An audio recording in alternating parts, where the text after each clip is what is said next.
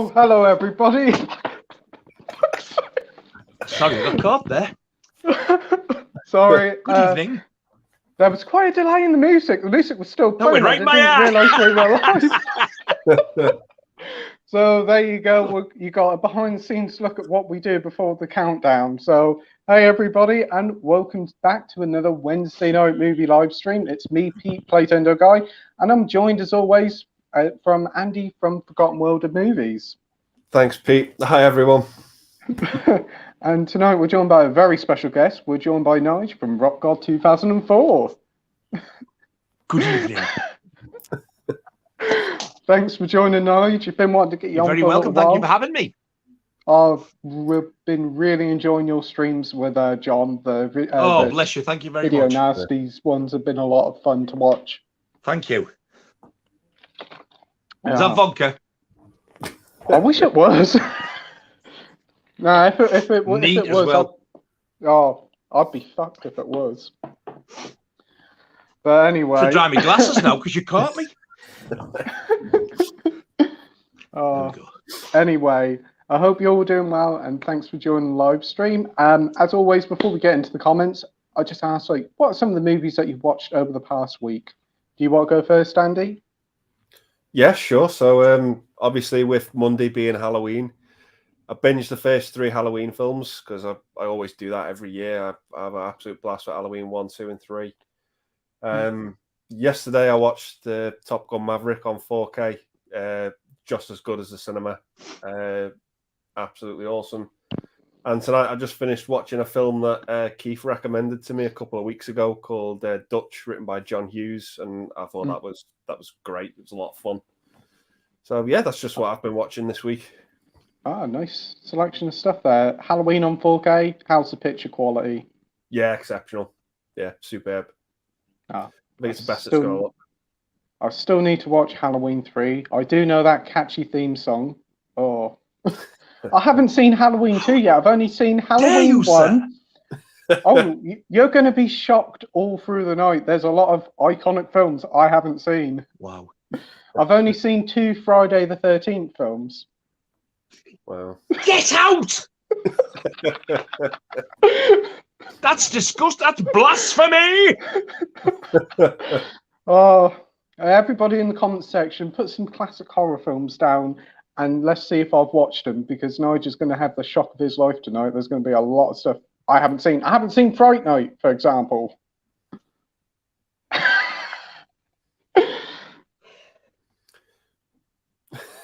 Yep, that's probably Andy's reaction when he first heard that. Yeah. You have no idea what you're missing.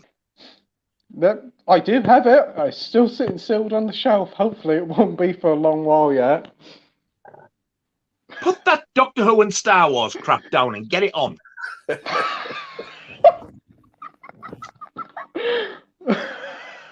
Oh, wow. Never say that. You should be ashamed of yourself. Oh, I'm in for a treat, though. Everybody keeps recommending it, saying how Andy, please tell me it is. you've seen Fright Night. I grew up on that film, Nige. Praise the Lord. I've lost count how many times I've seen it. For me, it's the greatest vampire film ever made. Same. Oh, You're the same. Yeah, it's my favorite vampire movie. See, we're both right. You're wrong. Yeah. Well, I'm pretty certain it was the first time I watched Lost Boys this year as well. Wow. Yeah. There's a lot of movies that I've only of all really the films to started pick to watch over for Friday the Night, first you time. picked that. I did watch it start of the year, to be fair, so it wasn't too bad. I've got to say, in the sort of 80s when it was out, I watched it and I absolutely loved it, and it came on the telly, and I watched it. God, this is fantastic. Then I hadn't seen it for donkey's years. I hadn't seen it since VHS. And somebody said, I've got that on Blu-ray. Do you want to borrow it? I went, oh, God, yes. I'm so excited. Yeah. I watched it and went, what a pile of shite that was. Don't know what it was. I hated it. Yeah. Maybe I should watch it again with a different frame of mind, because I did used to love it. I don't know what the hell it was. I've heard John say that he's watched a lot of stuff before, hated it, and then he's watched it again and loved it. So, I mean, it's funny how I used to love it, and then that once I just did not like it. I don't know what it was. Yeah. could be nostalgia. You thinking it was the best thing ever, Maybe. and then coming to it. It's strange how your opinion changes over time. But it's so popular even to this day. Yeah.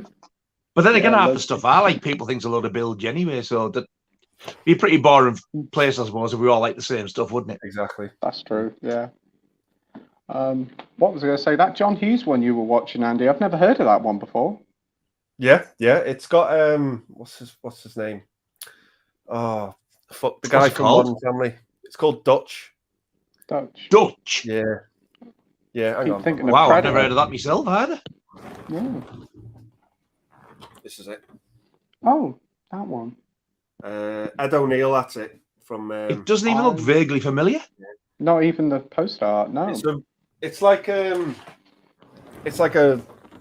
real sort of early 90s comedy. The kid in it is an absolute fucking blade. Like, you want to fucking knock this kid out. He is fucking he is fucking horrible. He is. Do you know a lot of people say that about Bob in House by the Cemetery, and I don't find him annoying. I think he's actually quite a canny kid. It's the subtitles, like it's the voiceover that's bad. But that's on him. You want to see an annoying kid? Watch the Babadook, if you can bear it. I've heard. I've not seen it yet, but I've heard the kid is. Yes. Honestly, child abuse is horrendous, but I swear to God, it's bad. Yeah, I think I saw. It wouldn't. They could sort of get forgiveness for it, if you like, if the film was decent. But it is awful. Yeah. It's one of them. You sat waiting to be scared all the way through, and just nothing happens. It's way up there with Blair Witch for me. I do have the Blu-ray of that, and it says it's the scariest film you've ever seen. Bullshit. Bullshit. Oh, wow. What about you, Nige? What are some of the films that you've watched over the past week? On Halloween night, Fest 3, same as Andy, but I watched Halloween 3 first. I usually watch that, when it's like still sunny but getting dark. I swear, I have never known a film sort of have the essence of Halloween as much as Halloween 3. You need to watch it, be honest. And then I watched the original and the second one. I normally watch Trick or Treat every Halloween and Tales of Halloween. I couldn't find them. I couldn't put my hand on them. So I ended up watching the 4K of something totally un-Halloween-y, but horror anyway. I watched the 4K of I Spit in Your Grave, which the picture quality blew me away. But I've also watched this week. I've watched a couple of Hammer films on Blu-ray, and last night I watched Two Witches. The Arrow one. Oh, I jumped quite a few times. What a film!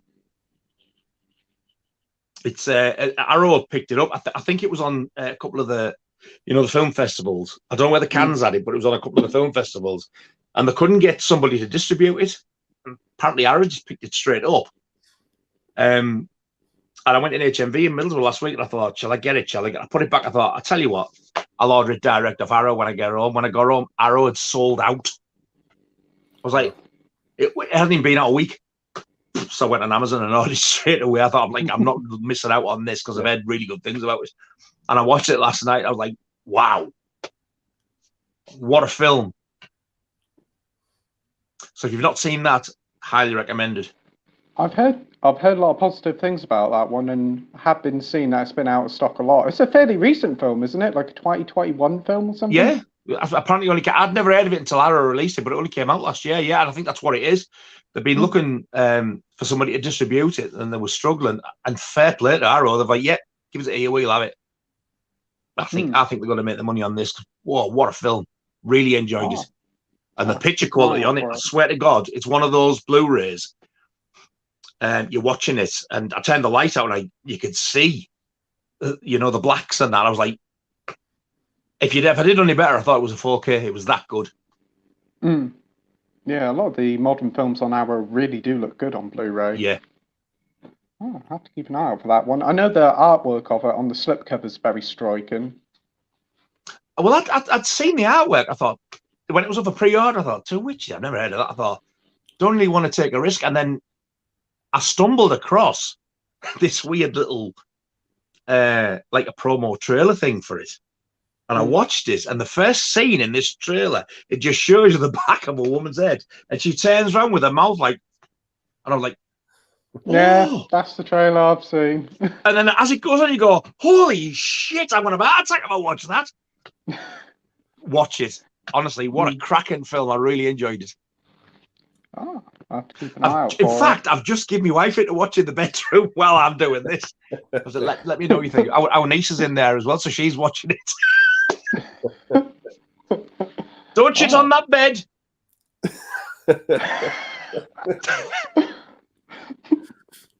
Oh, I swear, yeah. Especially if you like your horror films, I honestly can't even think of anything to compare it to. No, it's really good. I know with the front cover artwork, I kind of thought it was an old film, like a 50s or 60s, like Hammer film, the art style. Yeah, I agree. That's exactly what it looks like. And I think because it's only just been picked up by Arrow, it doesn't have like a previous, like, quad poster art, like when it goes on the cinema. So like what they put on the front cover is like, I suppose, like the official artwork. It does have reversible art. So it is actually different to the slipcover, but I was looking at it, I was like, I tell you, it reminded me of like a cross between Hammer artwork mixed in with a bit of the Evil Dead. Yeah. And it's a bit like, I suppose, it's a bit like a Giallo film mixed in with elements of the Evil Dead. But yeah, I was blown away. It was better than I thought it was going to be. I loved it. Oh, that's good to hear. I know with like Arrow stuff, you got to be a bit careful. Some of the stuff can be quality and some of it can be out of tripe. But it's glad to hear. It's good. There's another Arrow release which doesn't get a lot of love, and I think it's the fact that I think it's exactly like as you said there. You know nothing about it, and all of a sudden, bang! It's on the shelves, and you pick it up and you go, "Well, what's all this about?" And I was in one of the HMVs that John normally frequents in, and I picked this Arrow film up. I was like, I've seen the slipcover. Like, what the hell is this? The Last Matinee. Yeah. So I turned it round. I read about it. I thought, oh, that sounds good. And then when I bought it and got it home, I looked at the bottom. I was like, Italian language. There's no English language. It's subtitles. If I'd have seen that, I wouldn't have bought it. As it turns out, there's not really a great deal because it's like you might get the odd one or two sentences where usually when there's a lot of conversations going on, there's too much to read and I'll lose what's going on in the film, but it's not bad at all. You can read it and you can still follow it very, very easily. And I watched it and absolutely blew me away. It was like a mixture between Demons, Suspiria, and Friday the 13th, or any slasher film like that you want to pick. Have you seen it, Andy? Yeah, completely agree. Did you enjoy it? Yeah, I thought it was all right. Blew me away because I thought it was going to be crap. Yeah, I completely get the Demons vibe from it, though. Absolutely. I definitely thought it was all better than all right. I loved it. Yeah. I've only watched it once, man, so I'm due for a watch again. But Arrow like that. They dig up these little unheard of gems and just release them. And you think, well, what the hell am I supposed to do with that? Yeah. So I thought, well, I'll get it. So it was like, I'm glad I got it. I really am. Yeah, I've got it. Haven't seen it yet. That's going to be a sentence you hear quite a lot during this stream. Do you just buy them and stash them and think, yeah, I'll watch them one day? Yes, actually. What a waste. I think half of my collection is still sealed, to be fair.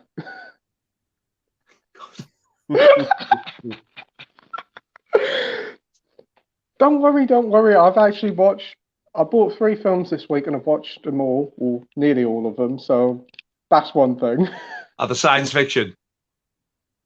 No, yes and no. No, yes, that's why I've watched them. I was just going to give you a round of applause there. I thought, it's science fiction. On to the actual stuff I watch now. I watched Ghost Watch last night. I really enjoyed that. I thought it was quite a clever little thing. Yeah. It is. I need to get that because I watched it when it was live back in the day, like 92 it was broadcast. Yeah. And I honestly, I'm not lying, I thought it was real as I was watching it. Yeah. And I won't say anything, but when it got to that end bit, the end scene, with Michael Parkinson in the studio, I went cold. I was like, Jesus Christ. We were at my my ex. We were at my ex's mum's house, and like I said, like we need to go home. And I was in the taxi, and I felt don't like this at all. And then it all come out, so it was like a hoax. I was like, Jesus, that's how effective it was. They So frightened the whole I nation would love that to see night. that again. Yeah, Hey? the release is great. You get the booklet in it, and you get like a complete recreation of the script as well. So it's not a bad little deal. Don't you get like art cards or something as well? You get some art cards as well, yeah, and you get like reversible artwork on the box set as well. But it's sold out on HMV and sold out on Amazon. No way, already? Yeah, I went to get it from Amazon on day of release or day before release, and it was sold out. So I went on HMV, they were sold out. I managed to get one off eBay's HMV site for 25 quid, the last copy. So I was fucking lucky to get it. Watch me not get this.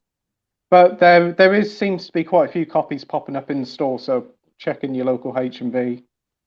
Oh, right. I'm going to have to get this quick before it goes. I think a lot of people have heard about it and never seen it. It's had that much hype over the years because it's never been broadcast again. Yeah, you watch people, a lot of people get it. I think watch it and think, what a load of crap, and they'll all be on eBay trying to get rid of them. But I'll be keeping. I loved it. Yeah, I thought it was a great experience, and getting all like the broadcasters that everybody knows. Yeah, it is. They done wonders with it. It really tricked the nation and done very well. I knew going in it was fake, but as soon as you start to slowly watch it, you kind of believe it's true in a way, because you see Parkinson's there, and you're like, yeah, I'm kind of getting it now. And then the night they broadcast it, they didn't even say this is like a reenactment. They just said it's like a Halloween special. We're going to go live with it. They went on as though it was real. And it was only the next day in the papers that it came out. It was a hoax because of that many complaints. People were absolutely scared shitless. Yeah, because they were scheduled to have the news at 10 at 10, but they delayed that half an hour, and people tuned in for the news, and that's when things started to ramp up, and they were like scared shitless. And they rung up their telephone lines, and they were all blocked, and that helped people really getting scared over it. It's clever what they done, but I heard they've received a lot of backlash over it. Oh God, they did. That's why it was never ever broadcast again. I mean, to me, when something like that happens, it like happened in the 70s or the 80s. You'd think by the 90s everybody would know better, but no, we fell for it. Yeah, but the strange thing is, after watching it, we were like, "Yeah, that was pretty good." Turned off the Blu-ray player, turned on the TV, and the bloody TV glitched out. And I was like, "Fucking hell!" And the lights went a bit funny, and I thought, "Fucking hell!" I couldn't believe it. So that was a bit creepy. Nah, fuck that. I don't want it. I'm shit remind.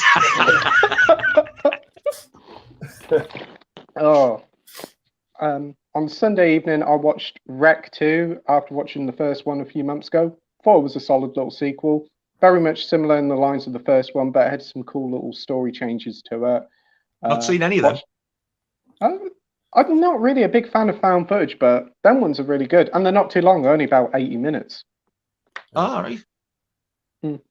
I watched Top Gun on Monday. Still really enjoyed it. Great Blu-ray transfer. And then last night I watched Henry Portrait of a Serial Killer before bed at about midnight. What a film. Oh. What did you make of it? It was all right, I suppose. The transfer was very odd. It was very grainy. And the home invasion scene. Oh, that was nasty. Yeah. Have you seen it, Andy? Film. Yeah. I've seen it twice. It's a good movie, but I can't sit through that home invasion scene. It's really, really fucking disturbing. I got the DVD years ago before Blu-ray and everything. It came out, I think, in like one of these like slip covers and all that, and then it came out in like a cheaper version, and I got it in an HMV. So I think I only paid a couple of quid for it. I'd never seen it, and when I watched it, I can't even remember the invasion scene. I just remember thinking the whole film was just an absolute bag of shit. I was like, that was crap. And the hype it had, I thought, like, I just never ever want to watch that again. And I haven't. It's not even a film. I think, I'll give it a second chance. I just thought, how dull. Yeah. When I did watch House of a Thousand Corpses, though, I did recognise not the guy who plays Henry, but the other fella with him. Yeah. He plays the sheriff in House of a Thousand Corpses. Oh, yeah. All right. And then when I'm watching House of a Thousand Corpses, I got, I've seen him somewhere. God, I was like, a Henry Potter of a serial killer. Yeah. That's why I took my time thinking, because I've only watched the Pally Shite once. Because it's got 4K. 4K as well, isn't it? Yeah. I don't understand the 4K release. It doesn't even look good on Blu-ray. It didn't look good on DVD, trust me. No, I kind of thought I was watching a VHS at times. I was like, I waited 2 months for this disc to come from Arrow, a replacement disc.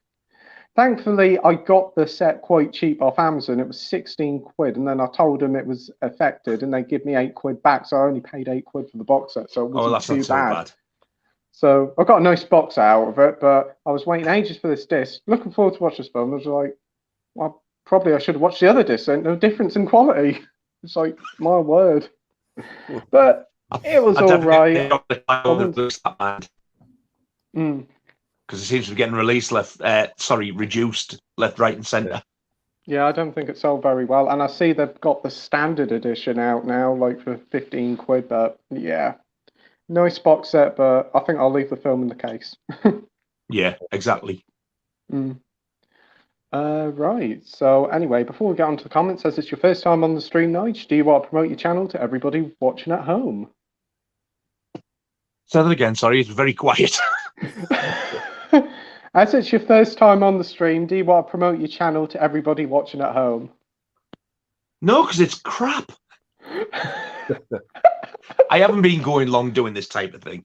My channel's been there for years, but it was mainly like daft stupid things at home and then like band stuff.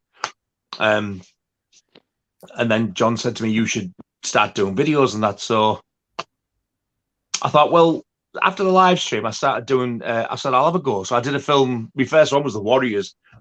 And I showed like what versions of the film I've got. And I thought, I'll show the soundtrack as well.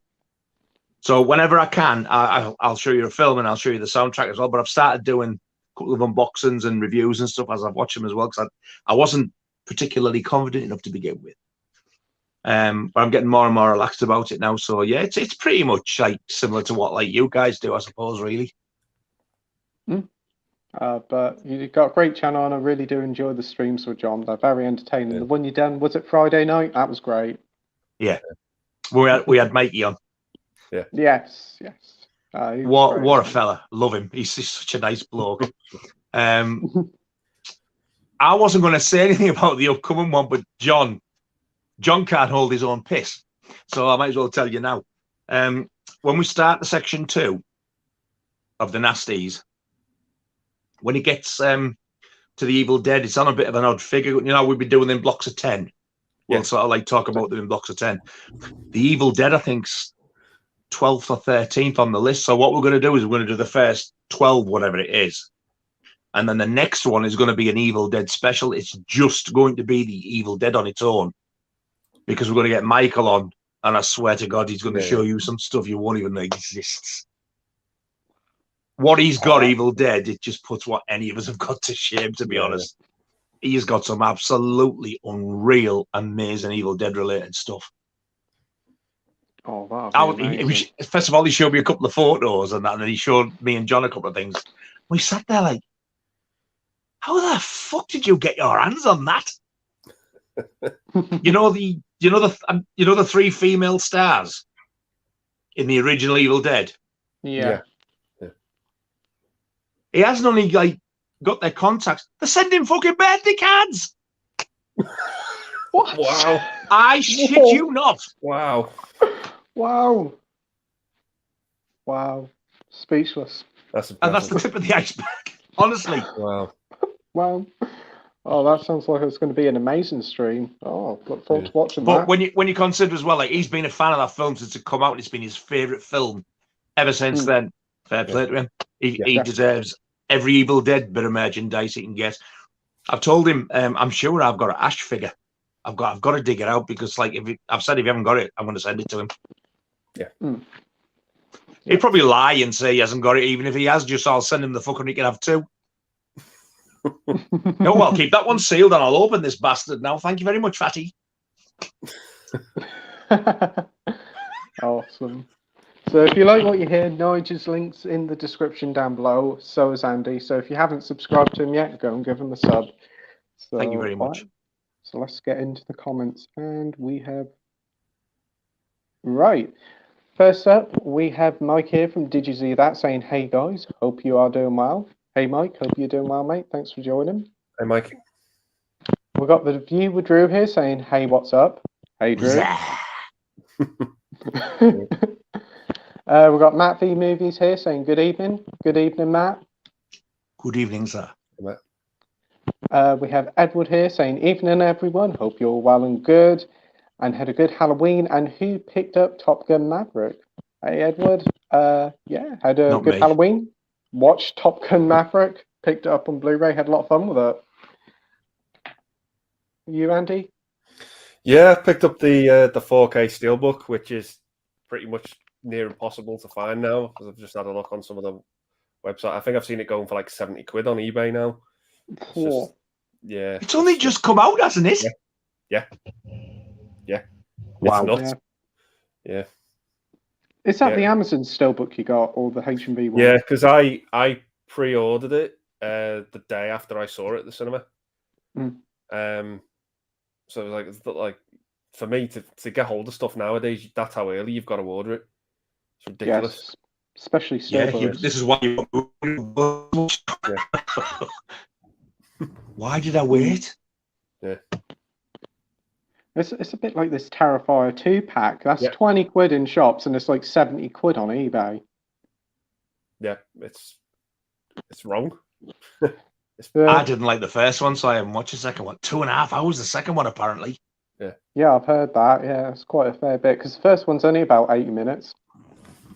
8 minutes too long. But don't get me wrong, I was dying to see because I think Art the Clown looks absolutely horrific. Yeah. But Jesus, the acting in it is so bad, and like the story that yes, it's gory, but gore isn't everything. It's got to be for me a decent film as well. I mean, people think some of the stuff I like's a load of crap. I mean, look at the nasties I watch, for God's sake. But after the hype of Terrifier, it just did nothing for me at all. Again, I should give it another watch. Yeah, I think it's mainly because of the gore factor and how shocking it is, and then there's reports of people fainting in cinemas at it. Second one's supposed to be a lot worse, and the first one was gory enough. So yeah, I think there's a little bit of me intrigued. I did see a clip. Somebody put a clip online, and yeah, it's gory, but yeah, some of the acting is pretty bad as well. So they haven't improved that bit then. No, there was just somebody screaming, and I thought, oh my days, I've seen better acting in Asda's car park. Oh dear. Trolley man from Asda, take this BAFTA. Have you picked up Top Gun yet, Nige, or planning to? Neither, no. It's not my thing at all. I tried to watch the first one back in the day, and I was like, oh, God. Nah. Yeah. Flying upside down in an airplane to impress a chick. I was like, oh, go away. Let me see Jason get his chopper out. I'd much happier doing that. Matt says the 4K Blu-ray of Maverick is top notch. I think it's one of the best 4Ks I've seen and heard. Yeah, I can imagine so. I've heard some very good things about it. I think John said the same thing. He raves about it, saying how good it looks, mind. Yeah, it sounds great and all, with like the soundtracks kicking in at the start with Danger Zone. Turn up the speakers when you hear that song playing. Yeah. Oh, They've actually repeated that song in the sequel. They've repeated the opening of the first film, like the first, the planes take off, and it's all recreated. It's very good. The only thing that's missing is the Berlin song. Yes, that is true. I was kind of missing that one. Yeah, I was missing it. Yeah, but what's that? When that music kicks in, the Berlin song, "Take My Breath Away." Oh, I hate it. Oh, it grates on me. Take my panties off. Shut up. Can't abide it. Oh, no. But they did, well, they sort of recreated the volleyball scene, didn't they? Yeah, but they made it less gay, which was a big... Yeah, they did. Yeah. Big achievement, that. The Viva Drew says, which Coen Brothers, I think he means Coen Brothers movie, do you like more? The Big Lebowski, Fargo, or Raising Arizona? So, what would you guys say? Big Lebowski for me. Fucking love that film. I've never seen any of them. Wow. Oh wow! I've seen one of them, so that's a start for me. I've seen Fargo. Fargo's one I've always fancied it, but I've just never ever got around to watching it because it's based on a true story, isn't it? I think it is, yeah. Yeah. That's almost Steve Buscemi in, isn't it? Yeah. Yeah, I've kind of always fancied that. For some reason, I've just never watched it. I've never seen any of them. The Fargo TV show is really good as well. Each series is its own thing, but that's very good as well. Oh. Raising Arizona, that's the one with Nicolas Cage in, isn't it? With the baby. Yeah. Oh, that's so funny. Yeah, that's before he got his teeth done. Yeah. I think that's on Disney Plus, so I'll have to give that one a watch. And I got the Big Lebowski, but I haven't watched it yet. There is a t-shirt for you, my friend. I haven't watched it yet. Yeah, I've got it, and on the back, I've got it, but I haven't watched it yet. I've got it on the front, but I haven't watched it yet on the back. Yep. I'll probably sell quite a few of them.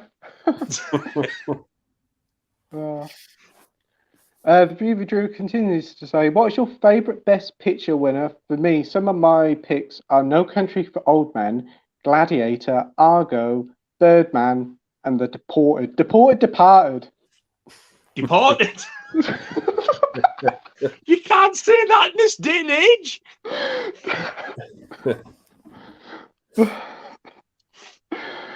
Departed, rated R. Oh dear.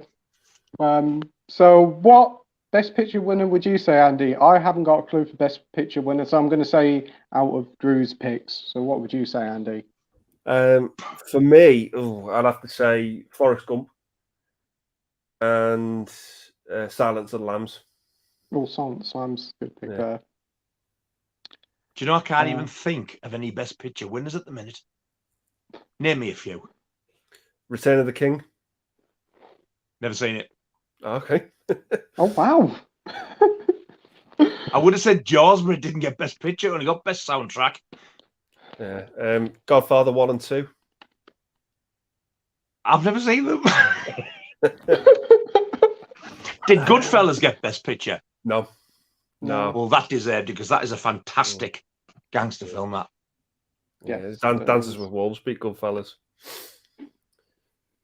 I'm not doing well here. There must have been something I've seen. Rocky?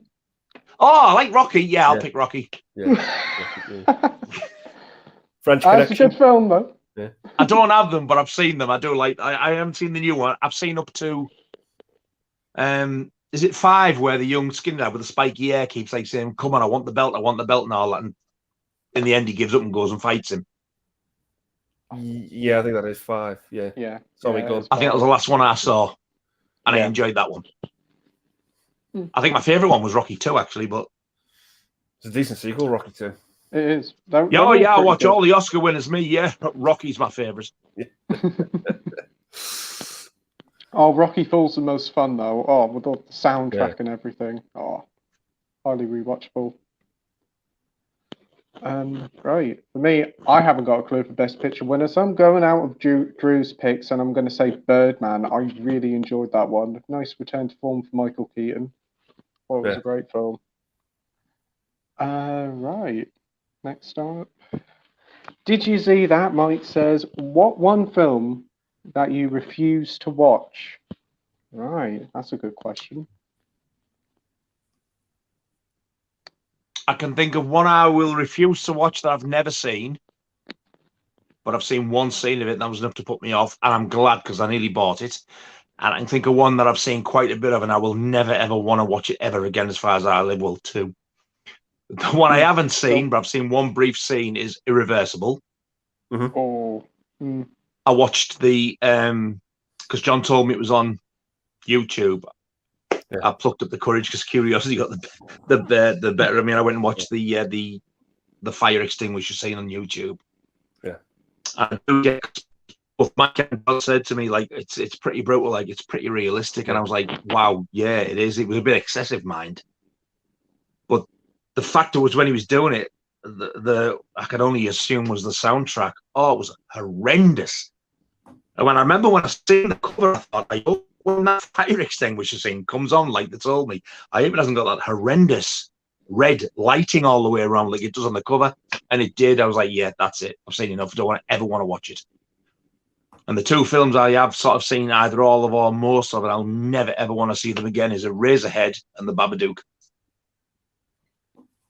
I remember watching Eraserhead when I was a kid, and my dad thought it was like a Laurel and Hardy thing. It was a weird experience. I haven't seen it in a while. That's very polite. I haven't seen it in years, but I'm intrigued to watch it. But I'm not paying 23, 25 quid for the Criterion. From what I remember, it just made absolutely zero sense whatsoever. There's him with his hair, then this woman with a growth, then this woman in black and white tap dancing. I was like, what the fuck? Yeah, definitely very out there. And I've heard Babadook, as you were saying to us, that doesn't sound the greatest. It says on the front cover, scariest film alive, but you don't agree. Bullshit. They said that about Blair Witch. They'll tell you that just so you'll go and watch it. Yeah, that's true. Because if they don't, they know you won't. And I regret it. You know, all those straight to DVD ones, they always say it. You'll get some quote and the person's probably works at the corner shop for you, What about you, Andy? You got any films you refuse to watch? Probably the obvious one would probably be a Serbian film. I read the plot to it and I just thought, nah, that's enough for me. I've seen that. Have you seen it, Pete? No, I haven't seen it, and that was probably going to be the one film that I refused to watch. I did read some of the description about it, and it sounds a bit rough. I personally thought people were a little bit overreacting to it. It wasn't pleasant. But the scene I think everybody thinks about, which I think is about the baby, you don't see anything. You see, all you see basically, I won't tell you what happens after that because it's obvious. You see this guy pick this newborn up, and as he turns around, you can clearly see it's a puppet. It doesn't even look real. And then after that, he turns back again, so you don't see anything. It's the thought of what you know is going on is nasty. But it's pretty gory. I'm not saying it's an easy watch, but it is very, very well made. It makes you think.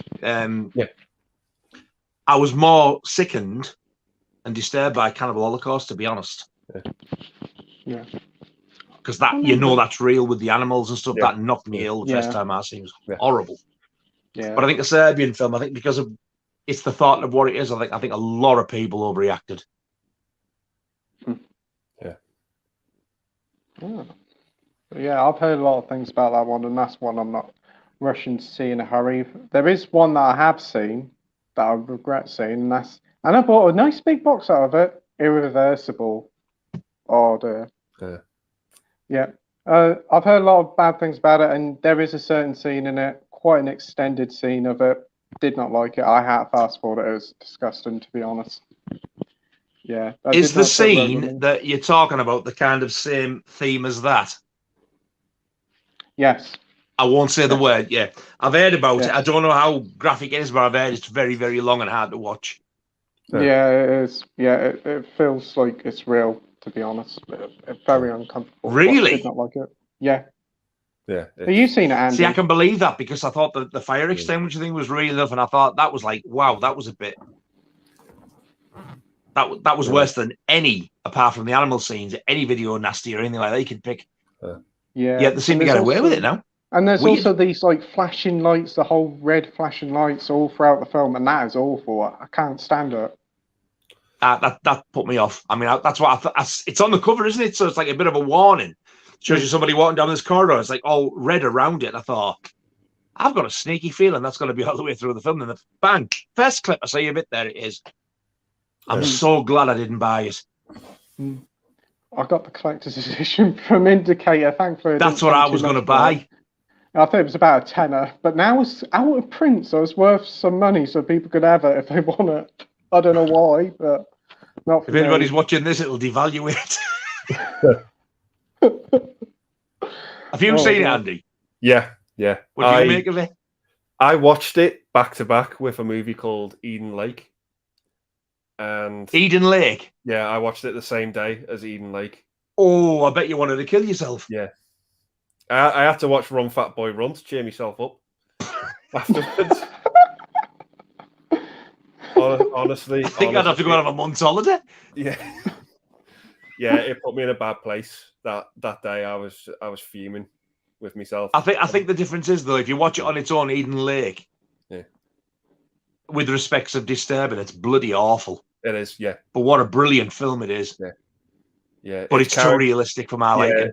Yeah, it's got characters in it you love to hate. Because you know they exist. Because it's real. That's what. Yeah, that's the scariest thing about it. You know it's real and it still happens. Yeah, you know that shit happens in the country. Oh wow! Proper chavs and stuff, and you think this is a bit too neither knuckle for me. This. Yeah. But it's once you start, you can't turn away from it. No. Because they do. Whereas people like with the Serbian film and maybe it's a reversal, and they go, "Oh, I'm not watching this anymore," and stop it. You can't. You've got to watch it. You've got to know how it ends. And Jesus, when it's finished, it's like, what have I just watched? Yeah. Mm. And the young people in it who play the chavs, a lot of them, like they weren't even actors. They got them in to do these parts, and they did it so well. Yeah. Yeah. But yeah, it's not easy watching. But what a film! It's really, really good. Yeah, it's good. I haven't brought myself to watch it again. I don't think I can. I think I've watched it twice and I've had it for years. But yeah, you've got to be in the right frame of mind to watch it. Yeah, definitely, definitely. It's nothing sick as in Cannibal Holocaust or Serbian films. It's far too realistic, and you think, Jesus Christ, it scares the hell out of you because it makes you think, Jesus, this could be happening right now. Yeah, 10, 20 miles down the road. It's that real. Oh. Yeah. Absolutely. Yeah. I've never actually heard of this one before. I'll have to search. Eden Lake? No, never heard of it before. No. You need to watch it, Pete. Honestly, watch it. It's a good cast. It's a good cast, but be warned. Brutal. It is brutal. Yeah. Eden Lake. Let's have a look. Oh, good cast. And the ending. Oh. It makes you angry. It just makes you feel like really, really angry, and it can put you in a bad place. And it just makes you feel like that's it. I'm never going over the doorstep again because that's it. Yeah. If it's like that out there, I just don't want to go out there. Yeah. I do know the film. I recognise it by the post artwork now, so I do know which one it is. And then after that, I watched The Reversible. Oh jeez. Oh, in one day, no. Yeah. Oh dear. Yeah. Do you need counselling, love? No. It was. I sort of knew about that film, and I knew about that scene, and that scene goes on way too long. Yeah, but it does. I've got to be honest. I thought the rape scene in Scum was a lot worse because I saw that when I was really young. I saw that when I was about 15, and that terrified me. It terrified me to the core, that scene. And yeah, I agree with that. That's bad. Yeah. That I know this is going to sound so bad to some people, but I'm gonna have to say it anyway because I can't think of an easy way to say it. But the fact that it's another lad, it seems to make it even worse because of where he's putting it type of thing. Yeah, and you can see he's not being gentle. No, I'm not saying it's any easy for a woman. I'm really not. No. All I'm saying is there's a little bit more room for a woman. I'm not saying that makes it more comfortable or right because it really, really doesn't. No. But you really feel what that poor lad's going through. The way it's done, it's horrendous. Yeah. To this day, it's still not easy to watch. No. It came out of nowhere for me as well because I wasn't. Yeah, I wasn't really expecting it. No, when I first watched it, I wasn't. Yeah. I think I was 15 when I first seen it, and my jaw was like, because I knew of the film. I'd seen it in HMV and stuff like that, and I'd never watched it. And it came on the telly one night, and I said, "Oh, yeah, I'll sit down and watch this." And my God, I was terrified afterwards. I was just like, I didn't know what to make of it. I was just, what have I just seen? I've got the Indicator Blu-ray. That actually, I think Indicator have got a patent for me, yes, don't you? I recently ordered it from Indicator. Yeah. Another one. Oh, just you wait, they'll do a Serbian film now. I tell you what, though, the picture of the Indicator Blu-ray is absolutely phenomenal. It's brilliant the way they've cleaned it up, because with it being such an old, sort of low-budget film, it looks amazing. I got the previous DVD, Steelbook, and there's one thing in that which, had it been in the Indicator box set, it would have been the absolute ultimate edition of Scum. Yeah. And in the DVD Steelbook, you got an extra disc in it. Had the original unbroadcast BBC Two play, what it was originally, before it was made into a film. It didn't even get shown. Yeah. It's pretty much a very, very slightly tamer version of the film. Okay. With a couple of little bits, and the guy who plays, the one who keeps going barefoot, who says he's a vegetarian. Yeah. In the play, that guy's played by the main fella out of Shameless. Oh, okay. Can't remember his name. Frank Gallagher. That's him. Yeah, the actor who plays him. He's the original Archer in the play. Oh. And when you see the film, you think, the guy in the film did it better, actually. So they did right remaking it. But yeah, that film was 1979. That's brutal for 1979. It is. Yeah. Yeah. So I think I saw it in about 2005, 2006. It frightened me. Absolutely frightened me. It still gets you to this day. It does. It's brutal. Yeah. I think I remember watching it about 10 or 11 years old, so I was really young when I watched it. I was going to say, if you're watching that, you'd have been traumatized. I watched it with my parents, so there you go. They said, let's watch this. My dad's just like, oh, I don't really care what's on. Oh, this on. I remember this. We'll watch that. I watched it with my dad, and the first time he rented it out, when we first got our first video in '83, so it was still an X. It was before all the 15 and 18s actually came in. So it was totally uncut. And we were watching it, and it got to that bit, and I was like, I think I was quiet for about 2 hours afterwards, like, did you say that? And then, no. It's nasty. It's the way they fuck off and leave him as well. Like, the governor's watching him. As though he's just like a piece of shit. Yeah, they just leave him on the floor after they. And then later on, when he's in his cell, that guard. Yeah, I was like, God Almighty, that's what makes you feel sort of a little bit like Eden Lake does when you've never seen it before. Yeah, it's pretty naughty. Yeah.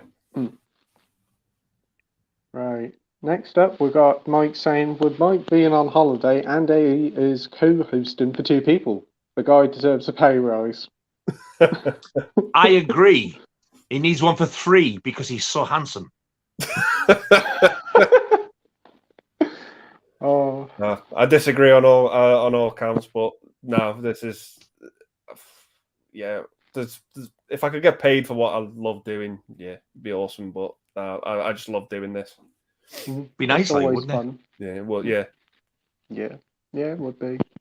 But it's so much fun anyway. Meeting loads of great people like yourself, Norwich. Yeah. Hey, if we were getting paid for this, used to it'd be like sort of Bruce Willis and George Clooney, and I'd be like some bugger off Coronation Street at best. Oh, no. Please let me come on your live screen. No, piss off. We got Matt here saying, thoughts on the new Avatar trailer? Yes, a new one dropped today. Have any of you guys seen the trailer for it? Not seen it yet. Never seen the original. Never want to. It's not my thing. Yeah. I watched the trailer. It looks really nice. that's about it. But I don't really know what the story is. I watched the trailer. I thought, yeah, this looks nice. All you need is Kevin Costner, and then you've got a sci-fi reboot of Waterworld here, because that's all it looks like. Hopefully it doesn't. Can I just say as well, while I've got a chance, although I'm saying never seen it, I don't just watch total everything horror, you know, that I do like other stuff as well.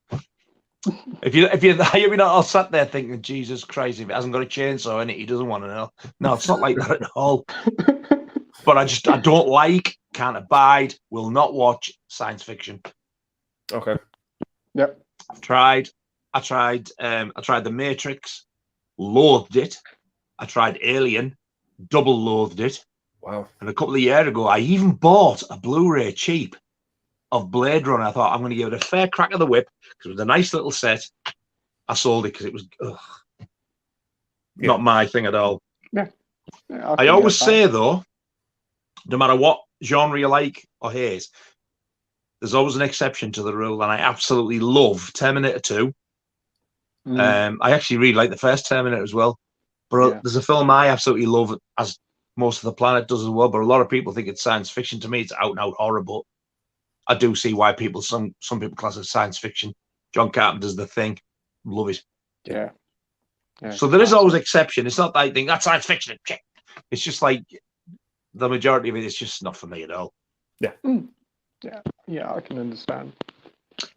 I do even own the original black and white original, The Thing. Oh. Which is actually more science fiction than the John Carpenter one. And I thoroughly enjoyed it. I love the old black and white cheesy films. They're fantastic. Yeah. But I do enjoy that one. Oh, that's good. Is it The Thing from Another World? That's right, yeah. Yeah, I still haven't seen that one. But that's on H&V Premiums, I think. Yeah, that's what I got. Yeah. Got some cracking films on their mind. Yeah, they're a nice label. Hopefully they'll release some more. They haven't released any for quite a long while now. No, they've got to be. I think the last one that I can think of that they released, which I got, was which is an old American sort of TV horror film. So enjoyable. I think Fatal Attraction was a fairly late one as well, which I got. I love that film.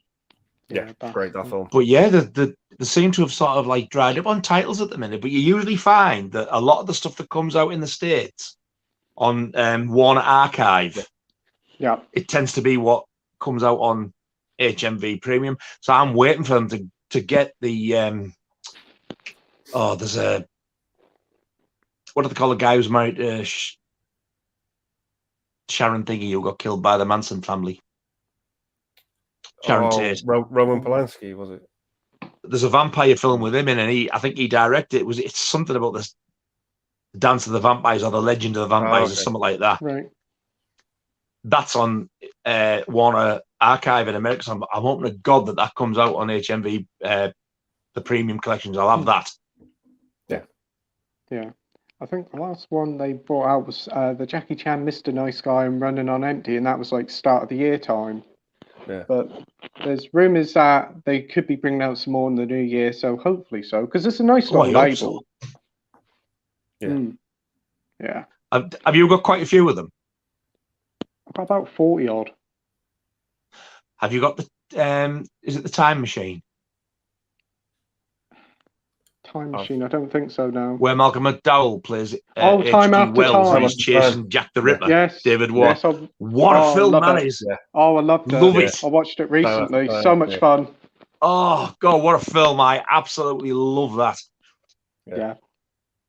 I picked somebody in the comment section, I think it was DVD and Film Below, was always on about it, and I decided to pick it up and loved it. Such a great film. I'd seen it years ago on rental video and I'd remembered it. And as soon as I seen it on the premium collection, I was like, that is an amazing film. And I hadn't even seen it since the 80s. When I watched it, it was even better. It's aged really well. I absolutely love David Warner, and he plays a cracking part. Oh, he does. Yeah. Gutted when he passed away earlier this year. Like, great loss. I love David Warner as well. I think he's amazing actor. He was in Time Bandits, wasn't he? Yeah. Yeah, he was, but the fact that was something to do with Monty Python put me off. Okay. I'm a strange one, I swear to God, doesn't take much. Where people like love Monty Python, I can't stand it. Everybody's like belly laughing. I'm like, but what do you find funny then? Well, like Eddie Murphy stuff. I love Rick Mills, my idol, comedy idol. Yeah. So I love the young ones and bottom. And I thought probably Drop Dead Fred was the worst thing he ever did. And yeah, Eddie Murphy, Rick Mill. There's somebody else who I really, really like as well. I love the Gene Wilder stuff, especially with Richard Pryor. Yeah. God, he has me in kinks. Blazing Saddles and Airplane is one of the funniest films ever made. Doesn't matter how many times I watch that, I laugh even now at the same old corny jokes. I haven't seen Airplane. You must be used to this now. Yeah. I'm like, oh, and I thought I was bad. I'm getting there eventually. That's on the premium collection. Go out and treat yourself. Oh, I'll get it. He's going to tell he's already got it. No, I actually don't have it. I don't have it. It's worth getting. There. Yeah. I'll pick it up in the next 2.15 sale. They're pretty good for that price. Stupid jokes. If you like stupid humour, and it's the way Leslie Nielsen keeps a straight face. This man needs to be taken to a hospital. A hospital, what is it? It's a big building with patients, but that's not important right now. What's so funny about that? Like, did you listen to what he's just said? Yeah. Oh, I'll have to give it a go. Isn't there a sequel as well, Airplane 2? Yeah.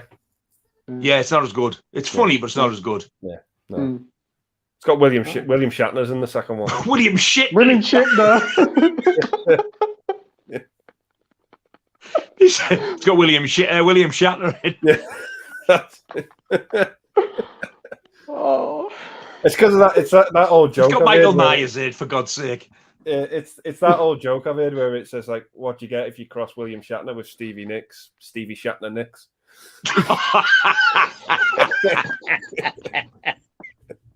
Oh dearie Lord.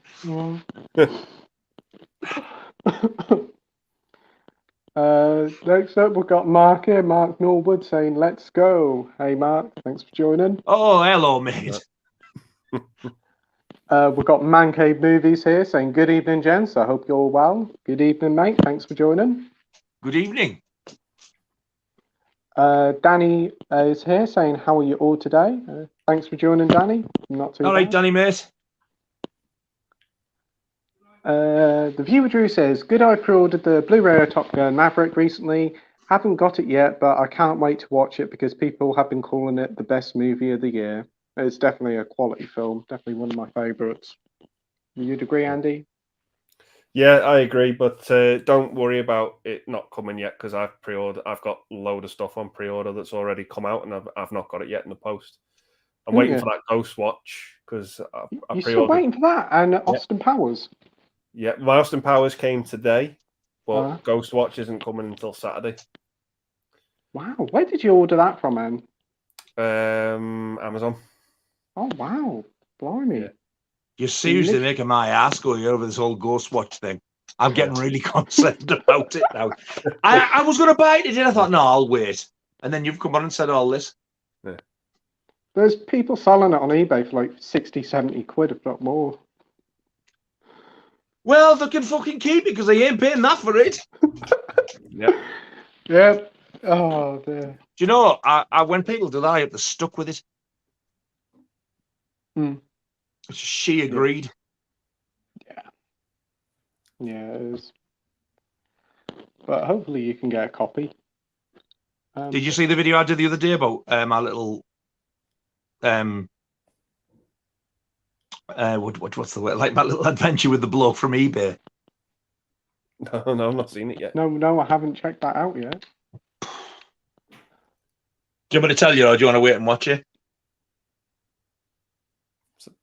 I don't mind. You can tell us. Yeah. You can tell us. There's a film I've been after for a long time.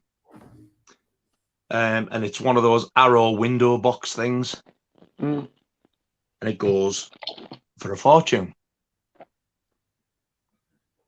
And I seen one before, and he wanted about 50 or 60 quid, so I offered him 35. Come back with 50, so I just I'm not paying it. I'm not paying it as much as I want it. So I set a reminder on eBay and I keep getting them coming like 50, 60 quid. One came up for like 35, 40 quid, and I put an offer in, and as I put the offer in, somebody bought it. And then I got this dog, will you bugger off? What's the matter with your son? Dog keeps coming in and out, doesn't know he's coming and going. So this one came on. New dog, not really good condition. And they would buy it now for £20, our best offer. I was like, unfortunately, I don't have £20 at the minute. So I'll offer him 16, see what he says. And he come back with 18. So I messaged him. I said, if I accept your offer now, I think this was like Wednesday or Thursday. I said, is it all right if I send you the payment Monday? And the message I got back, I couldn't believe it. I was absolutely mind blown. It's like, it must be, when you type things or say things on YouTube and it picks them up. It must be the same on eBay. If you private message somebody, they must be looking for people trying to sell things out of it. So he typed something, screenshot it and sent it as a photo. And what it said in the photo, because I didn't open it, he went, look above. So I clicked on it and opened it. It said, I don't suppose 20 quid's going to kill me. You can have it. Call it an early Christmas present. Merry Christmas. I thought, nah. He went, send me your address. So I did. It's turned up. He's giving me it for nothing. What? Wow. Wow. And it's Caligula. Wow. He could have sold that. He didn't even charge me postage. And then he goes and includes another 3 Blu-rays in with it. I didn't know what to say. I was absolutely gobsmacked. Wow. Wow. Wow, that's incredible. 50, 60 pound now, Blu-ray. Yeah, there you go. You can have it. I still can't get over it now. Wow. But yeah, I had a good day that day. You need to watch the video because I had a couple of good things happen. I'll check that. Definitely check that out. I'll later. check it out. Oh. You'll see the thumbnail. I'm sat holding like 3. There's 3 packages. It was a good day, that. Oh, I'll check that out later. Wow, that is amazing. I can't believe it. No. Normally with eBay, you've got to be quite careful, but wow. Well, I thought, well, yeah, I'll send him my address. I thought, he can't exactly rip me off for money. He's not asking me for money. He's just asking me for address support. And yeah, turned up. Wow. A week passed. I thought, I wonder if he's still sending it. And then he went, I've just sent your parcel. It's about 20 miles away, so I only go once a week. I thought, that explains it. 2 days later, bang, there you go. That's incredible. Wow. Yeah. I'm just going to see if it's Andy. Have I got it, Andy? We've got the Classics Erase here saying hello. Hey, mate. There it is. Oh, nice. Very nice edition. Both discs and the poster and the booklet all intact. Oh, wow. It looks in There great you go. condition as well. Merry Christmas. Yeah. Couldn't believe it. Yeah. Hello. We've got the Classics Erase here saying up the irons. Hell yes. Are you going to see them next year? We've got DVD and Film Bloke here saying hey. Hey, mate. And he's saying hi to Liam. We've got Rogue Reviews here saying hi as well. Hey, mate. Thanks for joining. Okay.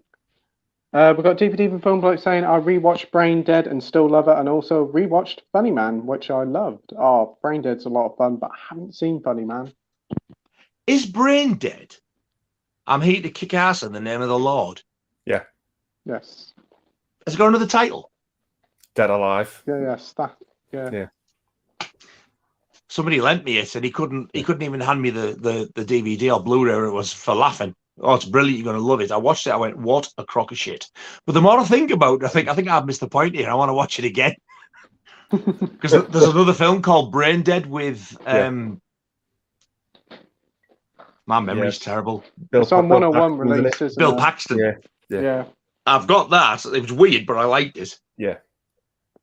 I think I need to give the other one another go. It's fun. I think it's on YouTube. That's why I watched it. It's on there. Gee, it's amazing how much is on YouTube, like, isn't it? Yeah. Who needs streaming services when you've got YouTube? Exactly. If they listen, they'll go, "Oh, is that a fact, bastards?" And cut them all off. Oh. We've got Ash here. Evening, guys. Hey, Ash. Hope you're doing well. Hey, Ash. At noon. DVD Republic says also saw 2 metal-themed 80 horrors called Rock and Roll Nightmare and Trick or Treat. Never heard of them. I've seen Trick or Treat once. I've never even heard of Rock and Roll Nightmare. When I saw Trick or Treat, though, again, it was hyped up that much. So when I seen it, I didn't like it. However, it's one of those I've always wanted on Blu-ray. It's got it's actually got Ozzy Osbourne and Gene Simmons in it, starring in it. Oh. It sounds like, from what I remember, it's a proper cheesy storyline as well. Now I would probably love it. But at the time, I think I expected more because of all the hype it got. So yeah, if that ever comes out on Blu-ray or 4K, I'll be having that. I'll take a risk. But Rock and Roll Nightmare, I've never even heard of that one. Have you? No. Right. DVD Film Bloke says Rock and Roll Nightmares are kind of like a Stuart Lee stand-up, only unintentional. It's so uneventful and so boring it actually becomes hilarious because of how dumb it was. And the next question is, who the fuck is Stuart Lee? Yeah, I don't know who he is. I can picture his face. I know. I remember he was like the film. I've never heard of him. I'm starting to sound really thick here. Do you know Universal Pictures? Who? I am joking with that one. Dr. Impossible says this is just disgusting and highly controversial for a stream. Pete should be banned from the stream until he's watched every purchase he's made via HMV. Evening from Bodmin Moor. Well, that'll take a blooming long while, Dr. Impossible. It'll probably be to my retirement. Peter, you should. I totally agree. I've got it, but I haven't seen it. I'm getting you a fucking t-shirt done if you don't get one done. Oh, you need to check some of the streams back when I first done them last summer. You'd be even more shocked. Oh, God. Oh, I'd never seen Halloween until last Halloween. Are we talking 1978 or 2018? 1978. My brain hurts. I can equal that, though. I can equal that. I ever watch Star Wars. Wow. Never seen it. Never want to.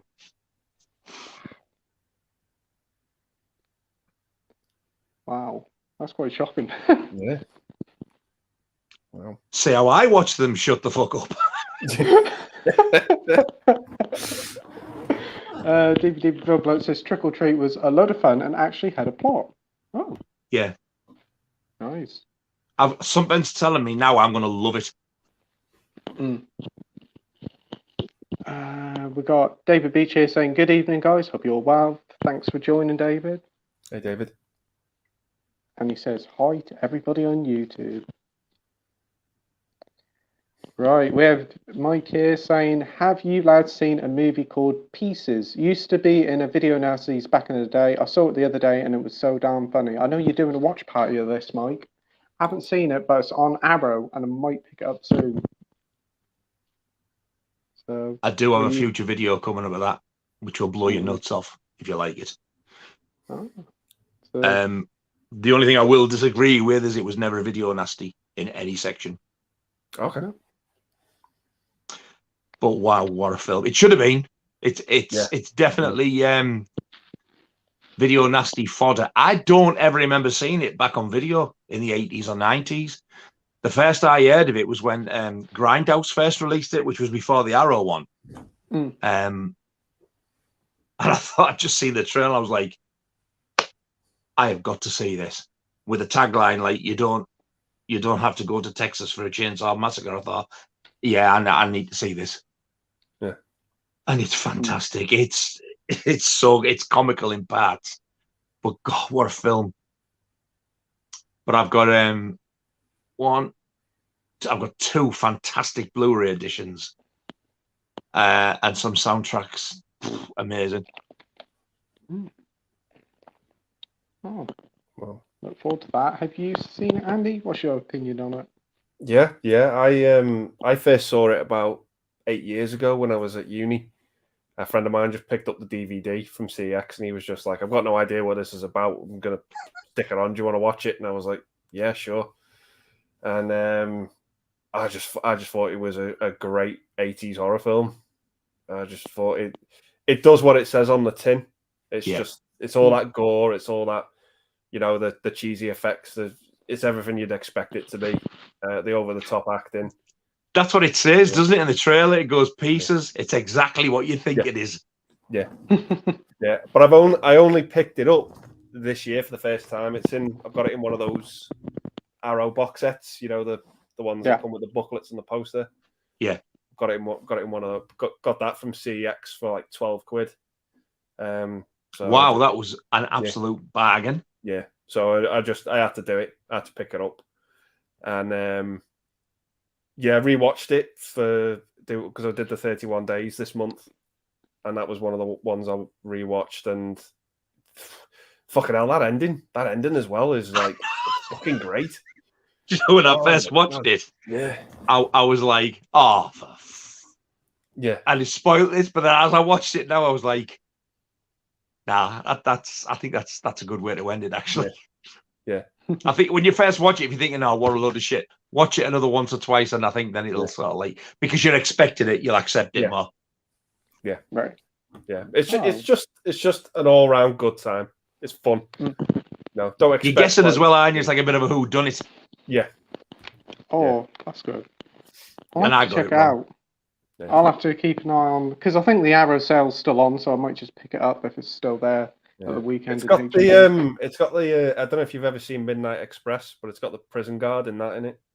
He's like the gardener, big fella who plays. I think is he in Midnight Express? Yeah, he's the prison guard in Midnight Express. Paul something. Yeah, he played Pluto in the Robin Williams Popeye film as well. Oh yeah. Oh my god, I didn't know that was him either. Yeah. I saw Midnight Express again back in the day when it was a double A before 15 came out. Yeah. And I thought, wow, what a cracking film, but Jesus, it was so depressing. I thought, I don't think I want to watch it again. And I've never seen it since. But I know it was fantastic. I love that film. Love Midnight Express. Yeah, it's so well acted. Yeah. Oh, it's phenomenal. Yeah. Another one I haven't seen. with God bless his soul, John Hurt as well. Yeah. Oh, yeah. Right. We've got Matt H here saying, what do you spend on Blu-rays each month? Do you have a budget?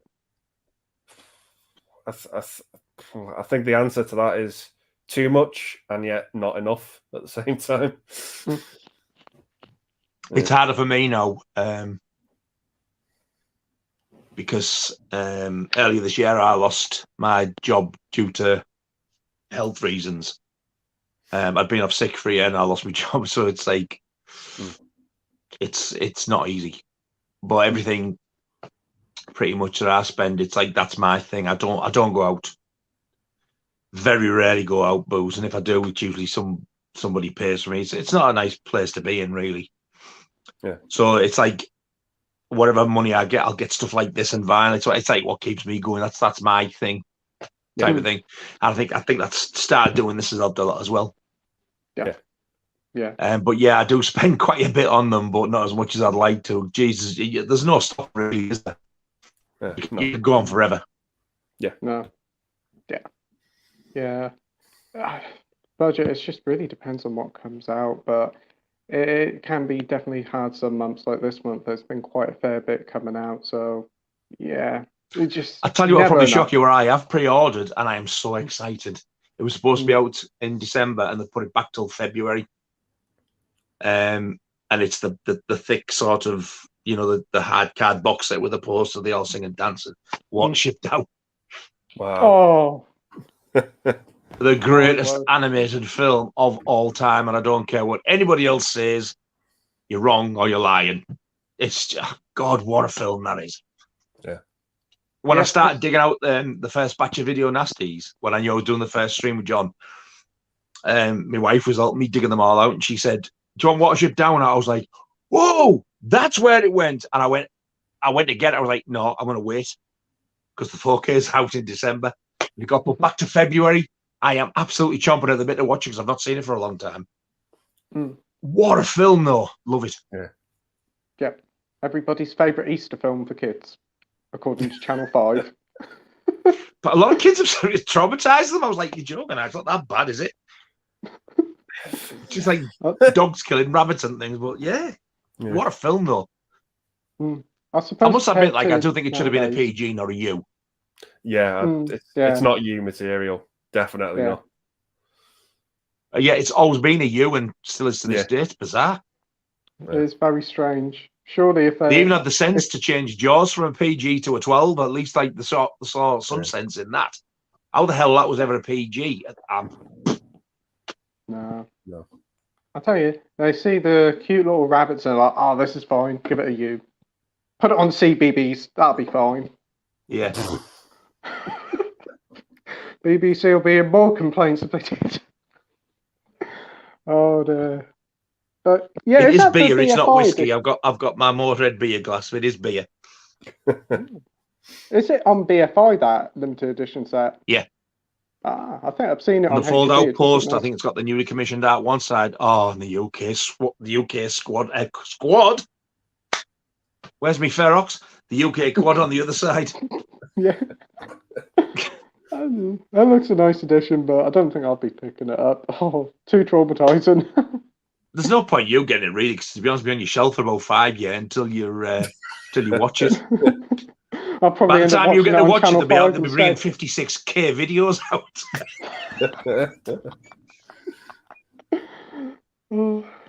I do watch films. Honestly, I do watch films occasionally. Occasionally, I was waiting for that.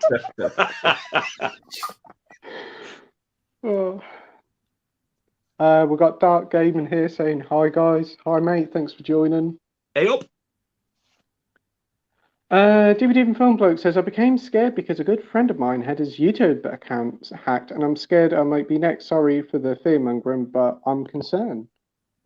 Sorry to hear that, mate. Who was that, and do we know him? If anybody wants to hack man, they're going to have a very fucking sad finding, I tell you. They'll probably reset the password for me, send me, and go, "There you go, you poor bastard, crack on." There's some sad bastards about, isn't there? Yeah. There's been some issues on Instagram. A lot of people's been temporarily blocked as well. I don't know whether that's a Instagram issue or to do with hackers, but I don't know why it has to happen for. We've got Dark Gaming here saying, "How's it going?" It's going well, mate. Thanks for joining. Dr. Impossible's obviously, Pete's too busy watching bloody Coronation Street. That is true, Doctor. I mean, I've got to see what happens to Tyrone on the street and whoever is on it now. Doctor Who Street. Star Trek I'll catch that, yeah. Oh, yeah, he's got all, he watches all them. Even the new shit Doctor Who I watch. But to be fair, the new episode weren't too bad. Now, you heard that from his gob there. Even the shit Doctor Who he'll watch, yet he'll pay for films, stash them away for 2 decades, and won't watch the fuckers. I don't buy the shit Doctor Who, though. So I'm watching them. It's for me to watch in my retirement while I watch the free shit while I'm still here young.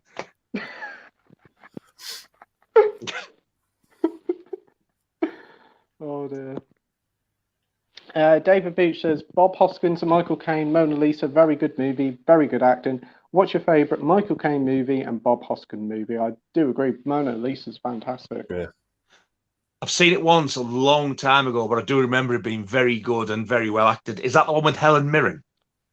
That's the Long Good Friday. Long Good Friday. Well, I've seen them both once. Can't remember anything about them, but I do remember enjoying both of them very much. Robbie Coltrane was in. Robbie Coltrane's in Mona Lisa as well. Wow. Yeah. Oh God, Robbie Coltrane. That was an awful loss as well. Yeah. I need to dig out the old Cracker box set anyway and get them watched. Yeah. Oh, that's a great series. Do enjoy that. It's gonna be so sad next time I watch Harry Potter because my wife's like a massive Harry Potter fan. Yes. I do like them, but I don't watch as much as them. I've not watched them for a few years. It's going to be so strange. Yeah. Like he's gone, Snape's gone. Yeah. Yes. The original Dumbledores. The kids are all about 56-year-old Mm. now. It's Yeah. bizarre. Oh, Yeah.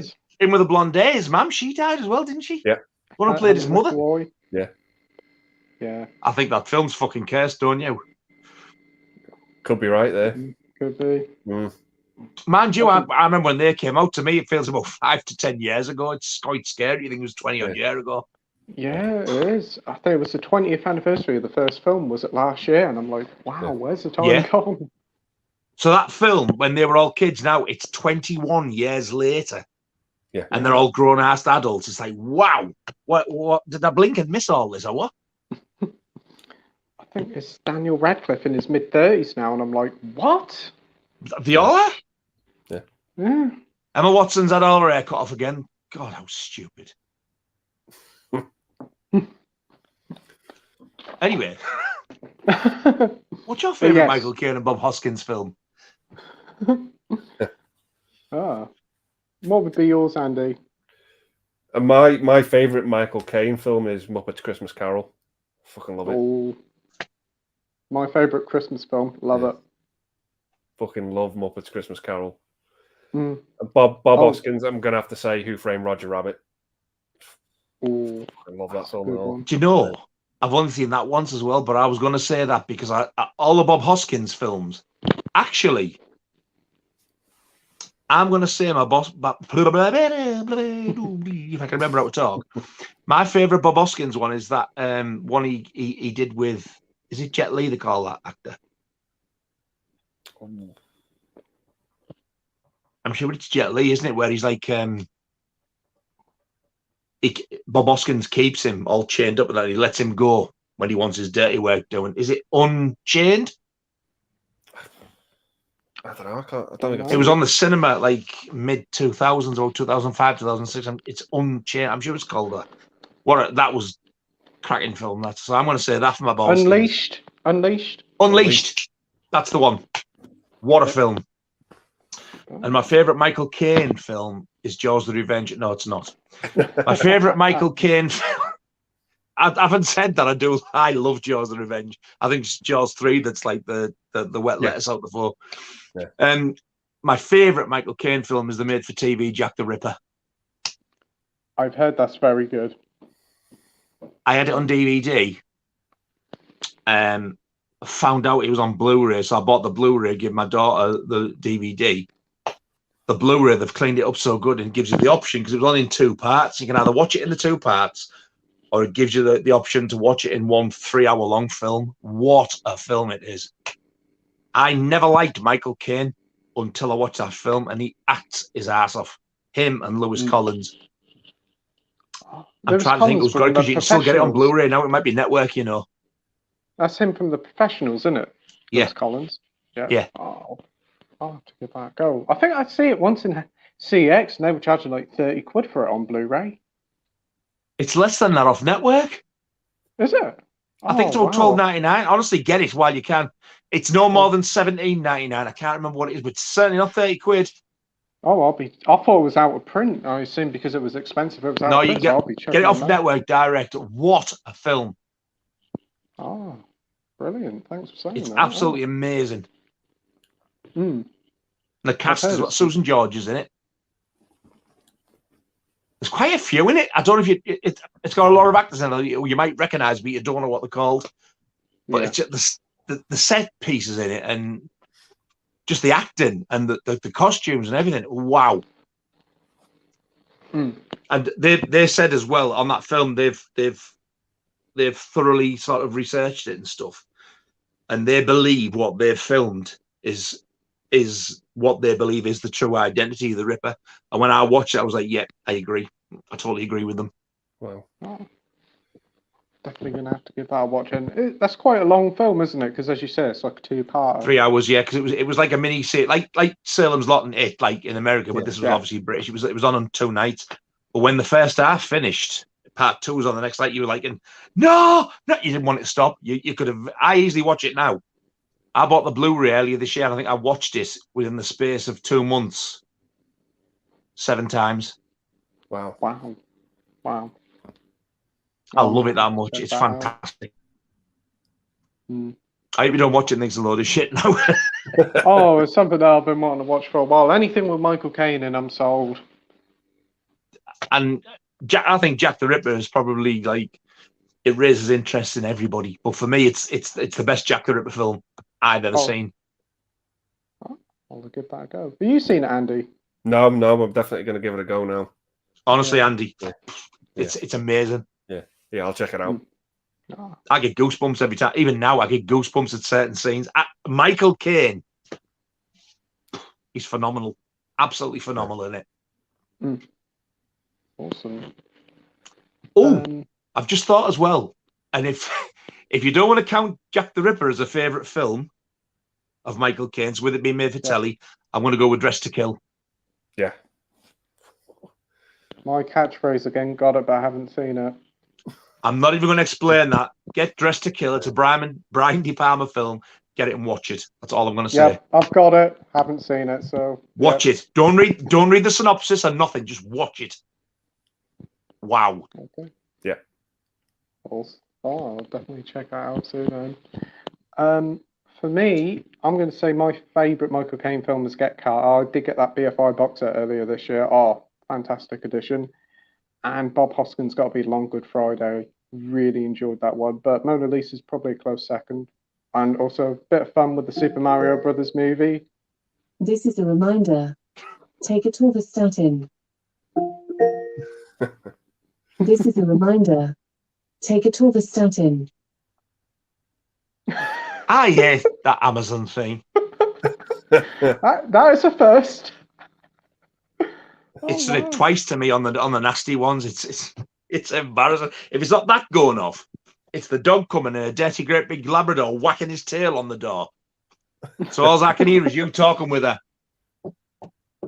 in the background, thinking, "What? What?" He's only been in twice. Oh wow.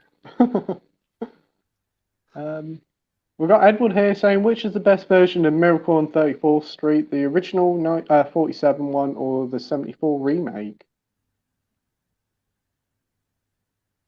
74? It wasn't the 80s. I thought it was 94. I thought it was a 90s. I thought it was a 90s one. It must mean 94. Gotta be 94. I've only seen the 94 ones. I can't compare them. I've seen them both, but the one I remember the most is the remake one. Yeah. So I'm going to say that one. What about you, Andy? Yeah, I'm the same. The remake one, but even though I don't think it's a very good film, it's not one of those ones I'd go to at Christmas. Let's just say. No. It's what if I do like a Christmas marathon, it's one I tend to watch first just to get it out of the way, and then move on to like the better stuff. Yeah, but it's it's not great, that film. It's all right, but it's not. So the best thing about it is Attenborough. He's the best thing about it. Yeah, I agree. Yeah, I agree. Right, Dr. Impossible says, now that you know where the idea for Most Haunted came from, husband and wife Sarah and Mike, and Most Haunted Yvette and Carl. I've seen Most Haunted only a couple of times. Never was a big fan of it, to be fair. In with the spiky blonde hair, the Liverpudlian. Yeah, Derek Acora. I feel the presence. Yeah. Oh, it was worth watching. Mary loves Dick. Your Mary loves Dick. Does she now? Yeah. Yeah. Yeah. So glad you told us that. Now piss off. Yeah. Yeah. It was worth watching just for that. He was fucking hysterical, isn't it? Yeah. Oh wow. He got found out that he fucking died. Yeah. He didn't want to face the truth. Wow. Didn't know that. Yeah, he died. Yeah, he died. Yeah, he died a few years ago. Yeah. Oh. It wasn't long after, was it, that it came out that he was full of shit? Yeah. Yeah. Oh. I didn't actually hear nothing about that on the news, so I probably weren't paying attention. But, Yeah. Wouldn't surprise me if, like, because he knew he was like getting caught, he probably had like a hell of a lot of stress going on there. Yeah. Yeah, probably. Yeah, I can imagine. We have Josh here from Classic Reviews saying, "Hey everybody, hey Josh, hope you're doing well, mate." Hey up. David said, "What is your worst Blu-ray you picked up for picture quality that's no good?" Ooh. I can do you one better. I picked up a 4K, and I thought the transfer of it was fucking awful. And I don't think it was. I hope it's the same one I got. I don't think it's ever going to look good on in HD. It's The Hills of Eyes. Oh man, it's not that no. Now do you know John said that it didn't look great at the beginning, but he said it gets better. Whereas I didn't bother. I've just kept the Blu-ray. Okay. Yeah. I mean, the one I got is one of my favorite films, but the 4K is absolutely fucking awful because it's like it's just dark. It's Friday the 13th. I've heard that's really bad. Yeah. Somebody come on, like I put it in a group. I said, "No, it's really bad." And they were like, "You're joking, aren't you?" So it's like, "What? Are you sure you're watching it on a?" My memory's gone again. What do they call these tellies? OLED? 4K ones. What they called? Technical shit. The ones that give you the darks where it's dark and all that. I don't know. Somebody's screaming at the screen now. I've got a so-and-so telly. It's not just HD, OLED? it's... OLED? OLED! That's the one! Are you sure you'll watch it on OLED? I went, yes, and a Sony 4K player. He shut up. You know the bit where she's going, I'm not going to do the voice. Although I could if I wanted, but she goes, "Kill her, mommy, kill her." Yeah. And she goes, "I won't, Jason, I won't." Right. Can you imagine half of her face like that is just in total darkness? You can only see half of her face. It's that bad. Oh, wow. That's shocking. And there's been no mention of a corrected disc or anything. And I've seen people, "Oh, well, you need to alter this on your tele." Why the fuck should I? I don't on any other disc. Every other disc I've got's great. Doesn't make sense. I don't want to alter the telly for one film. I'll stick with the Screen Factory box. Yeah, the Blu-rays are really good on that, I've heard. That Even the set's one that amazing. I've got is pretty good. I love that set. It's fantastic. As for picture quality, probably one of the Blu-ray I've got is one of the Video Nasties because it says it's a 4K scan. It might be a 4K scan, but they've left all the scratches and everything in. They haven't cleaned it up. So like when you put it on, it sounds like you've just put like a 60s record on that's never had a sleeve on. It was Forest of Fear / Toxic Zombies, but it's so bad it's good. It was one of them. It's watchable. It's all great stuff. It makes it feel very grindhouse, which added to it for me. But at least you can see the bloody thing. But Friday the 13th, I haven't watched it all the way through yet. I can't on 4K. So disappointing. That's a shame. Hopefully they'll correct it. That's really shocking, especially for 4K, and they're not cheap. No, and like a massive company like Paramount, it's not like they can't afford it really. If Screen Factory can do it, I'm sure they can. Yeah. Hopefully so. For me, probably the one that I picked up that had to be the worst picture quality. I picked up the Phil Collins film Buster. Oh man, the picture quality is dreadful on that. But I've heard that they've lost. Yeah, it's no different to like a VHS or anything. It's so grainy. It looks really bad. I honestly thought I was watching a VHS or at least a really bad DVD. Shocking. Wow. And they went quite nice with the release, put it in the slipcover and everything. I thankfully didn't pay too much for it. I only paid about $5 for it, but it's like about 15, 16 quid normally. I'm like, wow, what a thing to charge for that. I remember when it came free with the paper. I wish I kept with that bloody edition now. Oh, dear. Right, we have Dr. Impossible says, "What's the most overrated horror film you've ever seen? Dig deep and try not to break a sweat."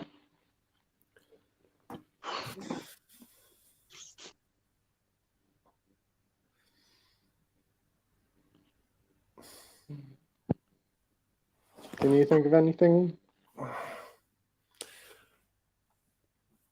I don't know. It's hard to pick one. Yeah. Can I have three? You can pick how many you like. The god-awful Babadook. The god-awful Hereditary. Am I thinking I know what's the next one going to be? And no, it's the god-awful Hellraiser. Wow. Oh, what, the original Only ever seen the Hellraiser? first one once, and that was enough. Oh, I've had people say to me, you need to watch it again, you need to watch it again. I was like, "Oh, yeah, I ain't buying it," but nobody ever has. And even if they give me it, I'll be like, oh, do I have to watch this? And that's just without thinking them three. Phantasm was another one that's weird. It's definitely out So there. overrated. Out there, yeah. What did you think I was going to say, Pete? I thought you were going to say Midsummer. When you said Hereditary, because normally everybody say Midsummer as well.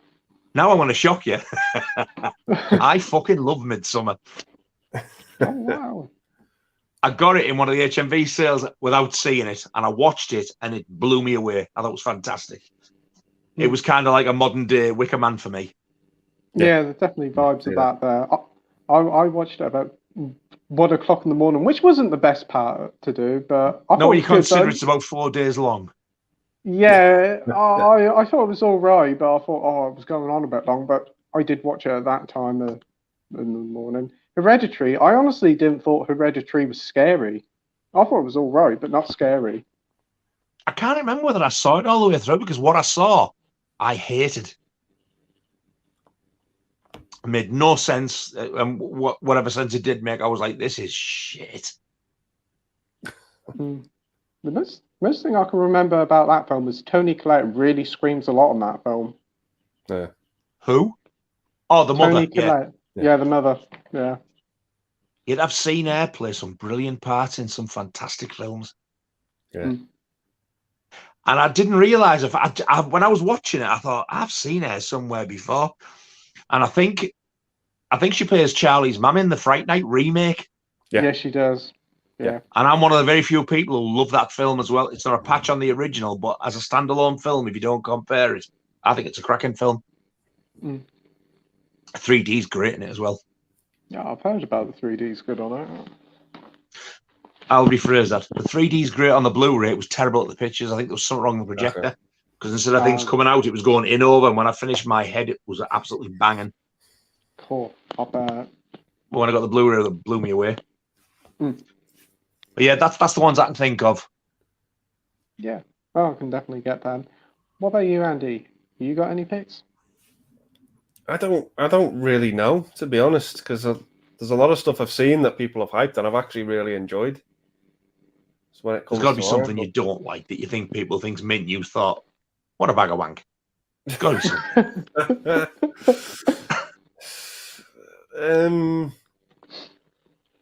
I don't know. Maybe like I still enjoy the movies, but like Blair Witch and Paranormal Activity, like I still get something from them. I know they're not great. They're just they are what they are. You know what I mean? It's like you're gonna hate them or you're gonna love them.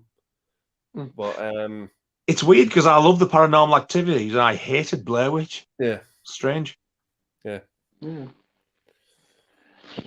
For me, I can think of two. I can think of a classic one and a modern one. The modern one, I do like it. I think it's pretty good, but I think it's a good film, but if it wasn't for like the porn aspect of it, I think a lot of people wouldn't be raving about it so much. That's my opinion about it. Do you know, I think probably the porn aspect's probably the worst part about it. To me, the porn aspect, it's the funny part. Yeah. But I thought it was I can't wait to see the next one. What I can't remember what it's called now. Pearl. That does look good. That does look good. I want to watch that one. Yeah, I've pre-ordered it from Amazon.com on Blu-ray. It ain't cheap, is it? It's about 40 quid, isn't it? 40 quid. Yeah. What? Yeah. Whoa. Yeah. So I bit the bullet on it, and I thought fuck it, because we're not fucking getting any sign of it over here. So I just thought fuck it, I'm doing it. The thing is, though, as well with X, I deliberately bought the American X because it had a slipcover.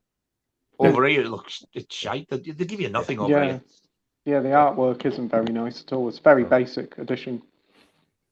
But yeah, I thought X was a great film. Yeah, same. I thought, what a fucking breath of fresh air X was. It was different, but I definitely saw like Texas Chainsaw Massacre elements in it. But that's what I was thinking all the time through it.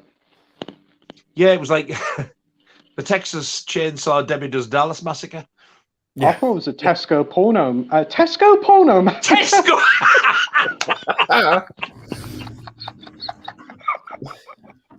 Oh my god. Oh, fuck. The porn star only had a 2-inch one, but every little helps.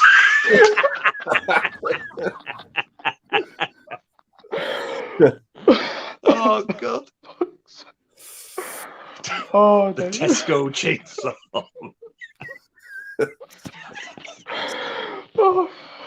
Oh, dearie Lord. Oh, I won't be going in Tesco for a little while now. Oh, dear. So moving on. I also think The Exorcist is a little bit overrated, but I went in, loads of people said it's an amazing film, it's incredible, and obviously a lot of the hype there. When I watched it, I enjoyed it, but I thought it wasn't that scary, but I'm definitely going to rewatch it, probably pick up the Blu-rays, it's cheap in H&B, because I want to watch that extended cut. I only watched it on TV. It's coming out on 4K early next year. Wow. Oh, that's good. I've got the Blu-ray with both cuts. It's got the extended cut. Yeah. And there's a creepy scene in it where she comes down the stairs backwards like a crab. Yeah, that's and she gets towards the camera. This blood like starts coming out. That freaked the shit out of me when I watched that. But when I originally watched it, it was like on a 25th generation copy VHS. Looked like a snuff film that bad. And like you, I was like, well, it's nowhere near as bad as what people saying it was. But I've appreciated it like after watching it. Yeah. 4, 5, 6 times. I mean, I've seen it more than that now, but after about 4 or 5 times, you go like, Jesus, what a film this is. Now, when you think back to it, it was like 1973 as well. Yeah. And there was nothing like it about that. Definitely. But I think that's the worst thing when you listen to the hype. Yeah. This is why I've not listened to anything what people have said about Halloween Ends, because I think I want to watch it and make my own mind up. Because people said Halloween Kills was crap. I loved it. Yeah. And I've also heard that Halloween Ends somebody said, I was like watching Halloween 3. I was like, excellent. I love Halloween 3. So we'll see. But yeah, definitely. If you're going to watch The Exorcist, you're better off watching it without anybody sort of like giving it this in your ear. Yeah. The hype hurts that movie big time. That's the thing, yeah. Because it's the movie's it's 50 years old next year. Yeah. Oh Jesus, yeah. How bad's that? Yeah. For it to be, for it to still have some scares is still impressive. It's very impressive. Because the way I look at it is, before The Exorcist, you had the Hammer films, the Universal films, and you probably had Rosemary's Baby and Night of the Living Dead. That was probably it. That film, you compare that film to that, it's unbelievable. Yeah. Absolutely unbelievable. You don't have anything like it, because the year after you got Texas Chainsaw, and then all your slashes came. You didn't have that when that movie came out. You didn't have any of that. I think when they tried to jump on the bandwagon with The Omen as well, there was like, you saw The Exorcist, wait, you see The Omen. And you're like, oh, God's going to be worse. Then when you watch it, you think, you've done the worst thing ever now. You've bulled this up. And because of like the effect The Exorcist has, you've now made The Omen look shit. But if you watch The Omen on its own, it's actually a really good film. It's really, But in the 70s, it was like you had to compare it with The Exorcist and pick which one you like the best type of thing. I didn't see them then because I was only a kid then anyway. And the names of the films terrified me without even seeing them. But yeah, it's like the hype, it destroys quite a lot of films, I think. Yeah, definitely. Definitely. Yeah. Because if you go in thinking I'm going to be watching the scariest film ever, you're not going to get that. You're definitely not going to get it. Not with The Omen, you're not. No. I think the scariest thing about The Exorcist as well, really, is it's the fact that when she made the film, she was only 12, and it's the shit that's coming out of her mouth for a 12-year-old. That's the scary bit. Yeah. Yeah. The bit that gets me is the stuff in the hospital. It's just really, really unsettling. In the neck. Yeah. When she gets that needle and the blood's just spurting out. Yeah. I didn't notice this, but I was watching the making of it, and if you watch that scene, and there's a doctor and there's somebody else there. I think he's got like light ginger hair and glasses, and I think he smiles at an older hand again. After The Exorcist, he murdered somebody and did time for it. Yeah, I think I heard something about that. Yeah.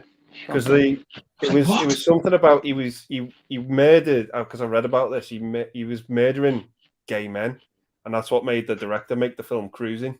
So he was a serial killer then. Yeah. I was going to say he was a serial killer. I thought that doesn't sound right, but obviously, it was. Yeah.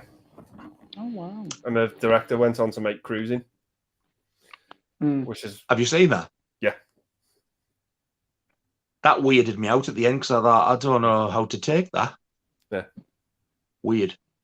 Yeah. Apparently, there's an actual longer cut of that as well with real male sex scenes in. I don't know whether it's ever actually been released before, but they were filmed.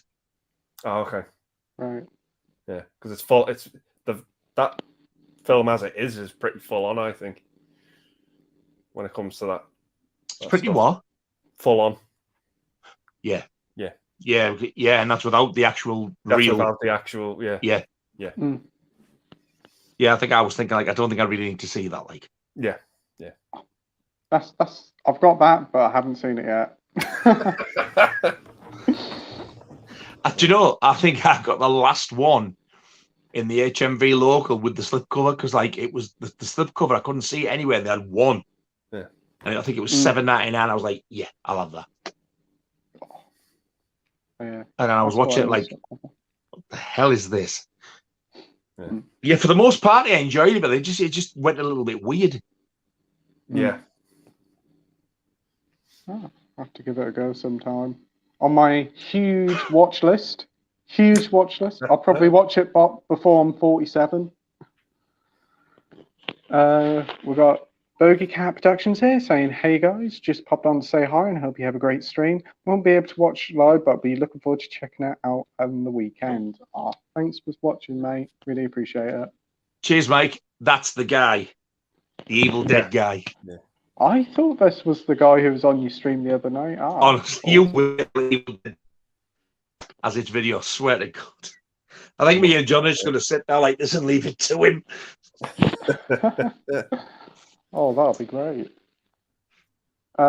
Mike's here from Cinemax Man. "Hey guys, hope you have a good stream. Currently in the airport, waiting to go home. See you next week." Have a safe trip home, mate. Safe trip, Mike. Yeah, have a safe trip.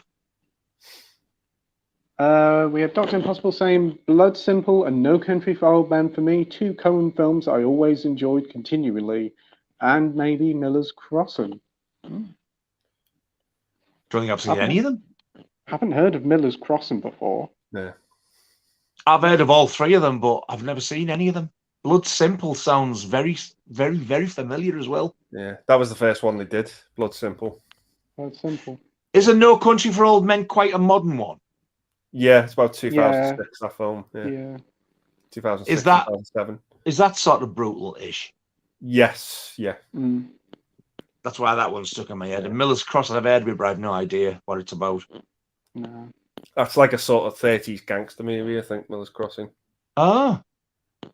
Well, set in the 30s. You'd think they'd give them better titles, wouldn't you, to make you realise and think, "Oh, I'd like to see that. Miller's Crossing." Miller's Crossing. Miller's Crossing, what? The road when the green man's on? I'm not bothered. Oh, dear. But yeah, my favourite one by them, Barton Fink. Oh, good. What thing? Barton Fink. Again, I've heard of it, but I have no idea. That's a bad title. Is that the Harold Ramis one? No, it's John Turturro and John Goodman. All right. They sort of end up staying in this hotel together, and they've got rooms next to each other. And I can't really say much more about it than that because it's really awesome. Just what happens in that film. I was watching it with my dad, and my dad was going, "Fucking hell, and when's something going to happen in this? It's boring." And then it happens, and he was hooked. He couldn't take his eyes off the screen. He thought it was great. Yeah. Another one to check out. Did the Coen brothers do Burn After Reading? I didn't mind that one. I thought that was pretty good. Yeah. I saw the artwork to that and fancied it, and I never ever really got the chance to watch it. But I'd have to read it. Yeah, that wasn't too bad. I watched that on TV once, and I was surprised by it. Yeah, I didn't really know much about it. Just knew the front artwork had all these stars on. I thought, I'll give it a go. Next up, we've got Bradley Stark here saying, "Evening, gents. What's the best slasher franchise? Elm Street for me." Friday the 13th for me. What's your favourite Friday film? The original. The original. What about you, Andy? Yeah, I'm gonna have to say Friday as well. Yeah, yeah. What's your favourite? For me, it's part 6. But I've had a huge soft spot for part 6 for a long time. It's amazing. It's great. But I've rewatched them for this month, and there's not one movie in that franchise I don't like, even part 9. That is me, just one. Yeah, because I'm gonna Jason X. Yeah. Sci-fi. Yeah. But I watched part 9 and I used to hate that film. I had a fucking blast with it. I've always liked it. I don't get the hate just because he's not in every single bloody frame. Yeah. He's there in spirit because he's jumping. Because they tried something different. I was like, get a grip. Yeah. It's great. It's because I rewatched the Elm Street films as well, and they got a bit silly for me as they went on. 4 and 5. I swear to God, I'm sure he's sharing the same brain as me for some of these. The stupidest for me are 4 and 5. Yeah, I love 1, 2, and 3. I actually really liked Freddy's Dead as well, and I know that one gets a lot of hate. And I really like 2 as well. I do. Yes. I like my 2. rating was always 1, really 3, 2. It's now 1, 2, 3. Okay. Yeah. I think 1's the scariest. Yeah. I think it'd be groundbreaking as well, that one. The bits with Tina in the body bag fucking frightened me. They just scare the shit out of me. But I remember going and seeing the second one twice at the cinema, so I've got a bit of a soft spot for that one. And do you know, at the time, everyone was going on about, it's got all these like these gay undertones and stuff that went way above my head until they were all pointed out. I thought, well, I wasn't really looking for that, to be honest. Yeah, I know you get the scene in the bar, but I thought that was it. And then the more you watch it now, there's more matrons in it than bloody Carry On films. Yeah. Yeah. But I just think it's an amazing film. I love it. Yeah, I think it's great. Yeah, 5. It's underrated. God. Yeah. I'm not keen on 5 or 6. I actually quite like 4. I think 4's not too bad. One of the most embarrassing things about 5 for me is when Freddy first. Oh God, can't even say it. It's when he first comes back and you see that ridiculously old man witch makeup, which I think is crap, and he says it like a stupid, spoiled kid. It's a boy. Yeah.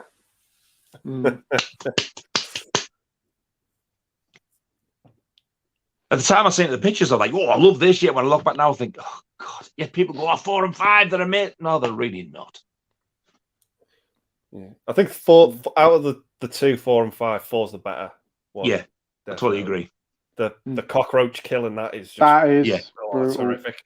Yeah. Do you know what I think annoys me the most in 4 is probably Alice. I think she's a bit of a drip.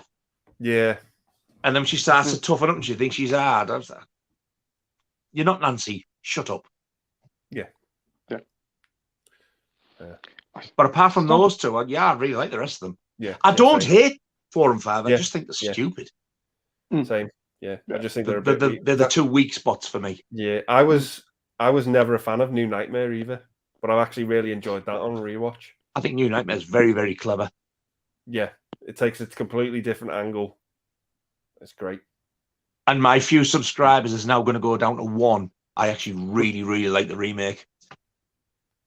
I still haven't seen it. I haven't seen it, no. I was disappointed with the Friday the 13th remake. I like the Elm Street remake better than the Friday the 13th one. Wow. But again, I like the Rob Zombie Halloweens as well, especially the first one. Yeah. The second one with that white horse gets on my tits a bit. Like never used to, but the more you watch it, you think anything just to get ahead and extra scenes, and you're there, aren't you? It's ridiculous. Yeah. The Friday the 13th remake, that was one of the best cinema experiences I've ever had. Really? In my life. Yeah. Everyone in that screen was up for that movie. It was like Wow. It was like if you've ever seen Scream 2, the opening to Scream 2, that's what it was like. Everyone was buzzing. The atmosphere was electric. It was phenomenal. One of the best cinema experience I've ever had. Wow. Movie. Yeah. I have never been to the cinema and had that ever. Yeah. Oh, it was the definition of fun and a great time. It was superb. Yeah. Because I feel jealous. I feel like I've missed out. Yeah. It was pretty much a brand new cinema at the time as well. So it hadn't been open long. And I think one of the first films we were playing was that Friday the 13th remake. And it was buzzing. The place was just up for it. Yeah. Oh, it was phenomenal. Can argue the film's not that great, but the crowd I saw it with, couldn't fault them. They were just loving it. Very quiet. There was nothing like that when I went. Yeah. That's cool. Yeah. That'd be nice to have a cinema experience like that. Mike will tell you the same because I went to see it with him, and he'll tell you the exact same. The crowd was just up for it. Yeah. Wow. Yeah. All I get is annoying teenagers. Yeah. And somebody sitting in the back of the cinema with a load of fish and chips stinking out the bloody cinema. What the? I've had that. I'd about to turn back and shout, "Oi! Are you eating fish and chips, or you just got your legs up, you dirty bitch?"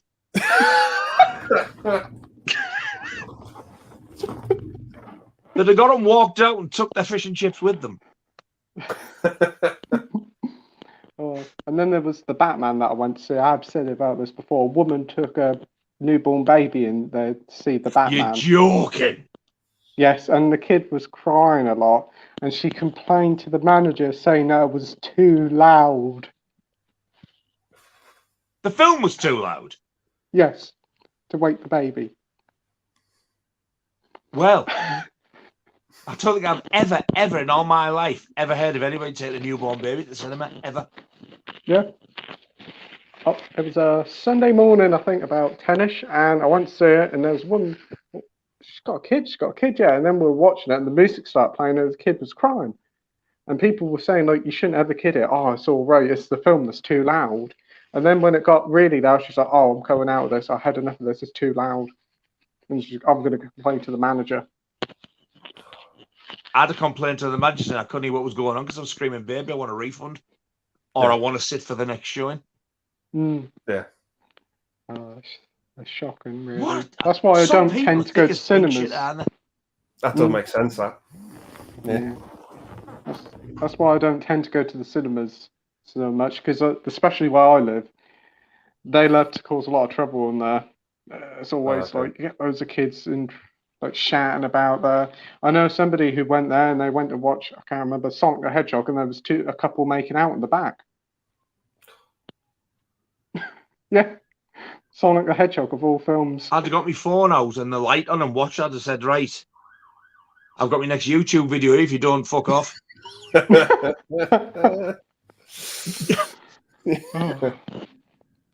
Oh, a pump there. Did you hear that? Windy pops. Favorite slasher for me, I'm probably going to have to say either Elm Street or no, probably Scream, because I've seen most of them bar the fourth one, and I've enjoyed them all. The third one isn't the greatest, but it's still adequate enough, and the fifth one's pretty good, even though I don't like the whole reasoning behind the killing. But I think the second one's just as good as the first one. I really do like them two films. I'm a big Scream fan, I must admit. I think and I agree. I think the third one's, although it's, I still love it. The third one is the worst one, but I love them all. I still need to see the fourth one. Haven't seen that one yet, but I've heard that's. You've not seen the fourth one? No, I haven't seen that one. It's definitely worth watching. It's better than 3. Oh, yeah, I'd have to agree with that. Yeah. We're getting a new one next year, aren't we? Scream 6 already. Yeah, and I'm hoping that they've changed Nev Campbell's mind by the time it comes out as well, because she's said she's not doing it. Yeah. As soon as she It's not said gonna she be the wasn't same. doing it, I was like, yeah, I'm not that interested anymore. Same. It's not Scream without her. No. It's not. I mean, I could understand if, they've killed her off, but they didn't. She was there at the end, so you need her back. Yeah. Yeah. Courtney Cox can fuck off, but Neve Campbell can stay. Yeah. Oh. Courtney, we don't need you, so you can fuck right off. Go and see if you can get a friends reunion. David says, what is your best 4K picture quality you own, and what is the worst 4K that you own on 4K?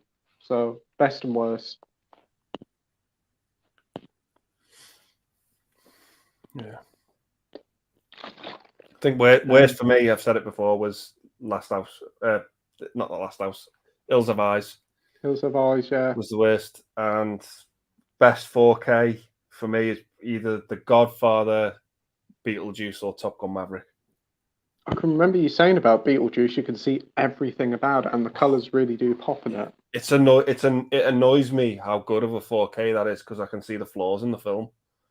I can see the flaws in the makeup and the effects. It's that good of a 4K. Oh, wow. Yeah. Amazing. Picture quality on it and the colours on it are just outstanding. Yeah. That's really good. What about you, Nige?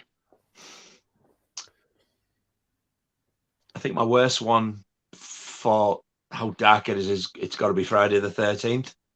Yeah. There was another one I thought which wasn't great. I can't remember what the hell it was now. But it's Friday the 13th that's sticking in my mind, which is a shame because it's my second favorite film of all time. So I was gutted. I mean, if somebody said, "Oh yeah, it's crap," I would have bought it anyway, just for the collectible side of it, because I'm Friday the 13th mad. My best one, I think I've got probably 3 or 4. It's hard because the ones I rate high, there's not much in it. Last Night in Soho, looks absolutely unreal, and I bought that blindly, and God, what a film! Yeah, oh, it's fantastic. Love that. It blew me away. Absolutely blew me away. That dance sequence, where it keeps changing the characters, and then have you watched the special features over the show? Yeah, they kept doing the swap. Oh, so clever. Oh, but what a story! What a film! Yeah, so that's one of them. The Funhouse, the Scream Factory one. What a job they've done of that. Jaws, which looks like it was filmed yesterday. Yeah, I've heard about that one being really good. And after watching this last night, wow, the picture on that for saying it's a low budget film is phenomenal. Wow. That, if you've got the Blu-ray, what an upgrade that is. It's getting the bugger. I tell you what, everybody keeps saying is brilliant, and I was a bit disappointed because it never went to me. Whoa, look at that! It was Fright Night. Yeah. I got the 4K of that, and I was like, yeah, it looks really good. But then again, it's not standing out like from Blu-ray to 4K. It's not standing out to me like Blu-ray from DVD did. No. When I saw the Blu-ray, I was like, whoa, look at that. But I didn't. I was like, oh, yeah, it looks good. But people are going, oh, it's amazing. It's good, but it's not. Yeah. It's not the best 4K I've seen. Yeah. Yeah, that's the thing with 4K. I know you've really got to do your reviews on it, because a lot of people are saying this. You can get great jumps, but a lot of the time it's only just minimal jumps. Especially if you're paying like more for it, like £10 or whatever more. Especially if you import these ones from America. For me, I haven't got a worse one yet because I've got 4K TV, but I haven't got a 4K player yet. I'm still trying to find a bloody PS5. That's what I want to get. So I've saved up for the PS5. I was just trying to find one, so I can play 4K movies on that. But I have been watching films on 4K streaming because a lot of the digital codes I've got come with the 4K versions, and the shallows in 4K looks incredible. It does. That I can believe because the Blu-ray blew me away. That looks brilliant. I can imagine the 4K that being really good. The blue seas of it look astounding. Yeah. It does. I definitely probably will pick that up on 4K once I get a player because I love that film. That's definitely one of my favourite shark films. Up there with Jaws. Yeah, I enjoyed it. The good thing is, though, if you get your PS5, you're not worrying about printing about a region code or anything like that, or getting a chip because they're all free, aren't they? Yeah, that's true. So you get one of them, that's it. You set up, you're done. That's what I was hoping for. Because looking at 4K players, and they're like 200 quid, but I want a PlayStation Pub so much, I just buy all that in one. But it's just trying to find one. You think?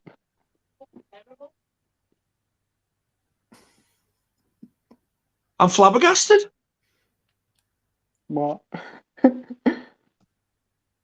She's just basically threw that back at me and said it was shit. Wow. It really isn't. Can I stress that our favourite film's Labyrinth? That's all I'm saying. Don't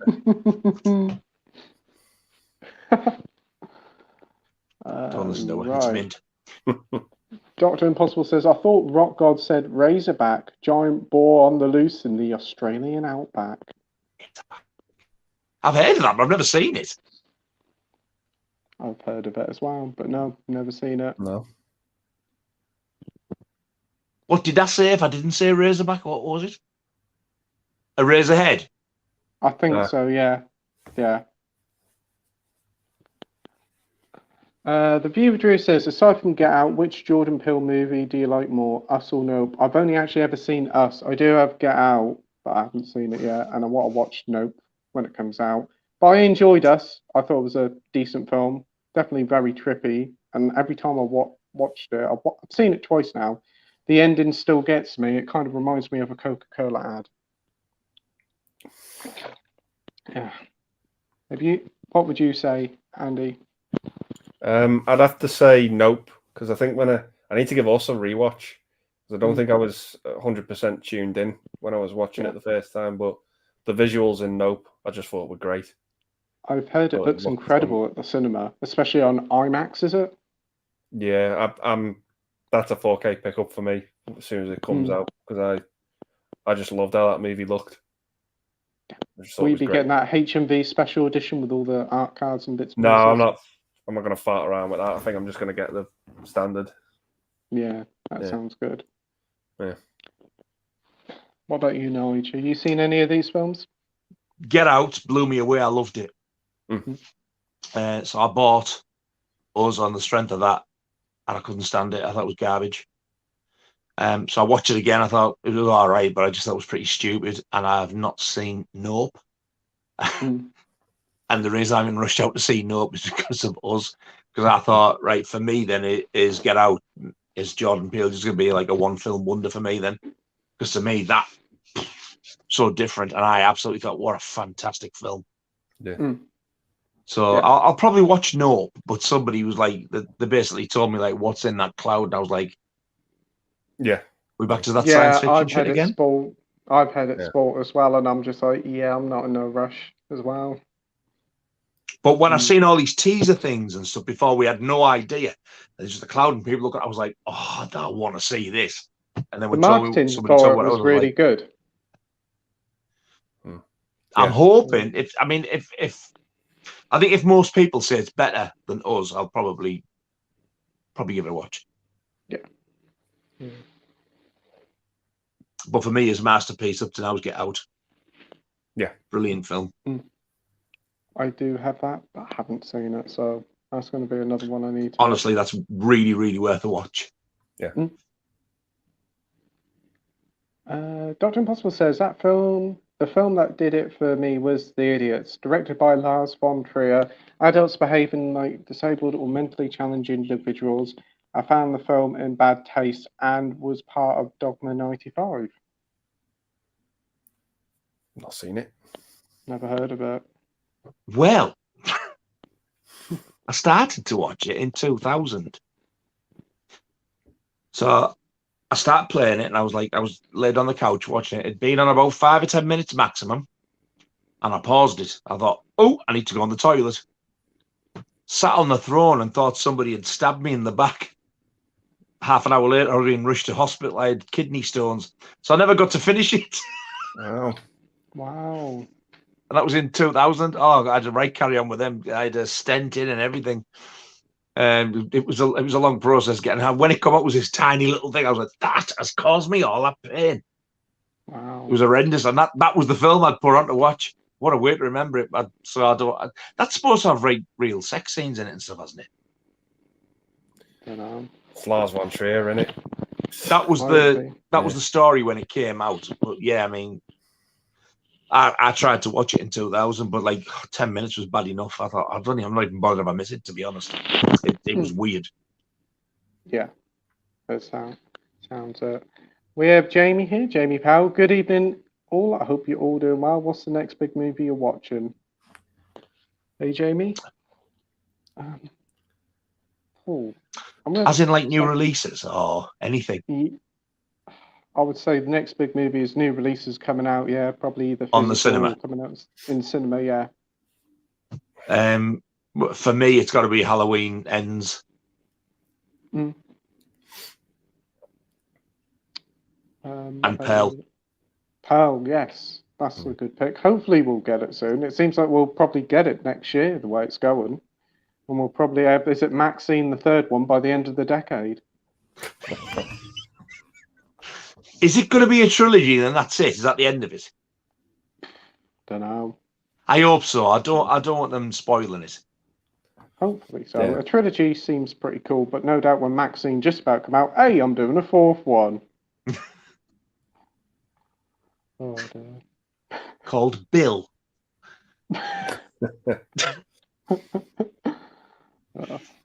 What about you, Andy? What's the next big film you're looking forward to?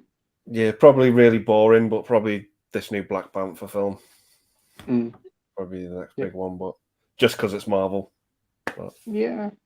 I must admit, I'm looking forward to that, seeing what it's going to be like.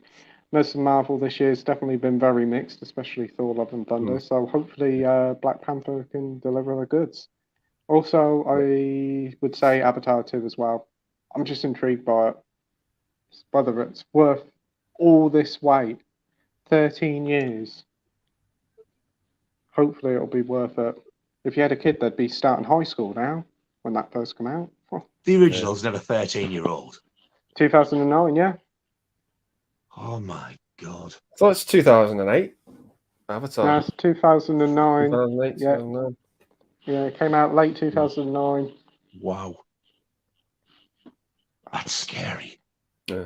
It feels like only yesterday. I can remember when it came out. Oh dear. And all the hype. Yeah. Yeah. And the big 3D phase with the glasses. People were paying a fortune for the 3D Blu-ray because at the time you could only get it when you bought a brand new telly. I think one of the companies had bought like the Blu-ray rights to it, and it came with the telly. So people who didn't want it were putting it on eBay, and it was going for like £100 or something stupid. Oh wow! You can't even give the 3D Blu-ray away now. Yeah, you pick it up for about 50p in CX. Yeah. But I can remember the glasses, they were going for silly money and all. Some people were charging like 200 quid for them. For what? First come out. The 3D glasses, I remember they were selling them for a lot of money, like 200 quid. Wow. So it was, I remember my dad saying, because his friend had a 3D TV, there was a shortage of the glasses. He was trying everywhere to find them. He ended up paying 200 quid for a pair off eBay. These must be the ones that had the glasses in. The batteries in. Must be, I think so, yeah. Because, I mean, I'm on our second 3D telly now. I mean, the one in the bedroom still works, but that's the battery ones. This one is the one that uses the same glasses as a cinema, so it's just the plastic ones. You still get them cheap on Amazon. It's the tellies you can't get. No, they stopped making them. I wonder whether they'll put them in production now once Avatar comes out. Will it bring a new phase of 3D? I wonder. Well, Jaws has had a run. And in the States, George Romero's Dawn of the Dead's having a run in 3D now, so I hope so. Love that film. I still need to see. What, Dawn of the Dead? Yeah, yeah. For me, it's the greatest zombie film ever. Yeah. I saw it first time I watched it. I was 7. Wow. Yeah. Because we taped it off the telly, and my dad thought it was Evil Dead because he just saw dead in the name. Because this was before the internet or anything like that, and he just thought, oh yeah, just tape it because it's a really good film. He thought, oh, this isn't Evil Dead, and I kept on watching it, and I was just it horrified me at that age.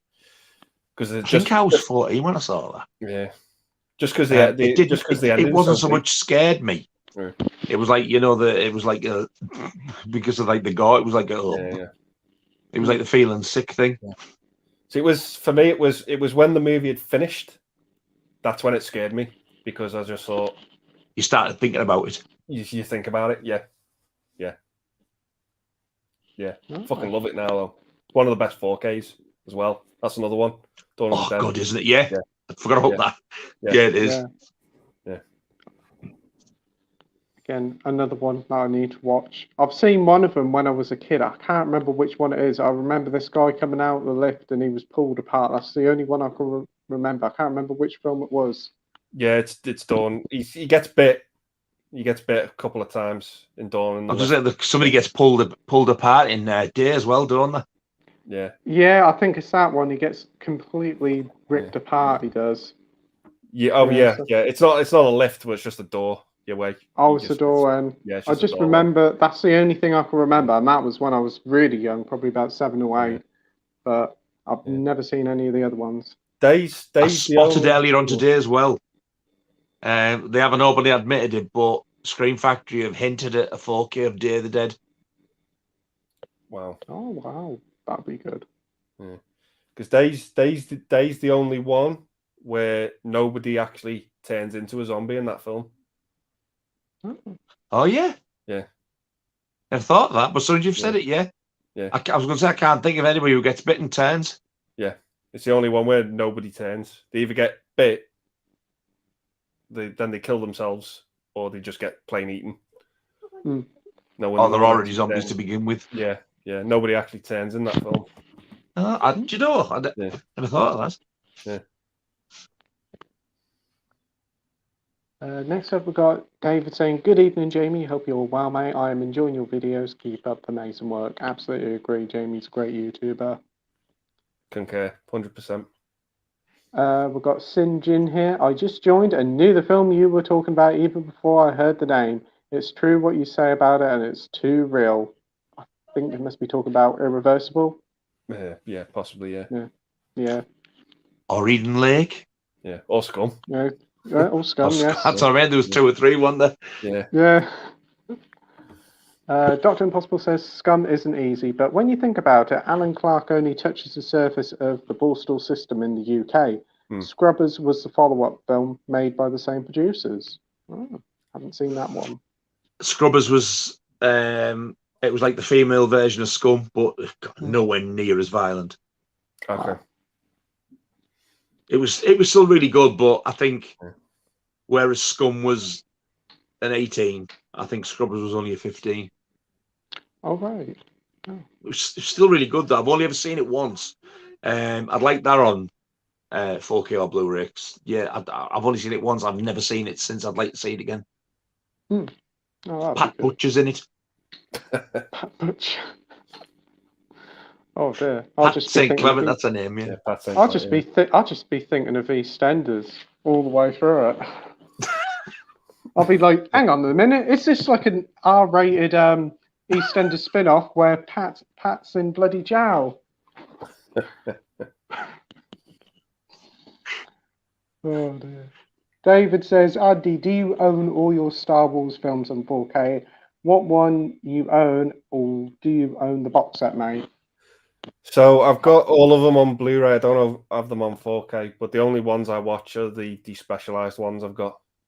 Because, I don't think you're going to get any better than that. Yeah, I wish they released the despecialized ones at least on Disney Plus or something, so people can see them. Because you can only really get it through. Is it a bootleg? Yeah. Yeah, it's 25 quid the bootleg cost me, and it's the best 25 quid I've ever spent. Ooh, That for a isn't too bootleg. bad. Wow. Yeah. It was 15 for the Blu-ray and 10 for delivery. So I was just like, yeah, because it was from the States. So I was just like, yeah. Yeah. What's this got, like loads of unseen stuff that you can't get anywhere else? It's the original cuts of the movie, because George Lucas has just sliced and diced them to death with special features and CGI, and all that. It's the only way you can get them. Yeah, I know that. I mean, I know that seeing him is not my thing, but I know you can't call Star Wars anymore. It's A New Hope or something, isn't it? Yeah, New Hope. Yeah, but even so, for the older fans and the diehard fans, I'm surprised that they haven't done like a little 3-disc box set of the original 3 Star Wars, Empire Strikes Back and Return of the Jedi, as the were. Yeah, it baffles me, because Ridley Scott, who did Blade Runner, there's like 5 cuts of that film, and yet you can pick and choose the cut you want to watch. Whereas exactly. Star Wars, it's George Lucas saying, no, this is the way. This is the only version you're gonna get. Love it or hate it, this is the only way you can watch it, and it's wrong. So, as a Star Wars fan, would you rather watch them as they used to be? Yeah. Oh yeah, definitely. It's changed too much for me. There's characters where, like the Boba Fett character, he's completely got rid of the original actor's voice and replaced it to match the prequels. And it doesn't work at all for me. The only thing I can really compare that to that affected me like that was when they did the director's cut of The Warriors. Right. Have you seen it? I've seen the film, but I don't know which version I've seen. The director's cut is just like, as it changes scenes, it's like got like pieces of comic book. They've tried to make the film look like, okay. It's like a gang version of bloody Creepshow. It ruined it.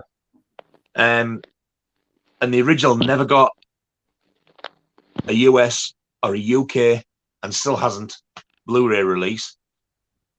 So that's why when Imprint in Australia released the box set, which is gorgeous, like, they've got the theatrical cut and the director's cut in this gorgeous box set, both on Blu-ray. I've watched the theatrical cut, and the picture is unreal, and it's Blu-ray. I'm hoping Paramount announce a 4K of that.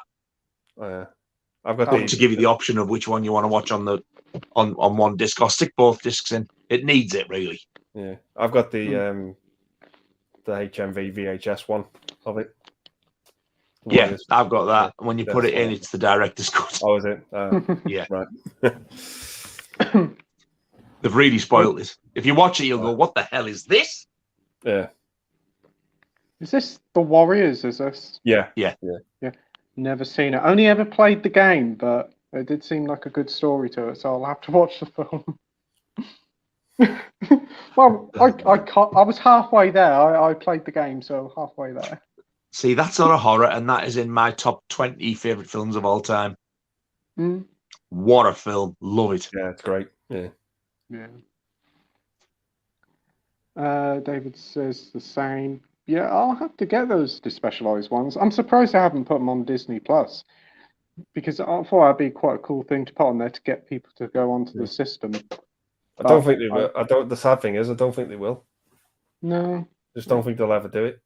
The thing is, you know, the Muppets Christmas Carol, you said something about the VHS version had the song, but it was missing. They're putting that version on Disney Plus now.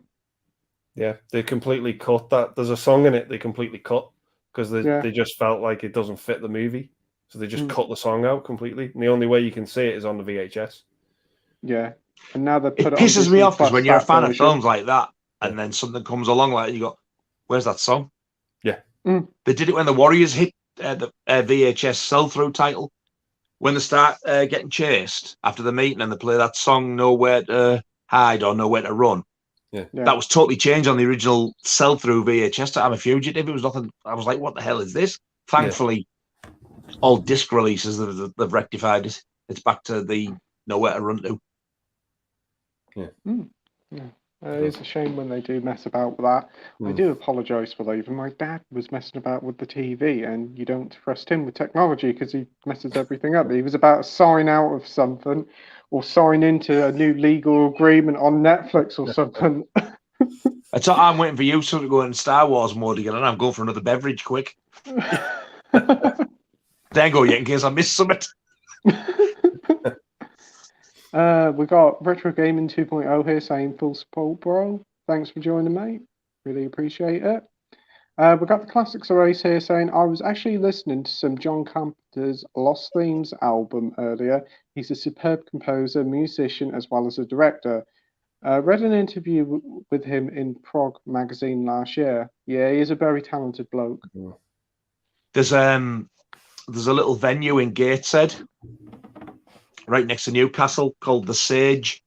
It's this really strange shaped building, and they do gigs. I've seen like a little classical thing there. And I thoroughly enjoyed it. Went with my friend, and I didn't go. I found out I had a chance to go, and I just didn't get the tickets. John Carpenter played there.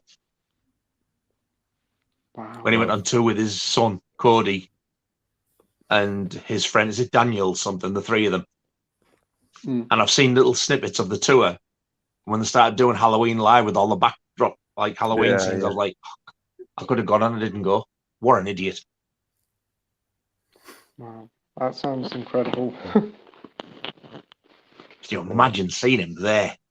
It's what a legend.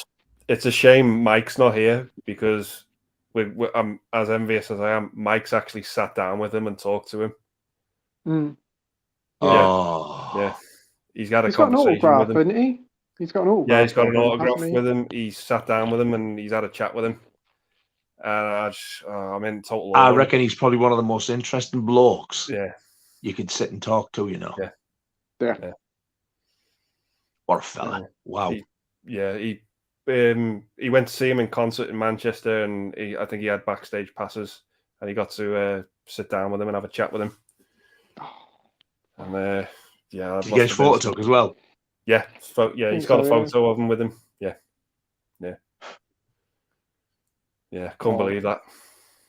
It's a shame he's not here because he talked. Because when I asked him what was he like, because we're both from Liverpool, he said he couldn't quite understand the accent, so he was just looking at them like, what are they saying? But he's all right there, John. How you doing? What the fuck? Yeah. How's it going, soft lad? Hey, a meter away. Etc. Yeah. Oh yeah, no, I'm well jealous of that story Mike's got. Yeah. Yeah, it makes you sick, doesn't it? Lucky git. He's met quite a lot of famous people, hasn't he? He's got loads of autographs. He's met Robert England as well. Yeah. I have. Yeah. Meant to be a nice fella, isn't he? He's really, really nice, yeah. It was at a convention. I mean, I wasn't the only one, but obviously, but when he comes to your turn, he'll shake your hand, have a joke, and a laugh, and he'll talk about anything he wants to talk about. Really. Yeah, top guy. Oh, he does sound good. Next up, we have Rogue Review saying, I've just discovered they have just opened a second CX store in Cardiff. Might check it out tomorrow. Awesome. Hope to pick up some cool stuff.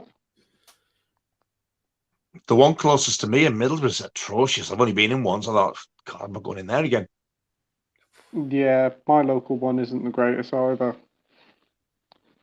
You need air freshener to go in there, let's just say. Yeah, John goes to 2 up Newcastle when he comes back with some cracking films. Mine has a lot of stuff, but it's in horrendous conditions. The cases are like somebody goes round it and just goes, breaks them in half. Or there's boxes and they're ripped. There's like a Criterion box set of the Before trilogy or whatever it's called. Normally about 60 quid, I think. Got it in there for about 40 odd quid. And it's all ripped apart. Do you think that's been done by the local chavs going in and stuff? Might be. Or there's ones there. They chuck the Arrow booklets away in the Arrow slips because I used to work there for a little while and we had somebody giving an Arrow stuff. And I didn't collect a lot of stuff at the time, so I didn't really know all this. So, this is a nice edition. What do you do with the booklet and all that? Oh, chuck it away, mate. It's all rubbish. I said, but we're going to put this up for 18 quid. Oh, it's rubbish. They just buy the film. Just put the sticker on. And they put the sticker on, and they on the slip cover. Sometimes when they get slip covers, they'll bang it on the slip covers, What was it now? They had a Criterion. I remember the Criterion big box set they had. I can't remember which one it was, but it came with quite a lot of bit of stuff. Well, chuck it all away. Just put it up with the sticker and put it in the window. They just like don't want to know. There was one of those Arrow ones with the window box. Chuck that away. Waste of time. It's just like they don't want to know. They class everything as rubbish. But now I know all about it. I'm just like, oh, what have I done? And what are they still up to? They still do it now. You go in there and you're just like, you see somebody with a slipcover. Oh, chuck that away. That's rubbish. I'm absolutely gobsmacked. How stupid can you get? They charge. It's them they little still charge bits the to full chuck price. away. That's what makes them worth the bloody money. I know. Wow. It still confuses me. It's the same thing with like video games. You get ones that come with like posters and art cards and all that. I'll chuck them away. They're rubbish. Just put them in like the special case or whatever it is and put it up on there. Say it's that price. So that's another reason. What are they doing working in there? They have no idea. No. That's why I don't buy from CX. I just grin and bear it and buy brand new because at least you're guaranteed what you're getting. Yeah. Yeah. Wow. I remember you had that RoboCop edition, Andy, the 4K version, and that was really bad condition. Yeah, I bought that the 4K box edition of RoboCop. The Arrow one. Yeah, the Arrow one. Yeah, the title of it was. I think I've still got a photo of it actually. The front of it was just ripped off. You couldn't read the title at all. It was just completely ripped off. I wouldn't have bought it. Well, I ordered it online and it came like that. Jesus. Yeah. And then you get all that cover reprinted stuff. That's another thing that annoys me. Oh, good God. Yeah. They were, I must admit, they were really good about it when I took it back because I took it back to the shop and they gave me a refund straight away. At least it ended well. Yeah, and I found one on eBay that was the same price, brand new. Oh, for the same price as the CX one. Wow. Ordered it, spot on. Couldn't complain about it at all. But you have horror stories like that, and you just got to hope the end as well as it did for me. It depends on the staff at the store, I think, because a lot of them, I know with my local one, they're not really that bothered. I remember we had somebody who wanted a 4K and they couldn't find the 4K disc. Oh, just put Blu-ray in and just sell it like that. Just like, no, couldn't do that. No. Oh my God. Yeah, they're just like, oh, put it in. Or just tell them you can't do it like that and tell them that you can only have the Blu-ray but charge them that price. It's just like, wow. No, that's not on. Granted, that I'd be was like, yeah, well, let's see what Trading Standards got to say about it then. Granted, that was quite a few years ago, but I don't go in there now. I have popped in there before, and some of the state of the stuff, not a fan. That's why I prefer eBay, because at least you can check the pictures of it and ask the sellers and all that. At least if you're buying pre-owned there, you can buy with some confidence, and then you do have the backup with like eBay money back guarantee. But the horror stories, I think the majority of sellers always say that they accept returns as well. If you're not happy with it. Yeah. I got really lucky with that Texas Chainsaw Massacre set. Got the limited edition one with the booklet and the 3 discs. There was just a stock image of it, and somebody was doing an auction for it for £8 with a couple of, I think it was £6 and P&P of £2. I thought, shall I do it? I did it. Never heard nothing from the seller. I was like, fuck, I've lost this money. Turns up perfect condition. So which one was it? £8. The Texas Chainsaw Massacre 2 limited edition set. The Arrow one. The Arrow one. Yeah. Texas 2. Yeah. I got that in HMV still for $6.99. Wow. That's a good deal. Sealed. Because that's a bargain. Because I know, like, and then when I got it, they got it back in the next week, and it was back up to full whack. Wow. Never ever seen it that cheap again. I'm sure it was a mistake. I think they probably got it mixed up with the limited edition, because I know with RoboCop, when that went down to like $7.99, they were pricing the steelbook and the limited edition for it, like it in some stores, but mine never did. I can well believe that the one that they thought they were putting at $6.99 will have been the normal, just the plastic open box one. Yeah, no, it was the. I've still got it. It was the fold out box set one. Yeah. It was a nice little set. I mean, I was surprised when it turned up. I was shocked, to be honest, because I never heard note from Sarah. Like, when you're going to dispatch it? I was like, oh God, I'm going to have to contact eBay.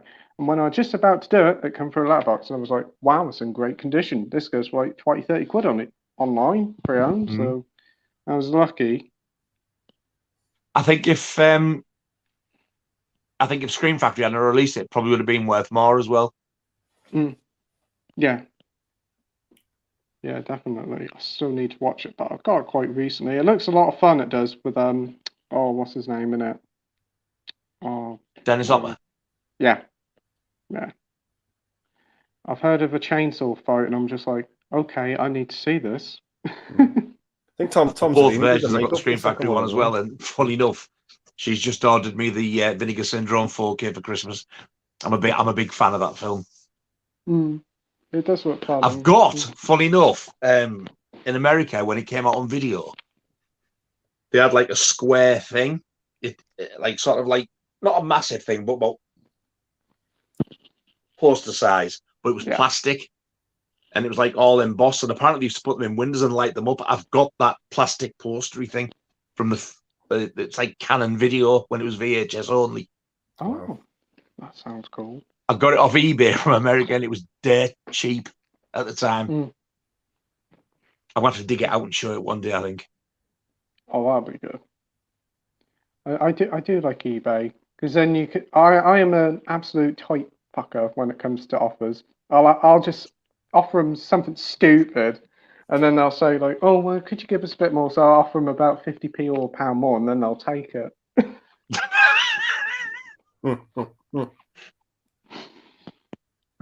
And I'll get it a little bit cheaper because I'll save up some next points and take another £2.50 off for good measure. Will you get my bottle, please? I'll just be back in a minute, Pete. No worries. He's got to drain his vein.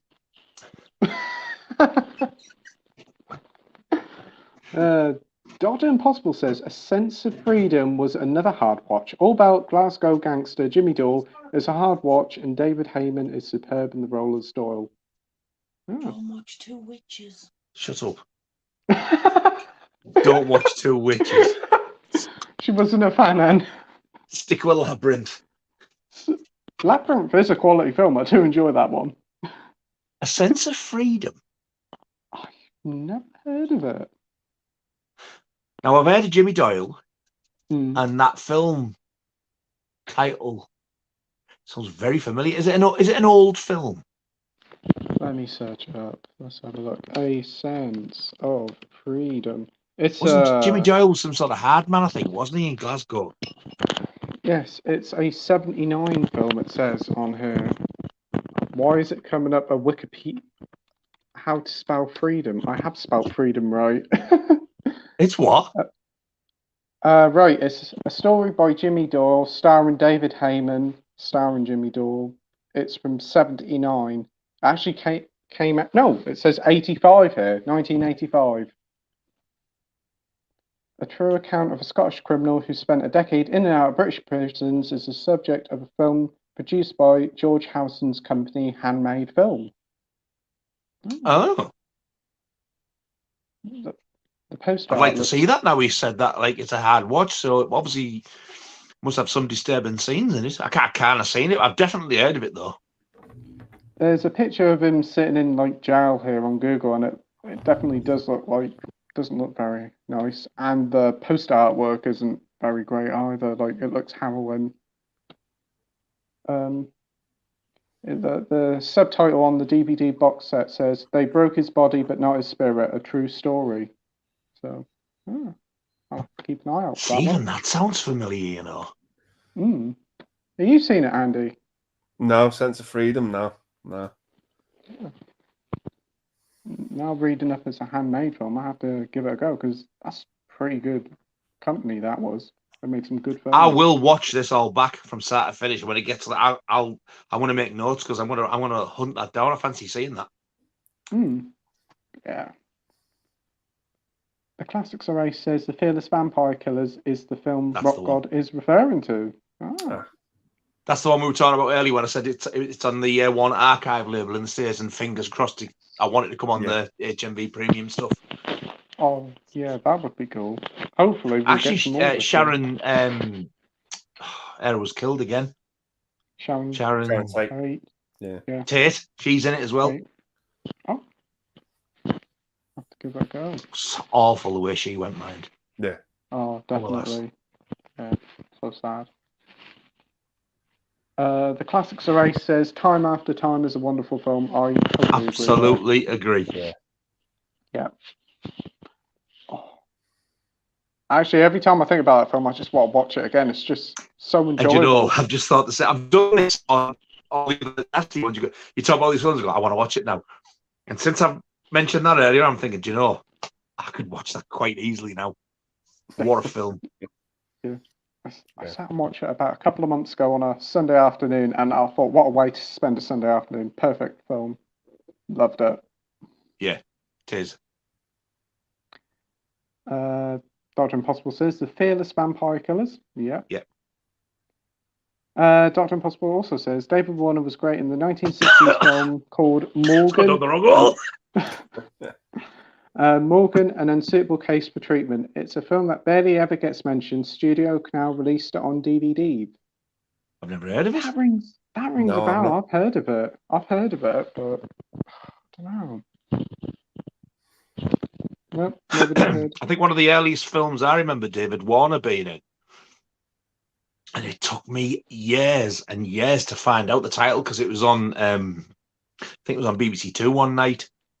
And my dad had set it to record. And when we watched it back, it was a Western. But Jesus Christ, David Warner's so funny. He plays a priest. And it's called The Battle of Cable Hogue, I think, something like that. That is so funny. I think that was the first time I ever saw David Warner, and then when I saw The Omen, I was like, "Oh God, that's him with that Western film," and I've remembered him ever since. Yeah, that name rings a bell. Was he in the original Tron, Andy? I thought he was. Yeah, he's in Tron. He's in Straw Dogs as well. Titanic as well, isn't he? Oh God, yes, he is. Yeah. He's been in quite a lot of films.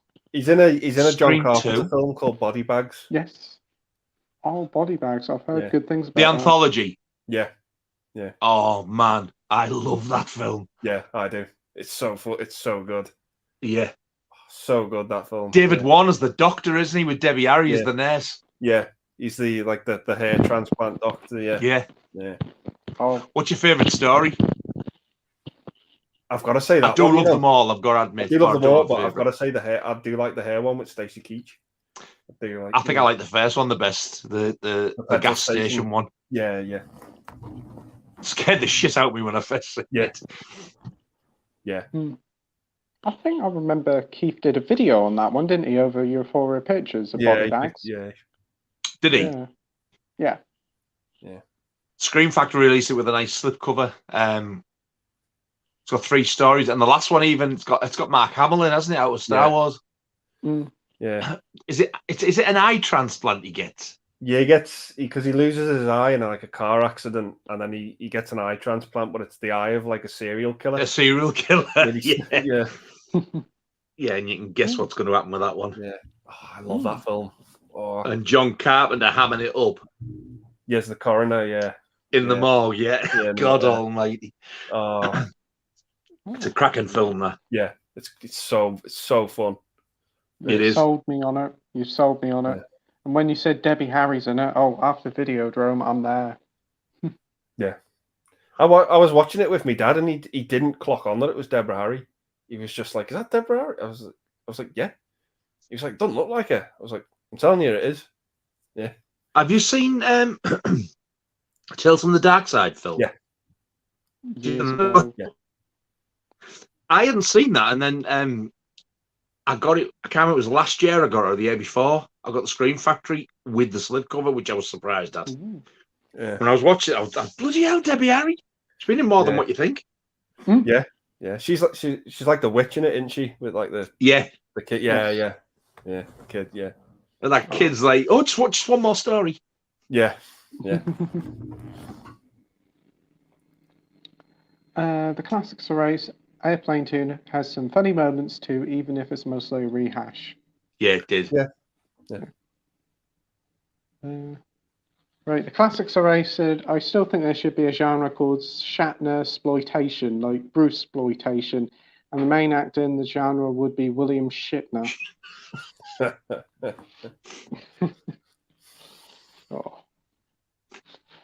Edward says, what's that one horror movie that terrified you as a child and you never watched it again as an adult? To me, the very day is The Exorcist. Oh. Ooh. That's a hard question.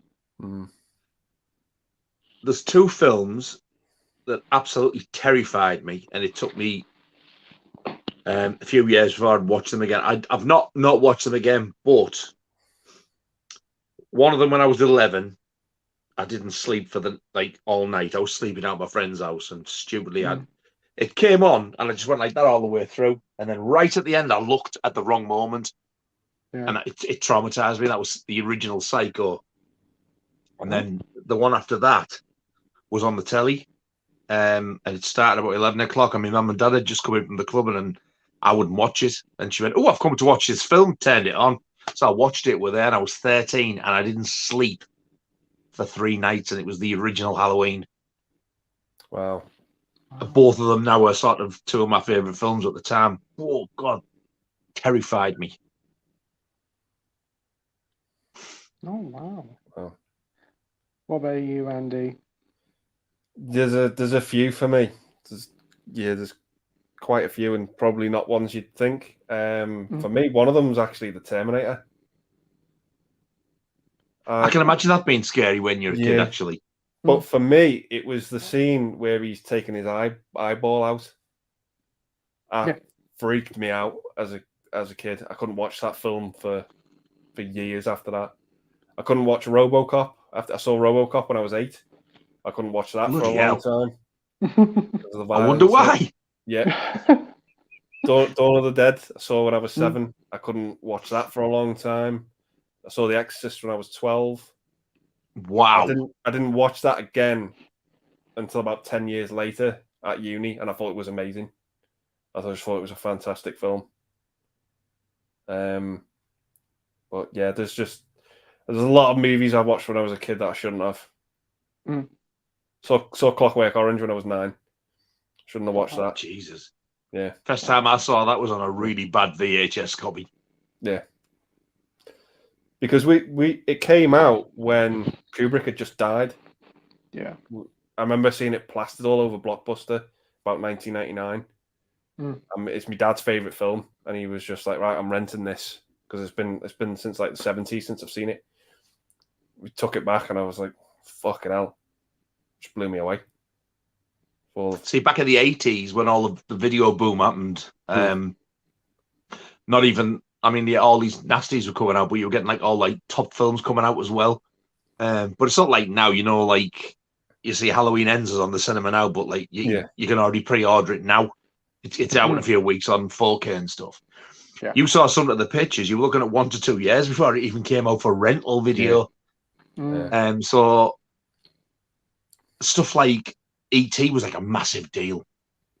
I can imagine. And Clockwork Orange, it was just never ever out. The only chance you had to see in it was like a 30th generation copy. That's how I seen it, and I was like, God almighty, you can barely see it. Totally different film when you see it in a nice edition. Yeah. Again, another one I have, but I haven't seen. My God. Wow. He's unreal, isn't he? Yeah. Do you want to name some other films and see if I've seen them? Another one that actually scared me when I must have been 15, because it was literally in the first few days a week. Mm. And I think it was the second film we rented when I got home from school and my dad had got our first video. He got oh no, it was it. He got me Jaws. Oh, I was pissing my pants to see that again. And he got Dressed to Kill. Ooh, that messed me up. Oh. Yeah. I was terrified. If you watch it, you might understand why. I was like, ooh. Again, need to watch it, so I will watch it soon. Michael Caine's in it, isn't it? Brian De Palma. If you've never seen it, watch it without knowing a thing about it, and I found it creepy as hell. Yeah. All I know is that he's in it. That's all I know. Yeah. The blonde female character, not Nancy Allen, but the killer. Yeah. Every time you see her, because the sunglasses, you think, oh God, it creeps me the fuck out. Even now. Right. I think it was the lift scene as well that got me. Yeah. You'll know when you see it. Yeah.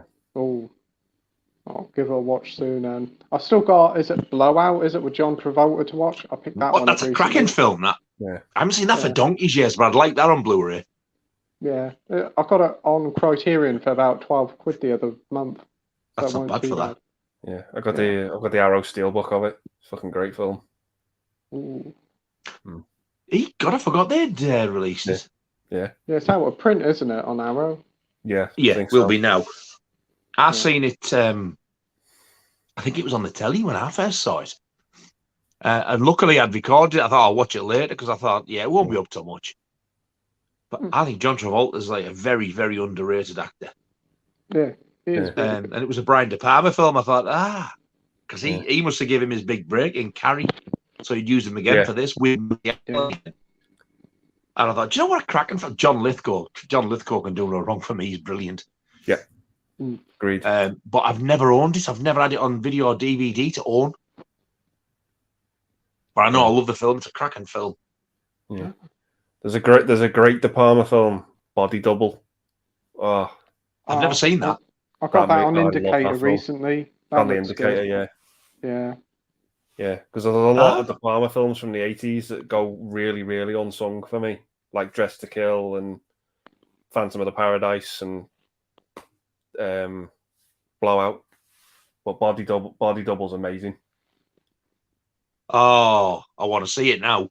Yeah. It's a cracking film. Yeah, I picked that one up in the recent Indicator, so it was only a £5, so I thought, it's Brian De Palma film, that'd be good. Yeah. I've got the limited one and it goes for like £40 in CX now. Wow. What, the one with the booklet? Yeah. Wow. Can't believe how much those Indicators go for, the limited edition. The limited ones, you go for stupid money in CX. Wow. Yeah. I better pop off my irreversible then while the money's high. Yeah, because I've got the first 6 of them on limited, the Indicator ones. What, their first 6 ever titles? Yeah. What were they? It's I think one of them's Christine. Wow. Guess Who's Coming to Dinner? Yes. Happy Birthday to Me, is it? I've got that. Yeah. To Say With Love, the Sidney Poitier one. God, I saw that when I was at school. I'd love to see that again as well. Yeah. Oh, that's a great film. Is it 10 Rillington Place? What a film that is. Yeah. That is wow. Yeah. That's scary, the fact that it's true. Yeah. Yeah. Horrible, horrible bloke. Yeah.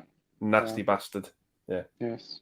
Attenborough, though, wow. Yeah. What a performance. He did. And John Hurt as well. Yeah. Yes. John Hurt as well. God, yeah. Yeah.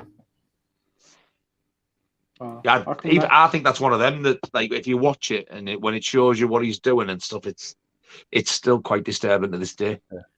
I think ones like that are definitely the more horrific films because they've happened more than any other horror Exactly, films. Yeah. The bit that gets me in that film is when they find the bodies. It's only you only see it like for a brief second, but yeah, that's Shocking It's stuff. his voice in it. He's just so creepily calm. Yeah.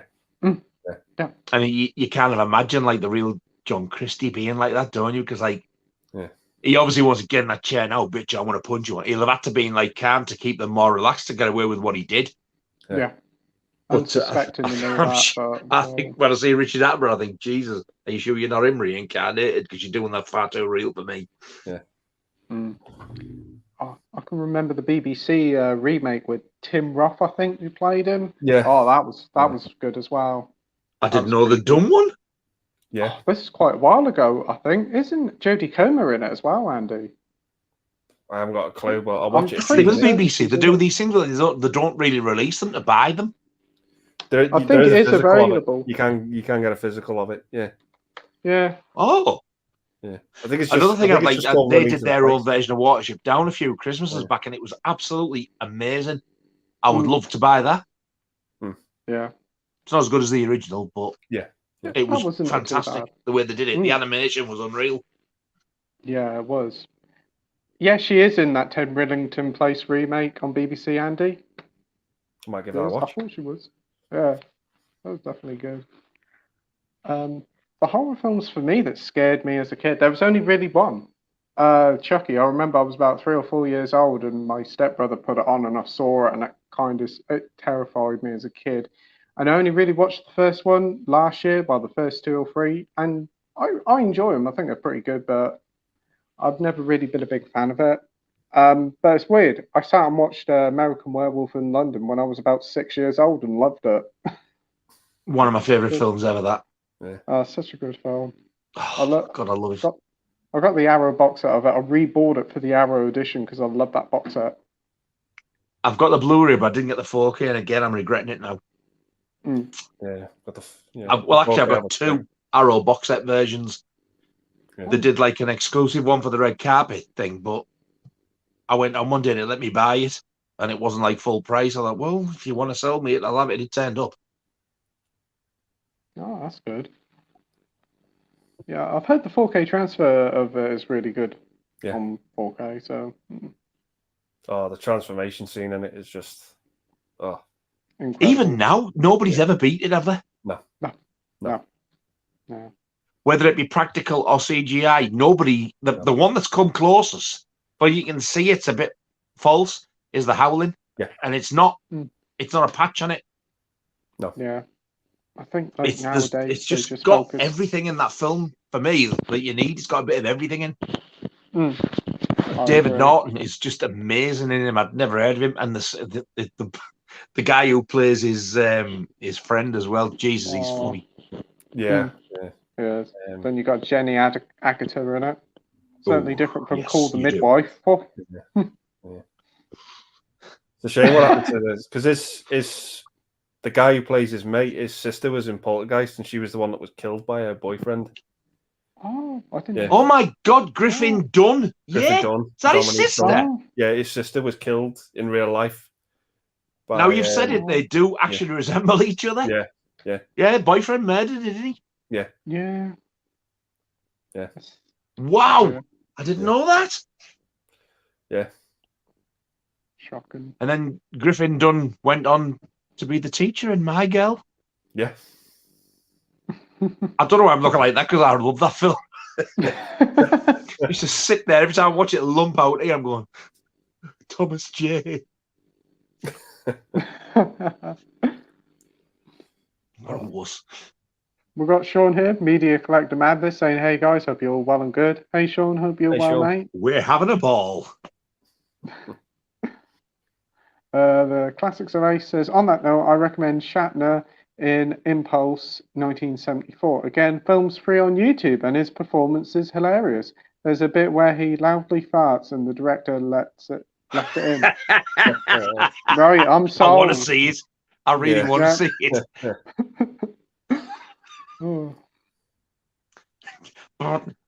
Did you hear that? And left it in. David Even Film Bloke says, yeah, honestly, Impulse would be shit if it weren't for Shatner. Shatner. Yeah.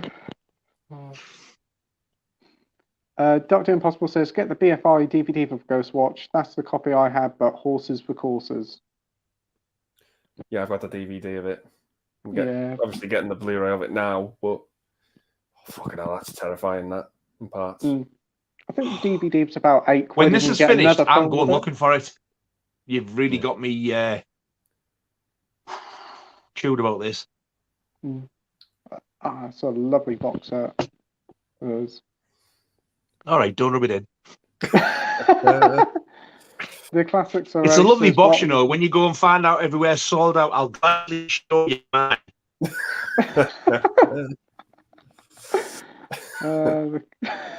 The classics array says, what a lovely gesture for an eBay seller to do. Absolutely. I've never heard of that. I swear to God, before. I have never had anybody do that before, ever. Absolutely blew me away, and I still can't get over it now. That must, unreal. That Restores the faith. Generous person. Yeah, definitely does. Dr. Impossible says William Shatner was in a guilty pleasure of mine with the sexy Angie Dixon called Big Bad Mama. Shatner plays a con artist in the film. It's fun and rather scatty. Oh. Angie Dickinson again. Very in with Michael Caine. Yeah. I the first time I ever seen her was in that telly series she was in, Policewoman. My dad used to watch it. I've heard you of wondered. that one. It was a 70s, like it was on like late at night, you know, like how the Sweeney was back in the day. Yeah. Well, Policewoman was the first thing I think that she became. I think she was in older films, black and white ones, but that was the first thing as a kid I saw in. I'd like to see them again. Actually, I used to love it. They probably released them on DVD somewhere. Probably by. You can. They've released the complete series, I think. Oh, that's good. I honestly couldn't tell you a thing about it. I just remember enjoying it when when I see it, I'll be like, oh yes, I love Starsky and Hutch as well. I've got that. Oh, that's brilliant! I love that. You sort of like. Have you seen the telly series? Yes, I've seen it. I've got the box set. I had the box set about when I was 6 or 7 years old because I watched one episode that came free with the paper, and parents got me the box set. So at 6 and 7, I was watching Blund, Scouchy and Hutch. I loved it. Great There's an show. episode in it. There's a guy who's been in a few horror films. I've never known his name, and he's a strange looking fella. He's got like as though he's like burnt there, and he's like his nose is up a little bit. He always plays the swine. He's a great actor, and he's in this Starsky and Hutch. And I would remember seeing this as a kid, and I thought I'd made it up. I said, "There's somebody in a Starsky and Hutch thing," and I recognised his face. I said, "He's got like metal claws on his hand. It's like an early Freddy Krueger type of thing. He's a murderer with these things." And when it come on, I went, "This is it. This is it." And I'm like, "Oh, what's going on?" It's going. I was shitting myself thinking back to when I was a kid. Do you remember the episode? I can slightly remember. It's been a long while since I've seen him, but yeah, I think it certainly rings a bell. That actor's name. He's been in loads of stuff. Yeah. He's actually in the first Rob Zombie's Halloween as well. He's the teacher. Oh. When have you seen the Rob Zombie one? I heard of it, but I haven't seen it. But I do know quite a few people in it, like Malcolm McDowell's in it as well, isn't he? When young Michael gets into a fight in the toilet, this teacher comes in, breaks it up, and like Michael goes to his teacher, "Fuck you." He goes, "What did you say to me?" and grabs him by the ear. That's him who was in the Starsky and Hutch episode I was on about. All right. Oh. What did you think of that remake film with Ben Stiller then? Have you seen that one? I loved it for a different reason. It was nothing like the series, but it was so funny. I didn't mind it. I know a lot of people say it's nothing like the series. It is nothing like the series, but it was fun. It was entertaining. I loved the end where David Soul and Paul Michael Glaser little cameo at the end. I thought that was such a nice touch. But the bit where he's like, Starsky's undercover, is it Ben Stiller? Me and me mate still do it now sometimes. Go, "Hey, should we do it?" To go, "Hey, yeah, hey, love it. Still say it even now after all these years. Love it." Yeah. Because he says it and he's going, "Hey, love it. And stupid things like that crease us. Yeah. Yeah. But yeah, I thoroughly enjoyed it. I thought it was a really good film, but I don't like Vince Vaughn. There's something about him. Wow. Yeah. He's the big... I thought Owen Wilson was in it as well, weren't he? Yeah. He is. Yeah. He's much, but Vince Vaughn's like the main baddie guy. Yeah. Whose daughter's I don't know, the daughters have bar mitzvahs or the female equivalent of whatever. Yeah. It's him. Mm. He was the most least likely person to be Norman Bates as well in the remake of Psycho. Yeah, I'm still trying to work that one out. I haven't seen that remake, but Vince Vaughn is. Oh, I can't tell you what, get that. Vince Vaughn of late has really, really impressed me. I've got to be honest. With that, He's definitely got better as his career's gone on, as he's got older. That brawl in Cell Block 99, fucking hell, he's a machine in that film. I've heard that one. You've got to check it out if you've not seen it. And that Freaky as well. What a fantastic horror film! Isn't that like a horror version of Freaky Friday? Yeah. Yeah. Yeah. I want to see. Yeah, I thought he was great in it. Mm. Yeah. You can only get the DVD over here, can't you? You can't get the Blu-ray. Yeah, I've got an import of it, but yeah, there's a bit ridiculous. There's a bit in that film I thought, surely they're not going to do this, and they do, and I was like, oh my god. What's this Freaky? Yeah.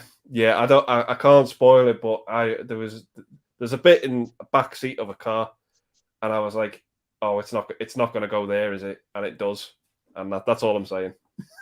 Oh, sold. A bit uncomfortable because I was just like, oh, it's not going to go there, is it? And it does, and I was just like, whoa, made me feel a bit funny because of the age thing. But I'll leave it to you if you've seen it. Do I need to watch Freaky Friday to sort of appreciate it? As long as you know the concept of like the body swap. No. I know there's a body swap. Is it like the kid and the adult swap? Yeah. Right. Yeah. And that's all I need to know. Yeah.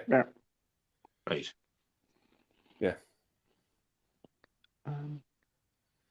Sinjin says, Nige, have you seen Massacre in Dinosaur Valley? It's a cannibal film. No, I haven't, because the title put me off. I had no idea it was a cannibal film. I've heard of it. I've never bothered with it because I didn't realise. I thought it was like, I don't know, Massacre in Dinosaur Valley. I thought it was some daft adventure thing, so I'm just like not bothered. Yeah. It hasn't got real adult scenes in it again. Yeah, the title doesn't scream it, does it? It kind of seems like some Disney spin-off, but not with the word massacre in it.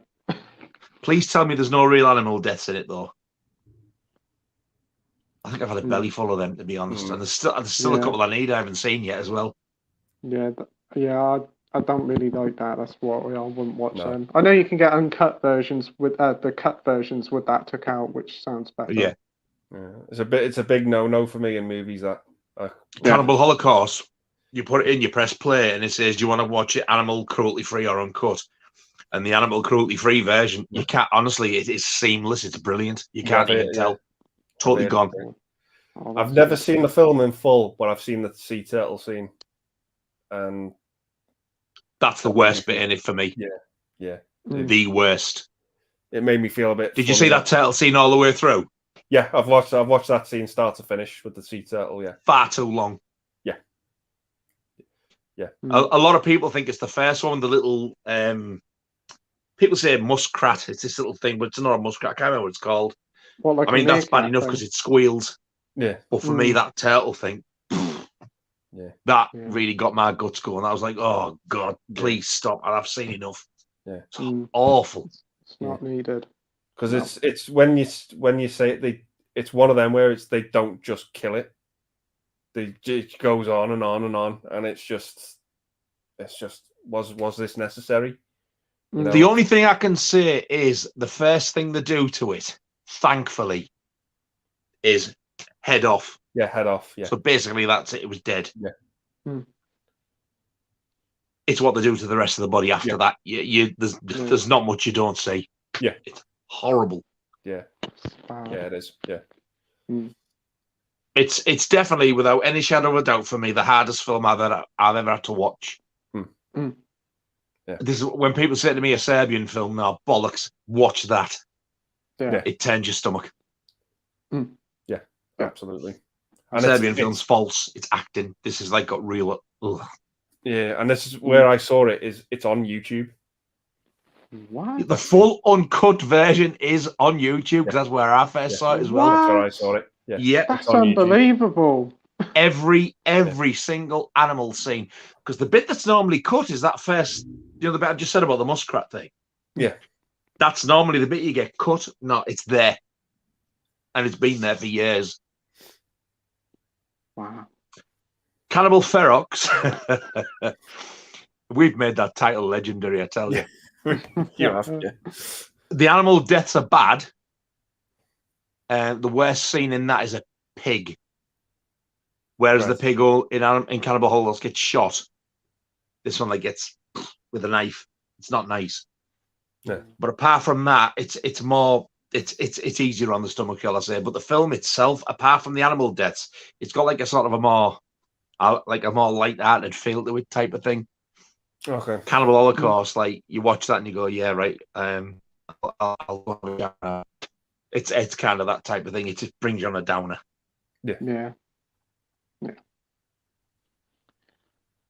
We've got Andy Lake stuff here saying, hey guys, hope you're all well this week. I watched Halloween 2, 3, 4 and 5 and H2O. Been years since I've seen these films and realised new trilogy are almost remakes of all those films. He continues to say, has Andy started on his new Halloween box set yet? No. I'm waiting for I said I was never gonna buy them, but I picked up the Scream Factory 4Ks of Halloween 4 and 5, and I got the new box set as well. Oh, I want the box set. I had to cancel my order because I was skint. Yeah. It's a lot of money, for 3 is. Halloween films. It's shot at 100 odd quid in one go. And they're not the best movies ever. So that's the thing as well. But I must admit, I think I like Resurrection more than the rest of the planets. I don't get how bad a press it does get, because I've seen far worse. Yeah. At least for me, it's entertaining, and at least our Mikey's there doing his thing type of thing. Yeah. It's kind of it's live coverage and it's a live news feed. It's so at the time people were saying it's like Michael Myers in the Big Brother house, which I get, Yeah. Jamie Lee Curtis is in it, so I don't get the hate it gets. It really isn't that bad. It's better than Nightmare on Elm Street 5, put it that way. I need to give it a rewatch, actually, Resurrection. Yeah, but I watched it when I first got the box, the DVD, the Blu-ray box set, and I was like, I always remember that being better. It'd be fucking daft, that. And then when I rewatched the Blu-ray box again, I was like, actually, I really enjoyed that. I think it must have been the frame of mind I was in. Yeah. Yeah. But those Scream Factory ones look amazing. The slip covers. The work they've done on them is super. The 4K ones. Yeah. They look great. I got the first 3 in the box with the 7-inch single. Oh. I mean, Scream Factory had them, but they don't ship internationally. But the record company, Sacred Bones, thankfully do. And they got a different colour of the single. I think the Scream Factory one was clear vinyl. It was either with red and orange splatter or red, orange and white, which I thought, oh, that's very pretty. But the ones that came from Sacred Bones that I got, they were orange or black splatter. Look far better. The Halloween 3 video I did the other night. Yes. I actually took the single out. You can see it, and they're all like that. They did that for the first 3. They did those box sets for the first 3 Halloween, but then 4 and 5 they didn't, which I found a bit weird. That's a shame. That would have been nice if they'd done them for them. I know you'd think, wouldn't you? They've started, so they're all matched type of thing. So yeah. So I've got 3 in dirty, great big black boxes up there, and 2 of them just in the hard slip cases. They've still got the hard slip cases inside. I could take them out and put them in, but they're in the black box with the 7-inch, so they're staying in there. Yeah. We've got Keith from Euphoria Pictures here saying hello to Pete, Andy, and Nige. Hope you are having a good night. Oh, Keith. Hello, Keith. How are you doing, mate? Hey, Keith. Hey, Keith. Just watched this new Rambo video. Yeah, I did as well. Yeah, it was very good. That fucker Here's on another eBay. one with Jesus. some of the busts he's got. He's got some amazing stuff. He's got an Yeah. interesting story to say about eBay, so definitely watch his video. His eBay story. Oh, Fucking hell. Yeah. Yeah. Well, he can write me a letter and tell me about it when he sends me that Iron Maiden bust that he said I can have. He said I can. He was drunk and drugged up when he said it, so he probably won't remember what he promised me. I'll have it. Dr. Impossible says, I think Rockgod needs an imbalance symptom Pete shock. Oh. That's you, that. Oh, yes, because I've got it, but I haven't seen it. I haven't seen it. Yeah. That's another one I need on the t-shirt. He's getting a t-shirt. If I have to get it done myself, he's getting one. Dr. Impossible says Pieces was released by Avatar on VHS, wasn't it? Wow. Can you imagine the picture quality on that bad boy? Woo! Yeah. We've got Mike saying, Pete, if you want to pick up Pieces, Arrowcell has HMV $8.99, 6 quid CX, or special box set 20 quid. Got the special box set the other day and I love that film that much. Awesome. I'll check on Amazon later because hopefully they'll price match. Got no excuse. There you go. Yeah. I think this must be about 2 or 3 hours behind us. Quite a while ago we were talking about Pieces, weren't it?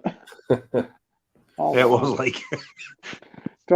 The Impossible says Paul Smith, he used to do films with Terence Hill. Paul Smith, that's the guy out of Pieces, isn't it? Yeah. The Bluto. Yeah. We have DVD and Film Boat saying, I believe Watership Down was reclassified as a PG back in August. Do you know? I really hope you're right, because that's what it should be. Yeah. Yeah. I'm sure I see the box art for the BFI, and I'm pretty certain it's still a U, but probably that's the reason why they delayed it to rechange the slips and everything. That makes sense. I hope it is. I've seen it was a U on that, but I hope that is the reason. Yeah. I've never thought ever that it should have been a U. I can remember they showed it at school, and all the kids were crying. They ran out of Kleenex that day at the school. It astounds me, especially as a kid, the people don't remember, especially kids, that they're traumatized by the rabbits, whereas I was crying when the bird turned round and shouted at the rabbit when he went, we help you, and he turns around and goes, piss off. That's the bit that stuck in my mind. Now, piss off in a U is a big no-no.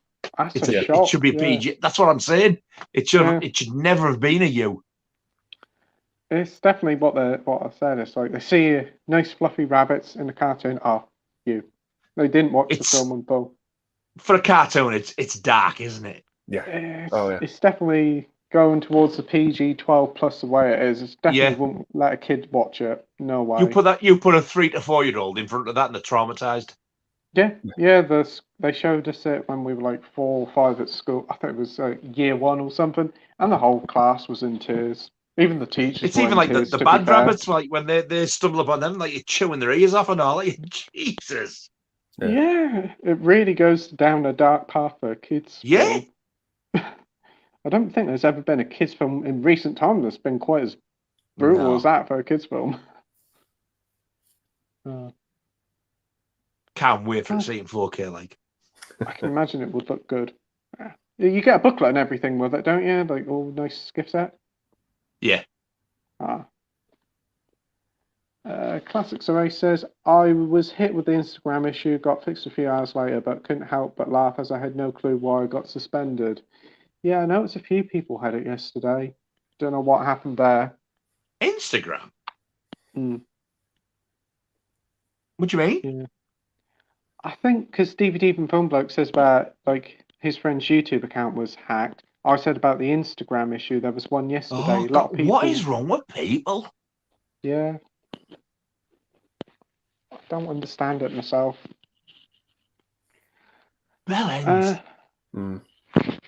agree. Dr. Impossible says, Warship Down had a U certificate back in 78. Still have the original Thorn EMI. Plague Dogs was far more emotional still to watch. I still have issues with the Plague Dogs. Heavy stuff. A, I've never seen the Plague Dogs. B, give us your Thorn EMI tape. I think I see the Plague Dogs. The Plague Dogs. The Plague Dogs is supposed to be quite similar, isn't it? Like that, in the same vein.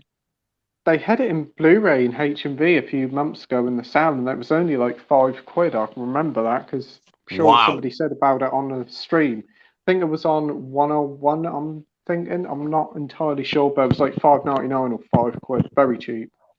I didn't even know it had a Blu-ray release.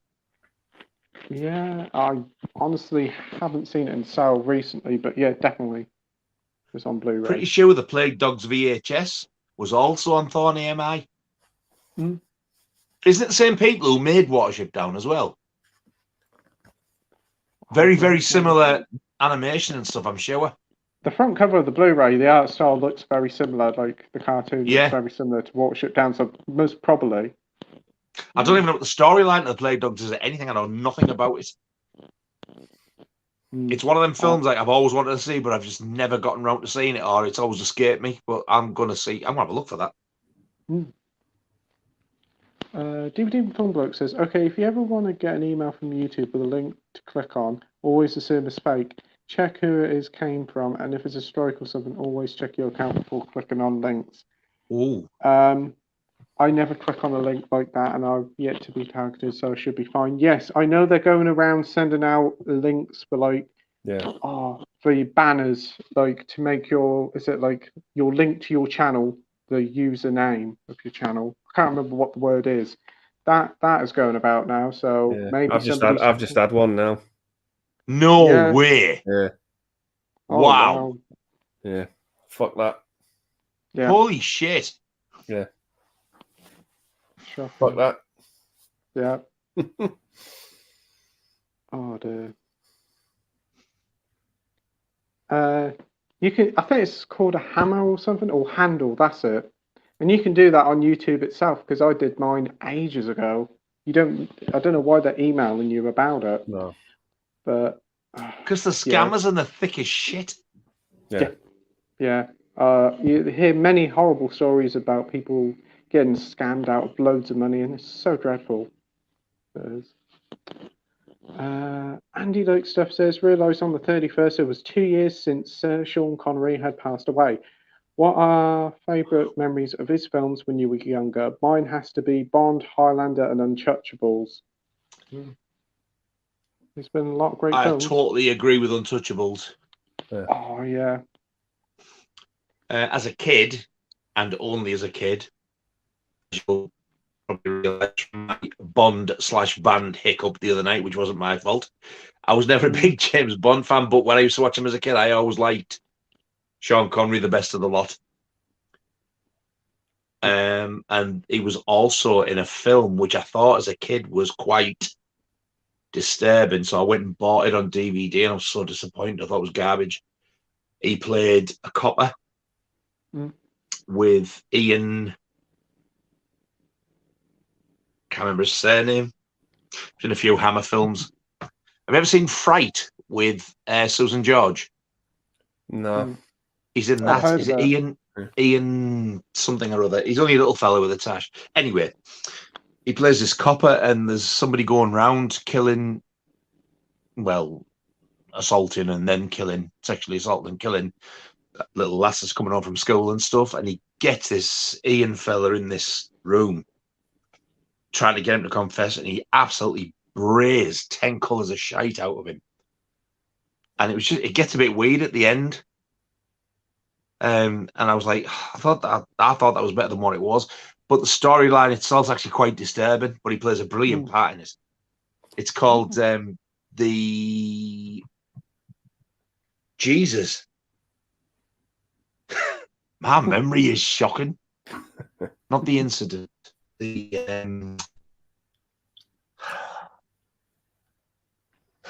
if it comes to me, I'll tell you. It's the something. I've got the DVD somewhere. What about you, Andy? You got any Sean Connery favourites? Yeah, one of the obvious ones for me is Last Crusade. Yes, so good in that. Yeah. There's a movie he did with Michael Caine that I absolutely love called The Man Who Would Be King. That's a very good film. I've never even heard of that. Yeah. Oh, it's such a great film. I recommend it, Nige. It's great. Yeah. Right. Seen a lot of good stuff. Yeah, I think it's from '75, but yeah, it's a fucking awesome movie. Something That like early? That, Yeah. Wow. Yeah. Yeah, I've just seen it online now. Yeah, Man Who Would Be King, 1975, Michael Caine. It's like they stumble across this like civilization they've not seen before, and they treat Sean Connery as like a king. Yeah. And he's not really like he sort of goes along with it because they just sort of worship him. But it's a really good film. Yeah. Awesome. I'm racking my little pea brain trying to think of what the Laura. What do they call that Sean Connery film? That one I bought on DVD. 2 words, the something that I said was a bit weird and rubbish. Thank you, you've been helpful. She doesn't know. For me, obviously all the Bond ones, Goldfinger, Thunderball, all them are good. Untouchables, fantastic in that. The Rock, I watched that recently for the first time. Really enjoyed that. He's very good in that. Highlander, of course. And what was the other one I watched? I'm going to try. He was in Time Bandits as well, wasn't he? Yeah. And who can forget him in the brilliant Avengers film from the 90s? Oh, dreadful film. But it was quite entertaining. The Avengers as in the teleseries, are you still talking like Marvel and that? No, the teleseries. You had. I didn't see it. Yeah. I used to love that as a kid. It's not very good. It's very cheesy. Uma Thurman, Rafe Spall, is it? Yeah, Or Rafe Rafe Fiennes. Fiennes. That's it. Yeah. Bloody hell. Yeah, and he plays the villain in it. It's a very odd film. I don't mind that Entrapment. Yeah, that's pretty good. And Catherine Zeta-Jones, that's pretty good. Yeah. Have you got Sean Connery's films in front of you? No. It's bugging the hell out of me. I'll tell it's just the something, and it was not in. I think it was early 70s. Let's have a look. Hang on. Sean Connery 70s films. Oh. Why has it come up Blooming Moonraker? He weren't in that. That was Roger Moore, wasn't it? Yeah. I know. I just put Sean Connery films and it comes up Moonraker. And that was deep into Roger Moore as well. Tenure. Yeah. Oh dear. No. The Rock. Early 70s. Is it called The Offence? That's it. The Offence. Yeah. It's based on a stage I feel play so relieved now you found that. That's it. This Story of Yours by John Hopkins. It stars Sean Connery as a police detective who's after a child. Yeah. If you get a chance, it's a bit weird, but watch it because I thought it was worth watching for the outcome at the end. Oh, definitely will do. Anything with Sean Connery in. Bizarre film, but he plays a hell of a part in it. And the other fella who was in it with him as well, which I can't remember his name, with the tash, he's a great actor. Oh. He's been in a couple of Hammer films before. Oh, love the Hammer films always. Ian Bannon or something like that, I think they call him. Let's have a look. See. We'll soon check. Now, where is it? There we go.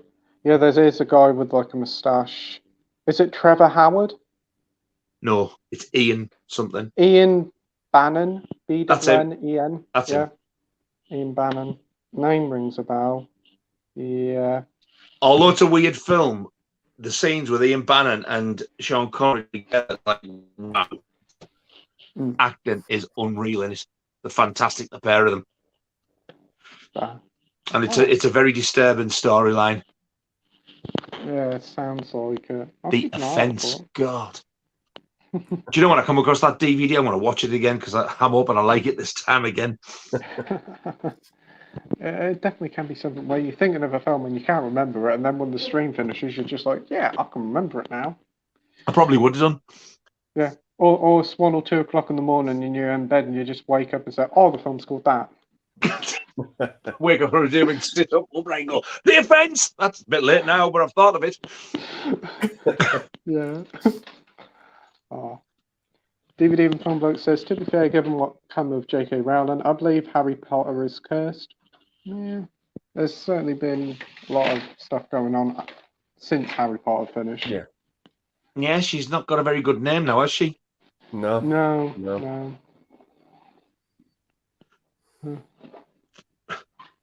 Right, we have Sound Lab Studios saying lol. Okay. And ha ha ha to you. I'm so tired of these messages. Oh, okay. I honestly don't know what this person is saying here. Okay. Well, anyway, we'll hide them away. We've got the Classics Race here saying, I've only seen Lewis Collins in Who Dares Wins, which is a film I can't really recommend. It's a Bond knockoff that's like a Daily Mail reader's wet dream. Collins was good. Did they give it away with the Daily Mail back in the 90s or 2000s? That's what I want to know. Remember when they used to do that? Yeah. He is a great actor, man. Lewis Collins, I've got to give him that. That was another sad loss when he died. Yeah, he died quite young, towards the end. didn't He looked ghastly, poor bloke. And he seemed such a lovely fella as well. But I honestly, to anybody, I can't recommend that Jack the Ripper enough. I'm going to keep an eye out for that one. I'm going to search on Network's website and keep an eye out. I'm sure it's Network. I'm sure it's them. Yeah. Networks do really good releases anyway. I have quite a few of theirs. Very good. Yeah. The Sweeney films look really good on Blu-ray. I got them. Yeah. Yeah. Oh, I must admit, I like the teleseries better than the films. It was bizarre to hear both Regan and his sidekick George say "fuck." I was like, "Oh, filthy beast! You can't say that." The first one is definitely quite pushing ahead of it with like how it is compared to the TV shows. There's full-on nudity, really quite strong violence and language in it. I was like, Linda Bellingham in the first few minutes of that first film. I'm like, what? Out the pop. Yeah, she doesn't give a shit. I know. I couldn't believe it. I can remember watching the second film when I was a kid, very young, probably about 7 or 8, and that ending bloody terrified me in the bedroom. What the guy did. I only saw them both and the entire series from start to finish this year when I bought them. Oh wow! Because back in the 70s when I was little, my dad loved the Sweeney. I don't know if he saw the films, but he was religiously watching that teleseries. I remember when that came on, it was my bedtime. I think it was 10 o'clock, which was late for a kid of my age. But the bits I saw, like when I was off, I was like, I used to look at my dad and like I could see how much he was enjoying it, and I was taking bits in. And I've always wanted to watch it. And they always ended, though. Every episode of the Sweeney always ended. You're just getting into they're in the middle of summer, blah, blah, blah, and you go, it's finished, you go. Yeah.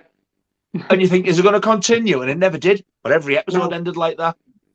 Yeah, but I thought the ending of the two films was absolutely bizarre. Yes. The first one was a very odd ending. Just like, it just ends as the action starts to kick off. And it's just it was yours! And yeah. Huh? I was just, I couldn't get that. I was like, come on, we could continue this, and it just never happens. But then the second one was the same. Carry on with the rest of the series or the Sweeney 2, and it's never mentioned again. No. I thought we were going to come to blows. Yeah. Weird. It is. But I enjoyed them. They were good. I remember watching the series all like when they were on ITV4 about 10 years ago. So I've always been watching them. My dad's a big fan of them. And he's always like, every time it's on, we have to watch it. And it's like, oh, that's that same episode again. I've seen about 500 times. But the remake impressed me as well with Ray Winston. I haven't seen the remake. I'm a bit cautious about that because, like, oh, come on. Ignore the fact that his Royal Chavness is his sidekick.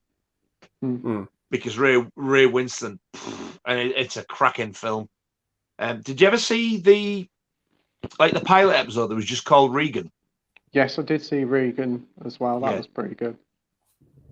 I got Regan, the series and the two films, like from Network all in one go, and I just binged the lot and thoroughly enjoyed them.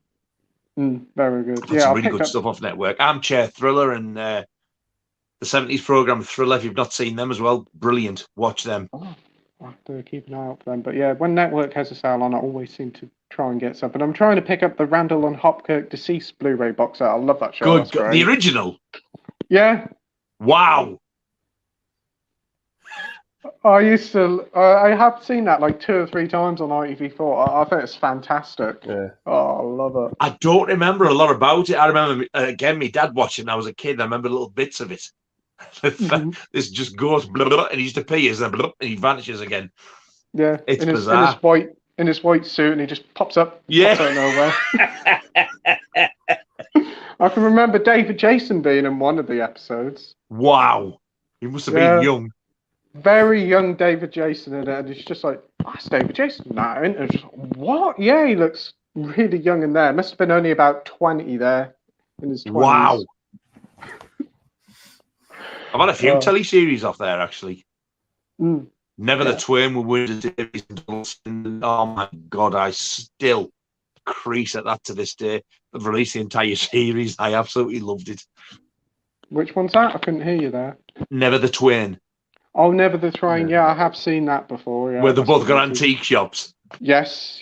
Windsor Davies, Absolute isn't it? knockout.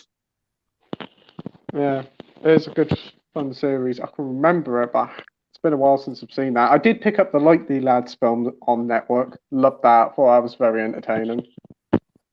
They've got some like cracking. I got I think I got about 5 Blu-rays for about 30 quid. Like a couple of Hammer films are in there as well.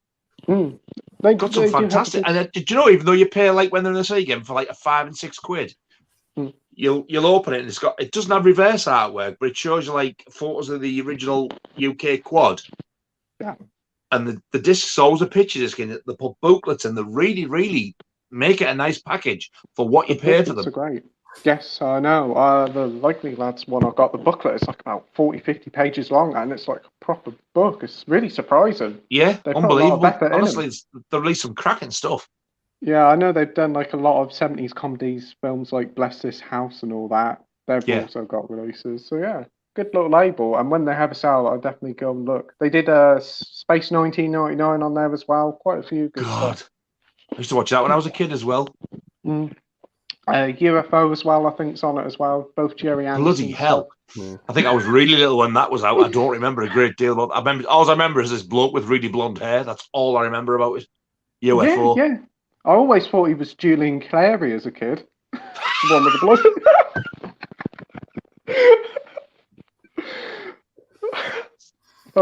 And there was, I think it was UFO where the women had like purple wigs, didn't they? I don't remember that.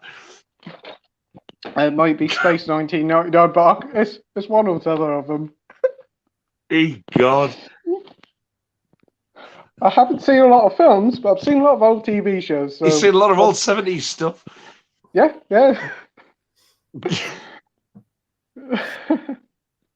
Dr. Impossible says, I bet Pete watches Secretly Neighbours. Sad Passage to India. I bet you've never seen that film, Pete. I've seen Neighbours, but not in a very long while.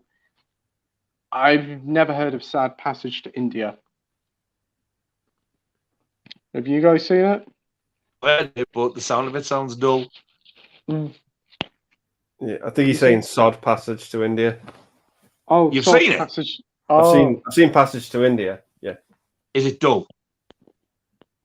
Yeah.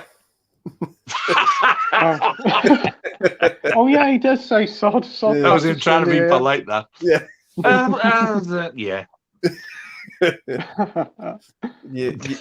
It's a good movie, but it wasn't one for, didn't have high rewatch value. For me. Would you rather prefer watch Neighbours than Passage to India? What Neighbours any day? Talking about? I don't know. I used to watch Neighbours very briefly in the 80s. Because there's a film, isn't there, called Neighbours with Dan Aykroyd and John Belushi. Is that? Yeah, I didn't know that. They made a film together after Blues Brothers called Neighbours. Yeah. That doesn't even ring any bells. Wow, where are you digging these from? Yeah, it was actually John who told me about that film, and I sussed it out. Wow, forced it out, and I gave it a watch, and it's not bad. It's not a bad movie actually. Oh. Yeah. It's like John Belushi plays like the straight guy. He's like the working stiff. And then Dan Aykroyd like moves in next door and he's like the crazy wild one. Which is like, bloody hell. Yeah, it's a good movie. I enjoyed it. Yeah. Sounds good. Yeah. Never heard of it. Yeah. We've got Rogue saying, what's your favourite Brian De Palma film?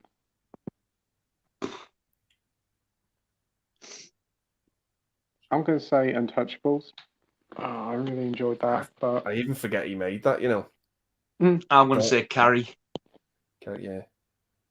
Mine's Carlito's Way. I fucking love that film. Oh, I've got that. I need to watch that one. Oh my god. I prefer it over Scarface because he did Scarface and all. And that's a fucking great film. Yeah, Scarface is. I watched Scarface once, loved it. I rewatched it this year and I thought it was nowhere near as good as I remembered. Okay. I think for gangster films, I think Goodfellas takes some beating. Yes. Yeah. I watched Goodfellas for the first time this year and I loved that. That was brilliant. Goodfellas. Yeah. The first time I watched it, believe it or not, when you consider the shite I watched, I'd put the kids to bed and my ex had gone to bed and stuff, and like I thought, oh, what's this? Goodfellas starts Sunday night. I was just laid on the couch watching it myself, and that opening scene where they pop the boot, and Joe Pesci brings out that thing, and I couldn't eat for 3 days. It knocked me sick because it felt like I'd just watched a real murder. Yeah. When I got the Blu-ray, it was every time I've watched it after that, I'll turn away for that scene because I couldn't watch it. And then I watched it like a couple of years ago when I got the Blu-ray, and it was nowhere near as bad as I remembered, obviously, because of you watch the crap I watch, you become like your stomach becomes a bit hardened. And now I can watch it totally relaxed, not knowing I'm not going to feel sick. And what a film that is! Yeah. Oh, Joe Pesci in that film. Geez, you don't want to piss He's him off. evil. Oh. Yeah. In fact, he did that and Home Alone in the same year. I'm like, fucking hell. Did he really? Yes, he did. Yeah. Wow. Yeah. I'd like Casino as well, but it's getting it with the slipcover. Yeah. I've got to have the slipcover, and I've seen. Oh, somebody God, picked it up recently with a slipcover. Huh? Somebody recently picked up from a slipcover with a slipcover in H&B I saw online. I've seen 4K Chef got the slipcover on its own off eBay for £2. Yeah, I think that's. And I've been looking for ages, and I couldn't find one, so I don't know where the hell he's dragged that from. I won't buy the film until I know I can get the slipcover. I know it sounds I'm worse than John. At least he will get the film and think I'll look for it. I won't get it until I know I can get one. But I love Casino, but it's nowhere near as good as Goodfellas. And it wasn't until he actually said about the slipcover I was 100% convinced it existed because I'd never seen one. Yeah. Did you see The Irishman? That was pretty good. No, but it's in my watch list because I fancy that. Yeah, I enjoyed that one. Joe Pesci's in there, isn't he? Yeah. And it was another Scorsese one. Yeah. I think it's the only time you've had De Niro, Pacino, and Pesci in a movie. The three of them. I think so, yeah. You'd have thought, wouldn't you, because of how he is in Goodfellas, that Pesci would have had a part in at least the third Godfather film. Yeah. Yeah. Because for me, he does it too well. Yeah. He's horrible in Goodfellas. All the way that you're thinking, you horrible little twat. Yeah. He's vile and he's evil. And then, like, when what happens to him happens, you think, yes. Yeah. Yeah. How'd you like them apples?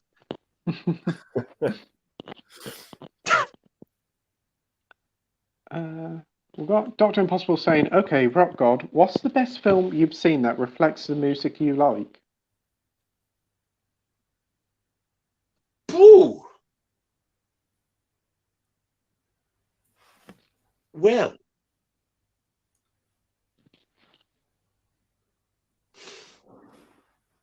that's a strange one because I know, like, my biggest stuff is like rock/metal stuff, but it's not modern metal. I don't like a lot of the modern stuff. Mine's like Maiden, Motorhead, Judas Priest, Metallica, Megadeth.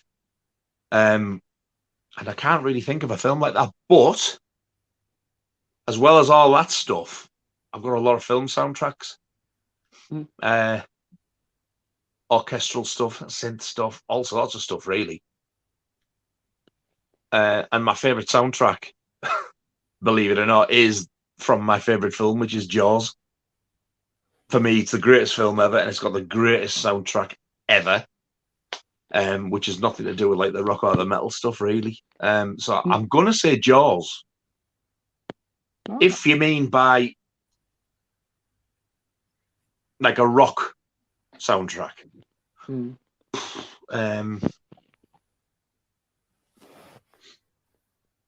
Oh, that's a toughie. Good God. I can't swear to it, but it could be Scream. Yeah. Because that's got some great songs on it, and I do have the soundtrack to that. And there's a song where they're all just piling into the party. The band's called Bird Brain, and the song's called Youth of America. And I have actually covered that song and sang it live once. I'd love to do it again. What a great song that is. So I think Scream's possibly up there. I do like the Demon Knight soundtrack, but as much as I like the film, I don't like that film as much as like most other people do. I think I'd rather have the teleseries of Tales from the Crypt than the film. Yeah. It is a good film, don't get me wrong, it is, but I found better stories in the series. But that does have a really good film soundtrack. That's got all sorts of stuff in it. That's cool. Oh, yeah, if it's like my favourite film and soundtrack, I'm going to say Jaws any day. Yeah. Oh, great question, Dr. Impossible. Oh, God, that had the old brain going. The Classics Array says, favourite Michael Caine film for me is Zulu.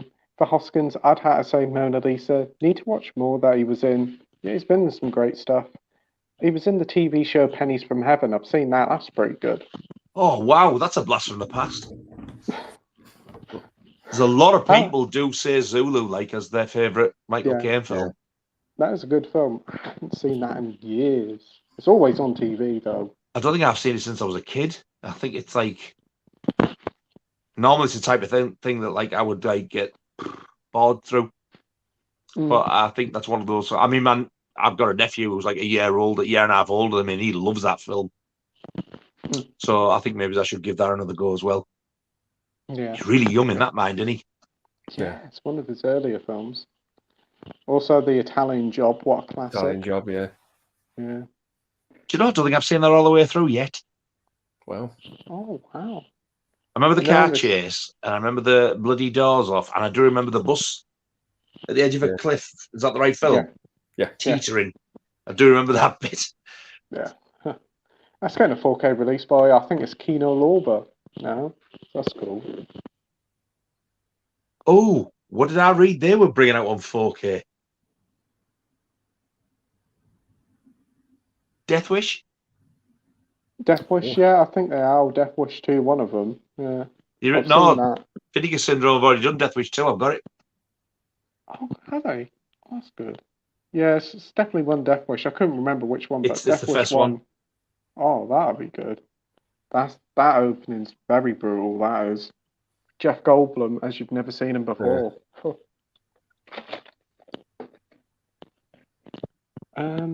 Dr. Impossible says, well, Rockgod, you haven't seen Michael Caine in the Island.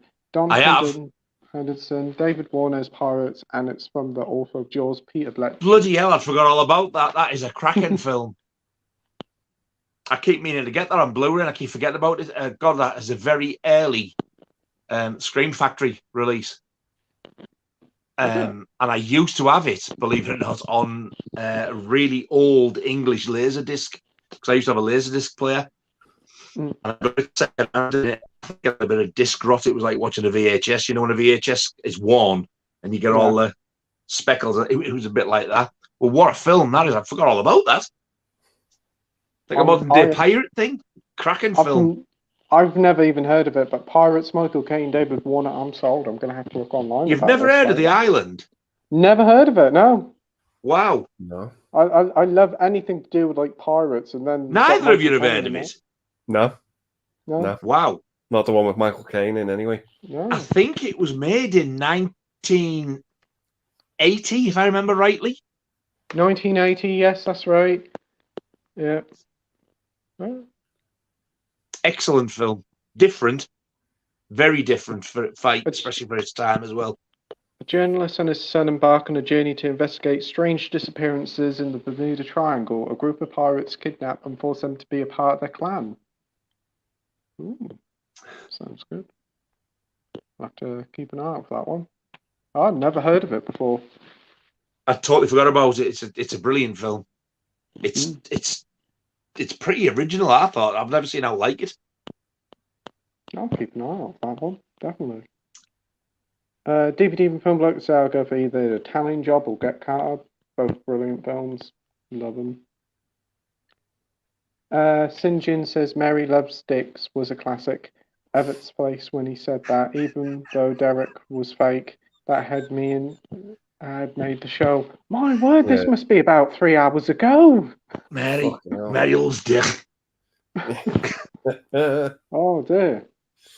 I also have a real soft spot for the Muppets Christmas Carol. Yeah, it's my favourite one. We have the Danny Ute saying Watership Down is a great film. I try to watch it every year. Yeah. I'm going to watch it more when I get that 4K because I'm going to watch it at least twice a year, I reckon. Yeah. We have. Sorry about this. Was that a spoiler or something? No, it was a troll. Yeah, you know what? We seem to be getting these ones targeting a certain person. It's not fair on him. I don't like it. No. I'm sorry about that, AJ. It shouldn't be happening. But anyway, we have Peter McCluskey here saying, enjoying the stream, guys. I don't have it, but Terminator 2 meant to be terrible 4K. Yes, I've heard it's really bad. I've heard that. I've got the 3D Blu-ray, and the 3D is absolutely immense. For saying it wasn't filmed in 3D, wow, what a transformation it is. Brilliant. Yeah. It's a shame they just can't get the 4K done right. I heard that James Cameron signed off as fine, but apparently it's one of the worst transfers ever.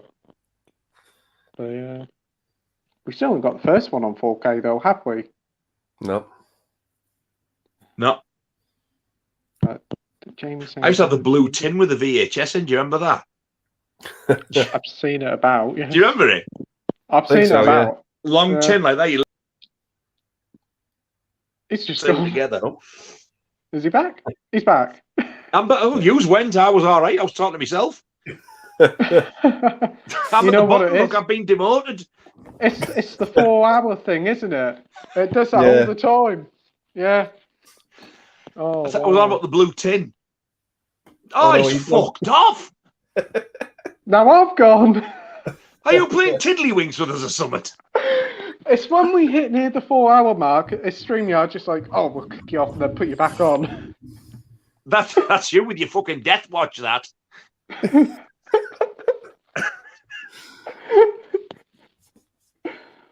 For the 156th time, I had the blue tin. And inside the tin, you got Terminator 1 and 2 in cardboard crappy slipcovers.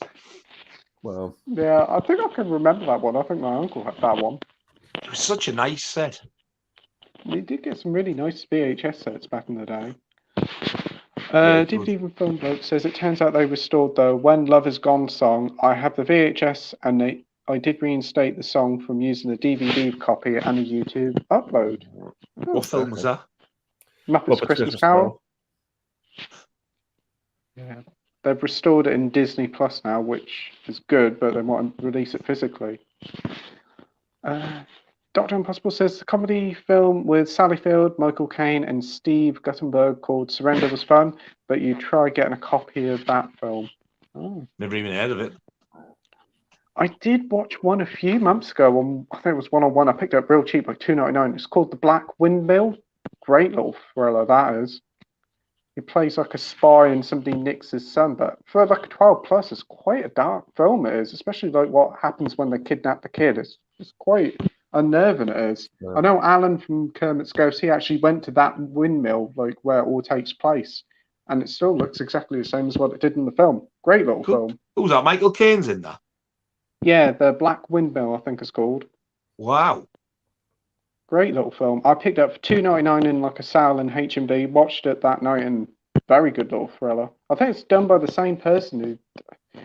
I think it had something to do with Death Wish. I think one of the directors of it directed Death Wish. I'm not certain, but it's one of them sort of films. Michael Winner. Think so, yeah. Let me have a look. Wow. The Black Windmill. Here we go. YouTube's.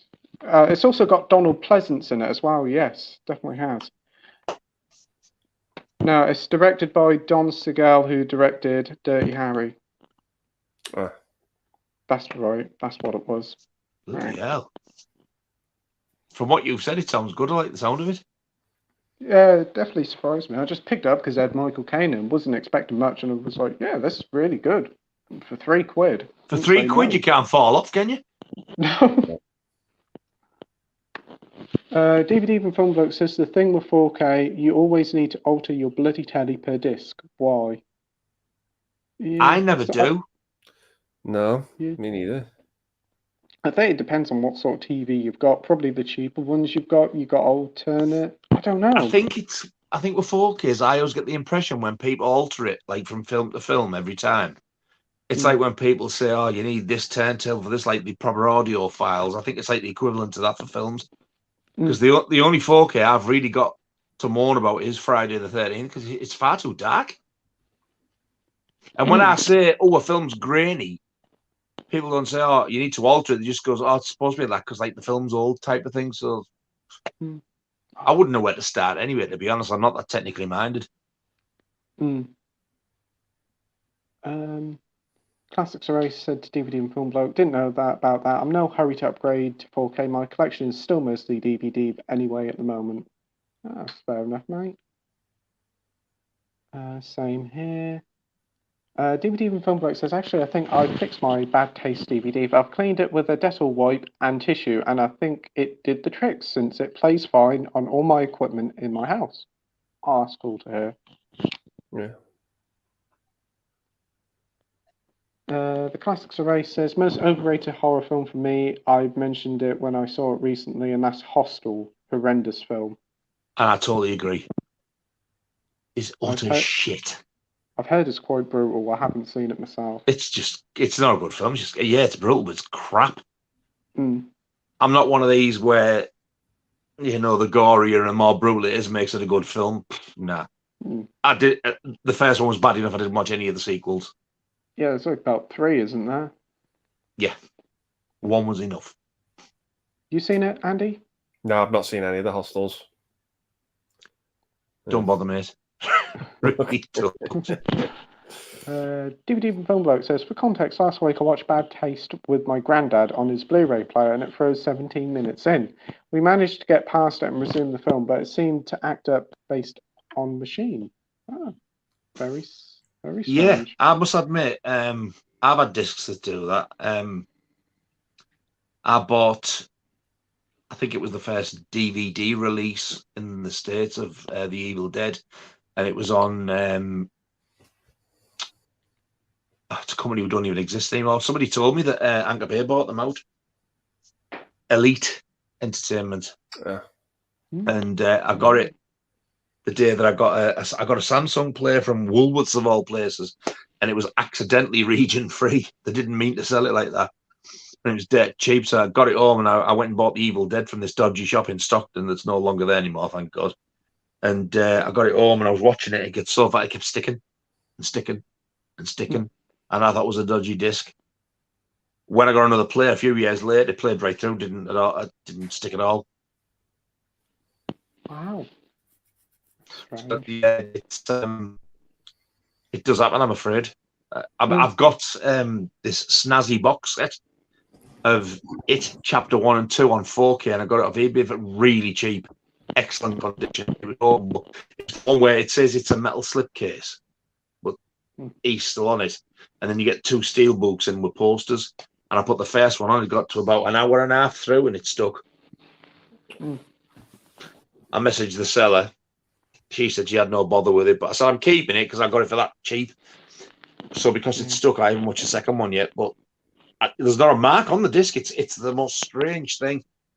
That's another strange one. I had it with a Blu-ray, the Clint Eastwood directed Jersey Boys film. Got that on Blu-ray, put it in the Blu-ray player, would not play for the life of it. Put it in my PlayStation 4, it would play. And it's the UK copy, so I don't understand.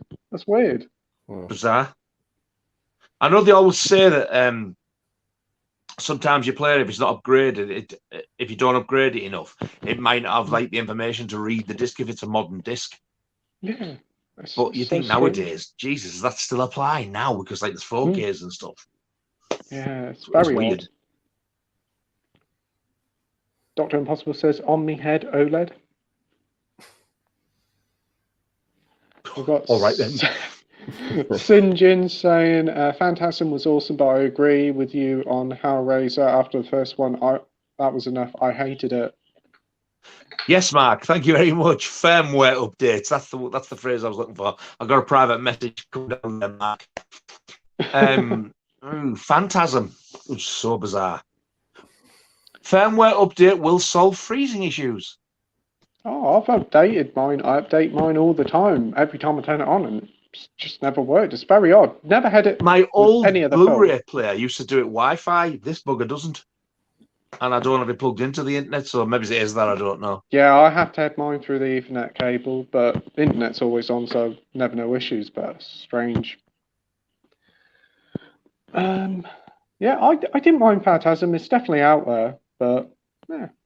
I enjoyed the Hellraiser. I like the first 3, but I haven't seen the rest of them. I heard them a bit up and down afterwards. And the new one's supposed to be pretty decent, but it hasn't released over here yet. I only saw the first one. I was like, oh, God, this is so... ugh.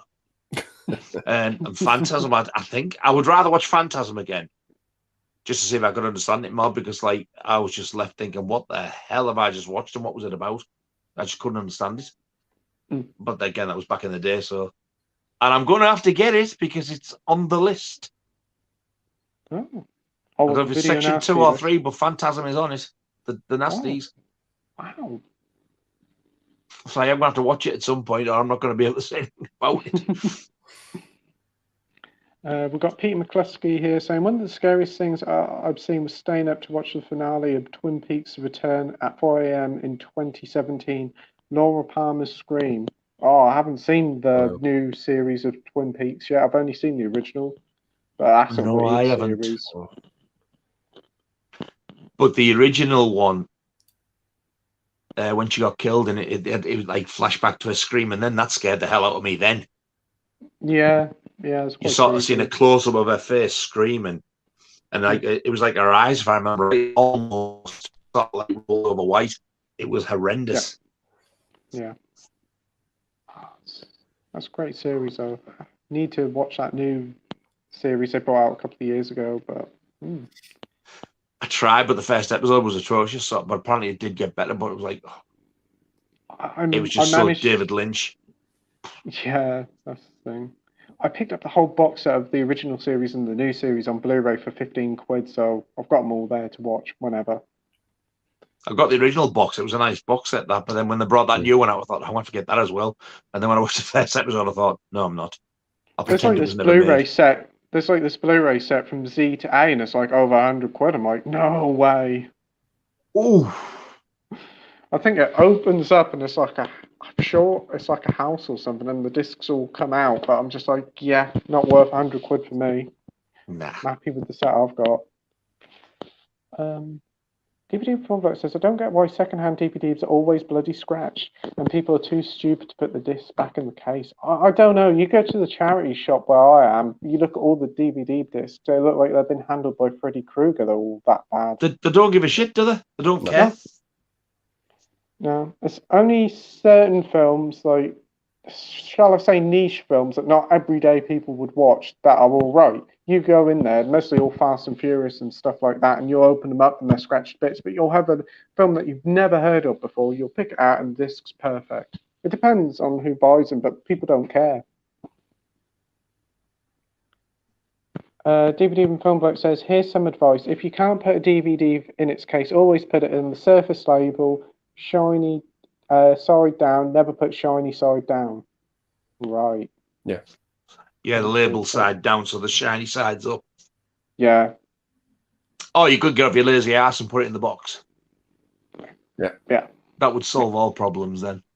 I know a lot of people who just, as soon as they buy a film, they just chuck the case away and just put them in like one of these like folder things. Yeah. And I'm just like, it saves space, I know, but I'm just like, you just paid like 10 quid for a film. Keep it in the case for a little while. It hurts my head. It really does. Oh dear. It's like, oh yeah, throw that tat away, just get it on the shelf. It's like that. People buy them and like they'll bin the slipcovers. Yeah. I've seen people when they used to sell them in Tesco, I don't need that cardboard crap, chuck it on one side, take it like this, and just like, fair enough. Do you mean that cardboard crap that probably somebody would buy off you separate without the film? You idiot. Yeah, those Marvel slips, a lot of people go crazy for them, paying silly prices for them. You go online, people charge like $5 for them, if not more. The collectible ones anyway. I wonder how many people have binned the casino slip. I don't want to know, I'll cry. Oh dear. I know my stepbrother used to buy films, like DVDs, and he used to take them out the case, and he didn't even put them in no holder, he'd just stack them all up, one on top of each other. Oh, God. And he's like, oh, I want to watch a film. And he's just like, take the films out, and he's going through them, and I'm like, you're damaging the disc. Oh, I'm trying to find it. And every single disc was scratched to bits. And he did the same with the PlayStation 1 games, and I'm just like, oh. Fucking hell. I'm looking for a film user as frisbee. It's not that loud. Oh, there it is, right at the bottom. He's got this disc scattered all over the place. And then he why? used to buy them. Yes, that's exactly the same. He'd be swearing, oh, fucking thing doesn't work. Oh, I don't know why it's not working. Could it be because you've dragged it down a gravel path face down?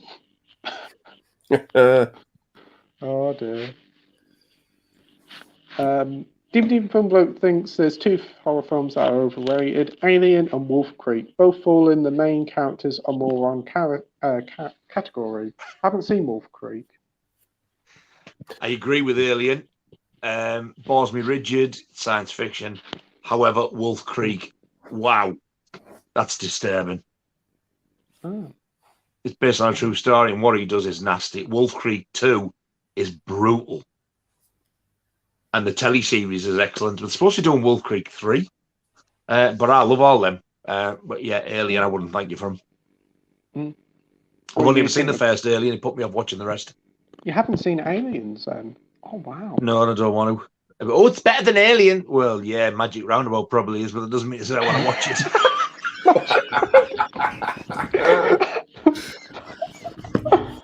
Oh, wow. Oh, fucking hell. Oh. Brilliant. Dr. Impossible says, I agree, Phantasm is highly overrated. It's weird.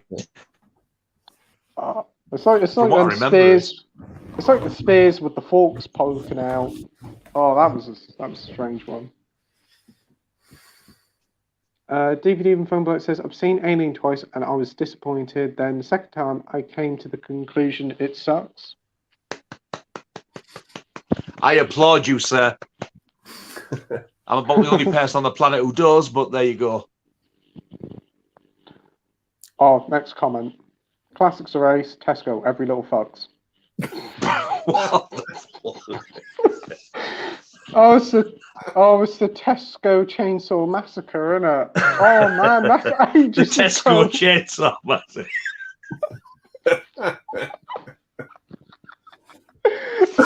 That comment is one of the best fuck-ups I have ever heard anywhere. Tesco Chainsaw Massacre. But what? Oh, don't worry, I do plenty of these on the streams and they're so unintentional, they just come out. I'd love to know what you were thinking at the time. It's like the Tesco Chainsaw Massacre. I remember when did that happen? Is that based on a true story as well? when the Harry Potter spin-off Fantastic Beasts came out, I accidentally said Fantastic Breasts, which I think all was. That wasn't the cinema, was it? No, it was on the stream. Oh, I said, cinema. Can I have 2 for the Fantastic Breast? Get out! I was just saying, watch the new Fantastic Breast films, and I was just like, oh dear. God.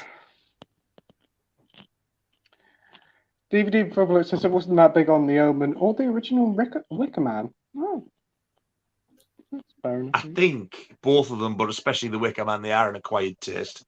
Yeah. I did like the Wicker Man. I got that nice Studio Canal set of it with the 3 discs, I think. Still need to watch that. It's been a while since I've seen it, but great film. Is that the one with the final cut on? I think so. There's quite a few cuts of it on there. I think I've got that one, but I've got a nice DVD one as well in like a wicker, like a cloth bag thing. Oh, that's cool. That's nice to see. It's a shame it's only DVD, but it is nice. Edward says, "What's your thoughts on Wurzel Gummidge, the complete restore collection? Blu-rays, will you be picking them up when they come out?" Not the Wurzel one. It's like about the Young Ones is coming out on Blu-ray.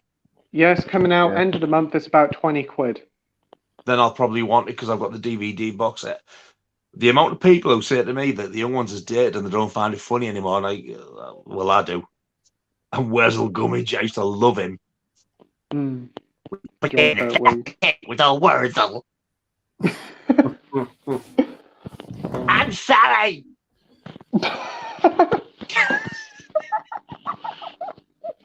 It's getting late, can you tell? Yeah, the Young Ones. I might pick that one up. What about you, Andy? No, I've got the Young Ones on DVD, but I'll probably just stick with that. But Wurzel Gummidge, I haven't got nostalgia for it, so probably just pass on it, I'm afraid. I'd like both, but it's affording them because there's that much stuff coming out. You've got to. I don't know, you got to when you don't have the funds, you got to prioritize, don't you? Really.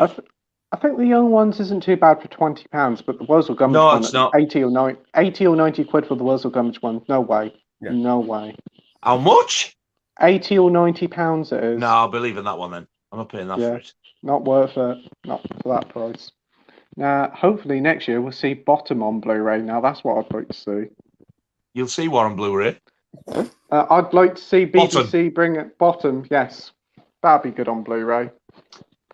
I'd also like to see the uncut, fully restored version of Filthy Rich and Cat Flap.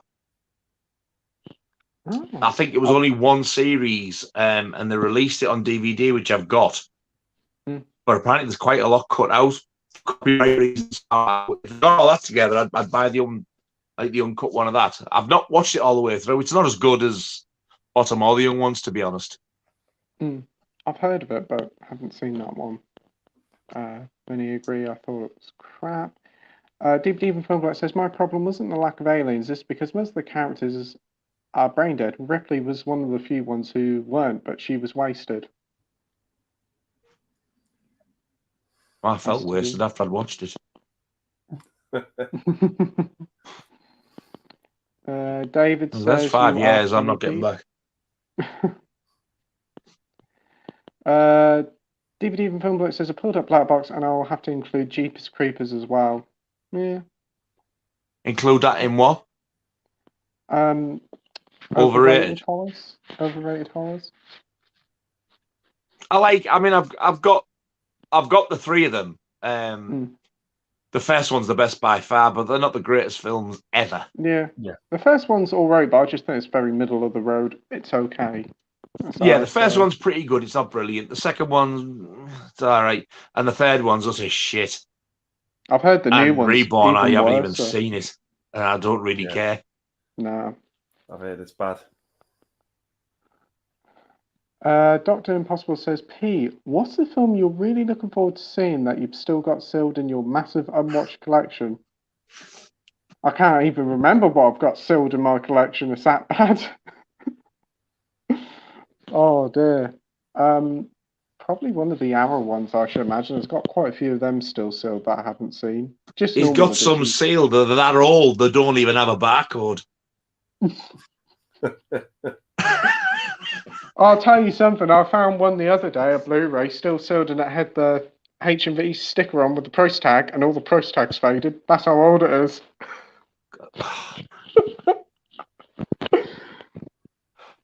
What was it?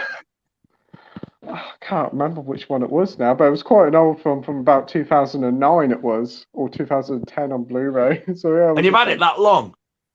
No, definitely not that long. But that's when the I film got it in came out. 2011, the next year. No, I think it was about 2015, 2016, I think. So, still quite a while. It's not just me, is it? 7 years is a long time to have a film and not watch it.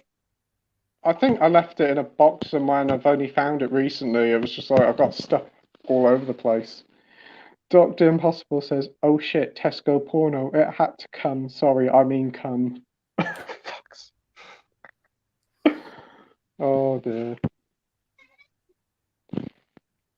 DVD and Film Bloke says, Charles Plato as well. Chucky could have won it if he got his arse in gear. Even the Toy Factory scene was a bit silly. I mean, it makes Willy Wonka's factory look safe. Willy Wanker.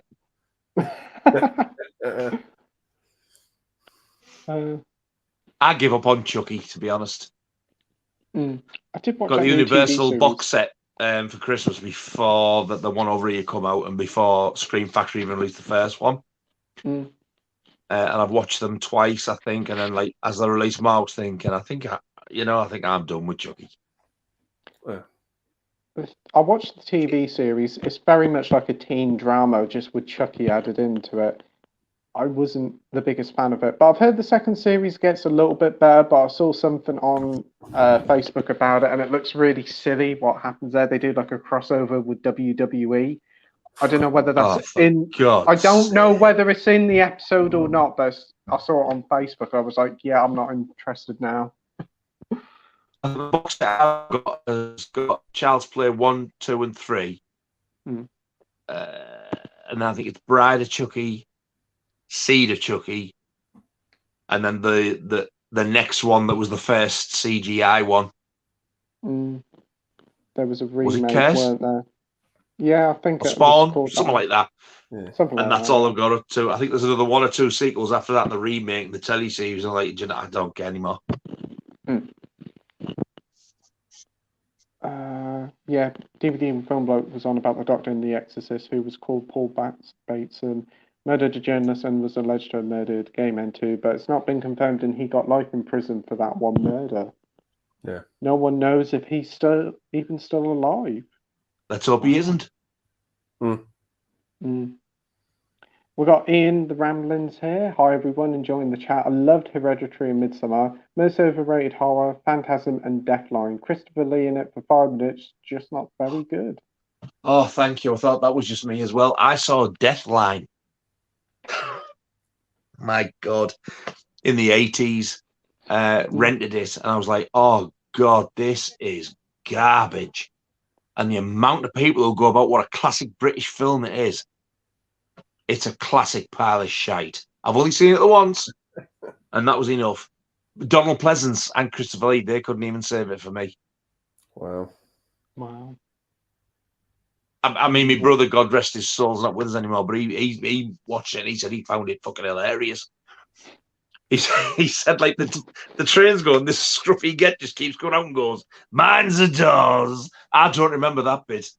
But apparently that's as scary as he gets. Mind the doors. No, thanks. In America, they go mad for it. I think it's great. Really? I think it's got a different title over there as well. We've got quite a few comments, so I'm going to try and get through them quite quickly. The viewer Drew says, what are your top 5 guilty pleasures? So what are some of your guilty pleasure films then, guys? Ooh, wow. Saturday Night Fever. Grease.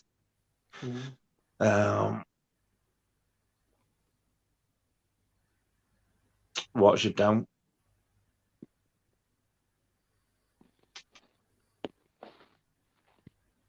Piranha, the original 1978. Ooh. Nice. You got any, Andy? Oh God. He's got arseache and he's tired. He's struggling.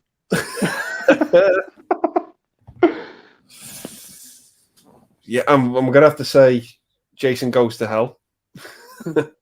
There's nothing guilty about that young man.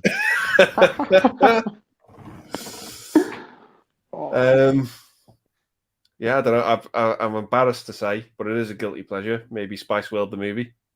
I agree with you there. That's a very entertaining film. I don't feel so bad about Grease now.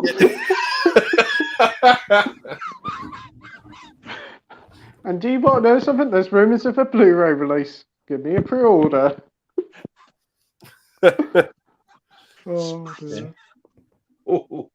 Fuck it, why not? Maybe a few Pauly Shore movies as well. Like In the Army Now, I actually enjoyed, and Son-in-Law, I thought were pretty good movie, even though he just makes trash movies. But enjoy it. Something silly like Samurai Cop and The Room as well. Fucking hell. Yeah. If you want Samurai trash to watch, you can buy Rockgod Lewis. He's brilliant. He's made some terrible stuff. It's so bad, it's amazing. For me, guilty pleasure films, I can think of a couple. X-Men Origins Wolverine, I do really enjoy that. That's a lot of fun. The Mario Brothers movie, also the 2017 Mummy, I really enjoyed that. I thought it was a lot of fun. There's probably a lot more, but he hasn't opened them and watched them yet. Probably. That's normally how it goes.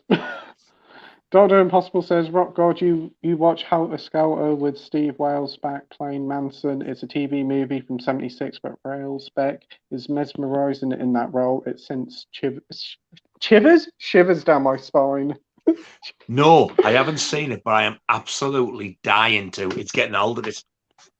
No, I know you can get a DVD of it in America, but no Blu-ray out. But I don't think it's had a release over here. It's probably got a release on YouTube, for all we know. Hey, it might be, you know. Yeah, it's worth a try. Classics Race says Jessica's How and Freddy Dead are both great. Yeah. Awesome. I agree. Dr. Impossible says Hudsucker's Proxy is good fun as Cohen film, Paul Newman and Tim Robbins. Do you know, I've got to go to the doctors. I've got Hudsucker's Proxy. I think I must need an operation. Classics Race says Jason Goes to Hell is especially underrated. On the other hand, I think the first Friday the 13th is shite until the last 15 minutes. Wow. He spelled alien wrong.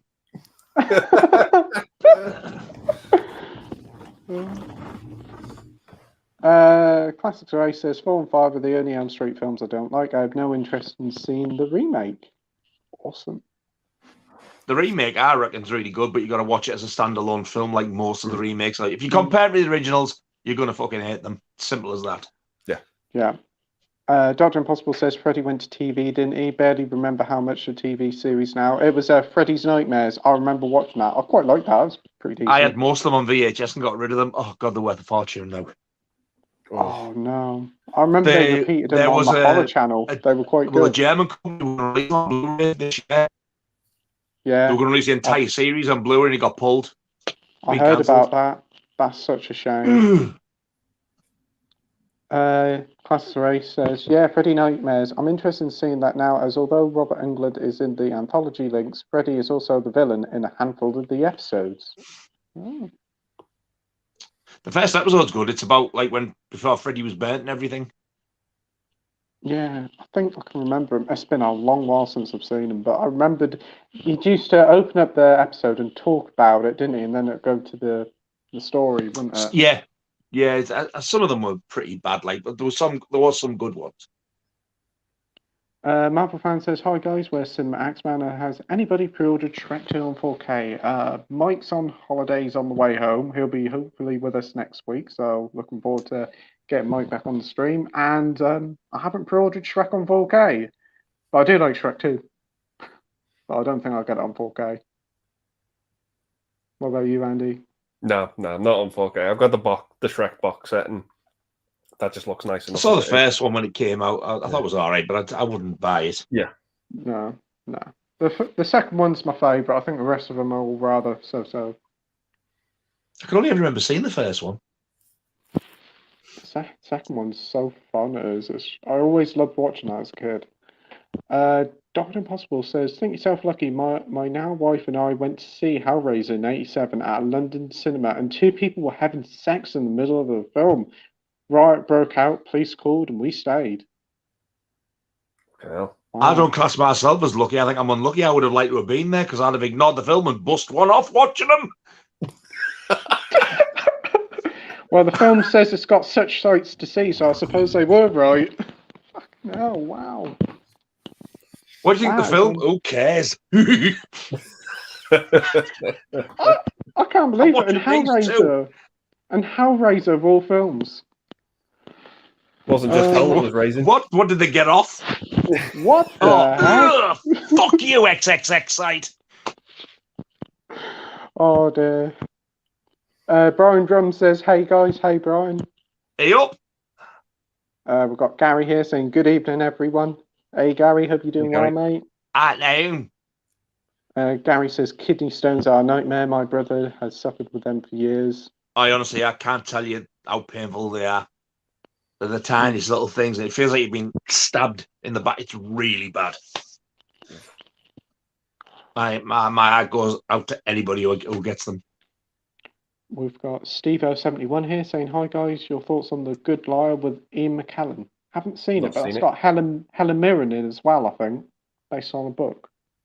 Helen Mirren's in that Caligula, you know. Yeah. Yeah. I've heard that. Yeah. She was. I think she shows you things. It's very generous. Oh, wow. I've never seen that. No. The Good Liar. Dr. Impossible says, Nope is not as good as Close Encounters. I've heard people rather mixed on the film. Some people seem to love it. Some people say it's just all right. I've got Close Encounters on Blu-ray, but I haven't got through it yet. I put it on once and fell asleep. It was a bit slow, but I do want to see it. You're not selling Nope like at the minute.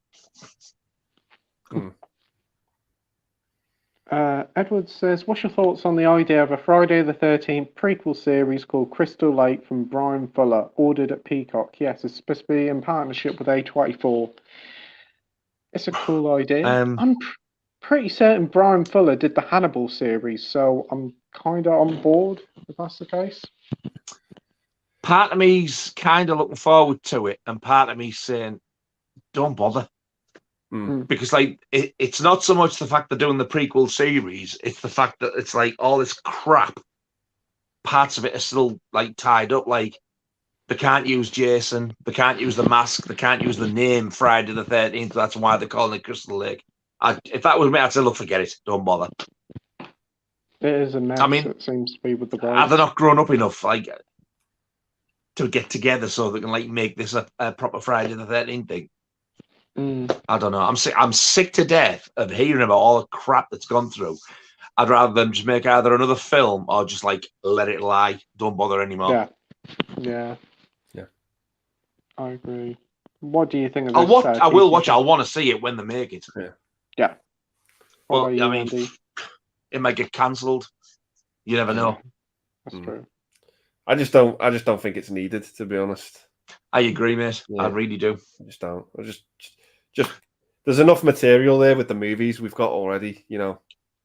And the thing is, if you ask the hardest die hard fans, they're not going to want a prequel. They want another Friday the 13th Jason film. Is what they want. They want Jason back. I think another thing prequel. I think they're treading on dodgy ground there. I think. It feels like these days, like every single film franchise has got to have a prequel or a TV series to add more context to it. And to be honest, it doesn't need it. It's the joy of not knowing and thinking of it yourself, to be honest. Who the hell is going to play Mrs. Voorhees and follow Betsy Palmer? Yeah. That's true. The first movie has enough backstory going for it anyway. You what, sorry? The first movie's got enough backstory in it. Anyway. Exactly, because it goes back to 58, doesn't it? You don't really need a prequel. Yeah. Andy Lake Stuff says, Body Snatchers, Donald Sutherland fried my child brain. I won't watch it to this day. I've never seen that. Fucking ended Still that haven't film. seen it. Jesus. John loves that. He raves about that. Yeah, he got the 4K, didn't he? Of it. Yes. I think it wasn't that a Kino Lorber thing as well? I think it was a Kino Lorber one, yeah. Gary says, is the Brad Pitt zombie film any good? What are we saying? World War Z? That's the World only one War I can Z. think of. I've never fancied it. It's all right. It's Modern entertaining. zombie things are just, for me, if you've got Return of the Living Dead and Romero stuff, I think for me personally, that's all you need. But some of the Italian ones are good as well. Yeah. The best modern zombie movie is Train to Busan. I 100% agree. I was thinking the same. Yeah. Such a great film. What's that? Train to Busan. I've not seen that. Oh, it's fucking amazing. Oh, it's really incredible. Yeah, it's incredible. It's relentless and it's so good. Oh, fantastic film. I've heard of it, but I've never seen it. Yeah. Oh, highly recommended that one. I love it. Yeah. What is it? Is it Korean film? Korean, yeah. Oh, yeah. Absolutely brilliant zombie film. Yeah. I've heard people say that World War Z is good, like, but I've just personally never fancied it. It's all right. It's all right. It's an enjoyable popcorn flick, to be honest. I think the first half is better than the second half. Yeah. David said, "What is your best pickup from a charity shop?" I don't really go in them. I've never found one in there. I don't think I rarely go in them. I see people get, oh, look at this vinyl I got. I paid 20 pence for it. It's worth £25,000. All I find is Val Doonican and Ken fucking Dodd. Dodd. I picked up Princess Mononoke on Blu-ray, anime slipcover, great condition, brand new for £2, so that's probably the best deal I found because it's 15 quid in H&B, so that's a good deal. And what was that, a 4K as well? That was a Blu-ray. That was a Blu-ray anime, so it was pretty good. Even so, £2. So, Dr. Impossible says, thinking about Romero, have you guys, minus Pete, sorry Pete, seen Two Evil Eyes? I think they did a release on Arrow. I have heard of it before. I've seen it about, but no, I haven't seen it. I've got the Blu-ray on Blue Underground with a lenticular slip. I'd not seen it. It was one of those ones I'd always seen, and for some reason I never bought the original Blu-ray. It's like I thought it must have been fate waiting because like this snazzy lenticular thing come out. It's pretty good. There's only 2 stories in it, but I mean it's no creep show, but it's still an enjoyable watch. Yeah. I enjoy. I'll watch it again. I did like it. Right. Oh my days! The amount of comments. It's unbelievable. I can't believe it. We must be ages behind. I'm going to try and quickly get through them all. DVD and Film Bloke says the unaltered Star Wars trilogy on Blu-ray, the crappy Laserdisc transfer used to cost a bomb. Now they cost nothing. I got mine back in 2020 for about £8. Now it goes for like £4. Very impressive. I have the theatrical cut of The Warriors on DVD. If it's an old DVD that has a purple cover and it's rated 18, then it's theatrical. The transfer is decent. Oh. It's the best version of the film. Paramount. Dr. Impossible says Paramount absolute shit. I wonder if Kino in the State might release The Warriors, considering Paramount had a deal with Kino on the 4K Ultra HD. Awesome. Yeah, but haven't Scream Factory released on Paramount as well? You just never know. I think they have done, yeah. I've seen a few about. The Classics are Ace saying I was considering getting a job at CX. Not anymore. Your CX might be all right, mate. It might be all right. Oh, you could take the job and say to them as they do it, you say, hey, what the hell do you think you're doing with them? Yeah. You could teach them in the ways to slip covers. Teach them the errors, and if they insist on throwing them out, you keep them. Yeah. You'd make a fortune on eBay. Dr. Impossible, DVD and Film Bloke says, yeah, I've never even been in a CX. Wow. Very wise. The Classics are Race. I once bought Red Dwarf Series 1 on CX and the disc was scratched to shit. Fortunately, I got a good copy as a birthday gift not long after. Yeah, you got to check the discs there. I know mine are very funny about it, saying, you can't touch them, you can't touch them. We put them in, and you have to deal with it. Fortunately, the other stuff I bought from CX have been fine. Yeah, you can get some great stuff there, but it's always the horror stories and the risks there. Things, if things are scratched, they shouldn't be selling them. It's true. Yeah. DVD Film Bloke says, I'm surprised CX have not been done in by trading standards. Yeah, some of the things they've got into, I've heard other stories. It's a surprise. Copying the sleeves is bad enough. Yeah. Yes. I did try something the other week. I took a Blu-ray and took the sleeve out, like, so they do cover reprinted. Took it to them and said, can you buy that? No, I can't. It's against the law. I said, well, why are you selling cover reprinted? Oh, we can. So how did you get them like that? Oh, I can't tell you, trade secrets. So I was just wanted to test that out, and I just got the absolute weirdest reply: trade secrets. Trade secrets. Who the fuck do I think they are? Conal Cochran from Silver Shamrock. Trade secrets. Every time you walk in CEX, how are you going to get? Yeah, let's leave. Gary says, I can't buy second-hand Blu-rays. Got to be sealed for me. Yeah, I agree there, mate. I understand that. Yeah. Yeah. DVD from Film Bloke says, I only buy second-hand if I have no choice. Blu-rays aren't usually scratched second-hand. No, they're normally kept well with more of a better disc. I've had some crackers off eBay, like I got to admit, second-hand, some really good stuff. DVD Film Bloke says, yeah, with eBay, I see a stock photo, unless it's Music Macro or something, I will avoid like the plague. Yeah. Ditto. Right. Classics Array said, last time I went to CX, I bought 3 months ago, I bought the Chameleon Tales box set, and they took ages finding the discs, and it turns out they misplaced them on a desk somewhere. Yeah, that's another thing. It's like a game. It's like a board game trying to find the lemon discs. Oh. Do you know they'd be better off selling horse shit? They couldn't really make much mistake with that, could they? Fresh hot tods this morning. The classics say, it turns out someone wanted to buy it earlier that day, but they couldn't find the cases. The sales assistant was asking me where I found the box. It was on the shelf with all the other Doctor Who DVDs. Dr. Impossible's never been into a CX in his life. I tell you what, there'd be shit on the Krypton Factor. Oh, God, you need to go and look what the Krypton Factor is. I'm not explaining it. Oh, yes, absolutely. Yeah, I know the Krypton Factor. Yeah. Oh, I can remember working there and we had somebody brought in some dodgy DVDs, like porno DVDs. I said, do we buy them in? Oh, yeah, we do. Who said that? Who said, yeah, we do? CEX, they buy porno films. They honestly do. They put them in TV documentary. They put them in their bag and take them home and make them all sticky, more like. Well, let's just say the person who had it, you needed some rubber gloves when you opened it. It was not a very clean case. Oh, Jesus fucking Christ, the dirty bastard. Oh! Yeah. I remember when HMV used to have its own section. Fucking porn. Oh, dear. Back in the day. The what, sorry? HMV used to have their own section. Porn. Back in the day.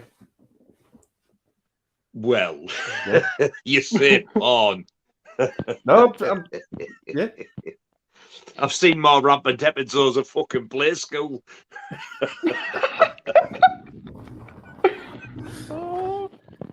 Yeah, this. Oh, look at the will it cut.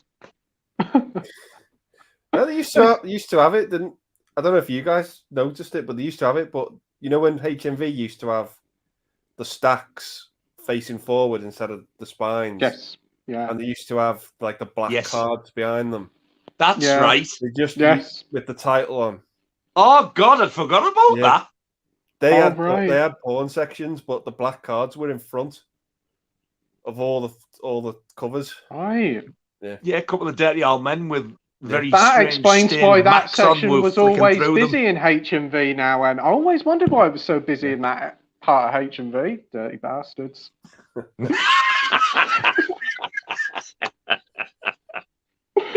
The way his accent, the way he said that, was mint. I wonder why that dirty bastards.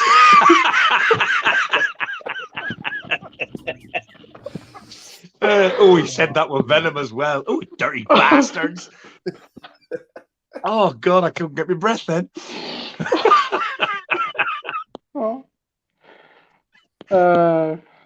We've got What the Gym here saying, hey guys, what's your favourite movie quote? Oh, that's a hard question. I think mine might be from The Rock. Oh, what do you think it'll be then, Andy? I think it's when Sean Connery says to Nicolas Cage, I think he says something like, "Are you ready?" And he says, "I'll try my best." And he says, "Try your best. Losers try their best. Winners go home and fuck the prom queen."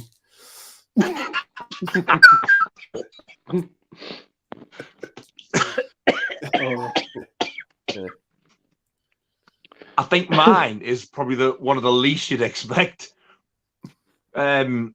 It's from Friday the 13th, Part 5, A New Beginning, where it's the false Jason. Yeah. Ethel. When the guy turns up at their house to clear the... Holy shit. Who the fuck are you? What the fuck do you want? Yeah. And he goes, Mom, I ain't eaten in 3 days. I want to earn a meal. She, all right, then. Clean out the shit, then I'll fill your stomach. As he's walking away, she goes, that is one fucking ugly man that goes there. And every time I watch it, I piss myself. I love her. She's fantastic. Yeah, they're hysterical, them too. He's like, that is one fucking ugly man that goes there on. Yeah. When he says, like, you tell him, Ma. And he's like, will you shut the fuck up? You big dildo. Eat your fucking slop. Yeah. How can anybody think that film's crap? It's fantastic. It's so funny. I love it. Yeah. I think it's fantastic. Yeah. Oh.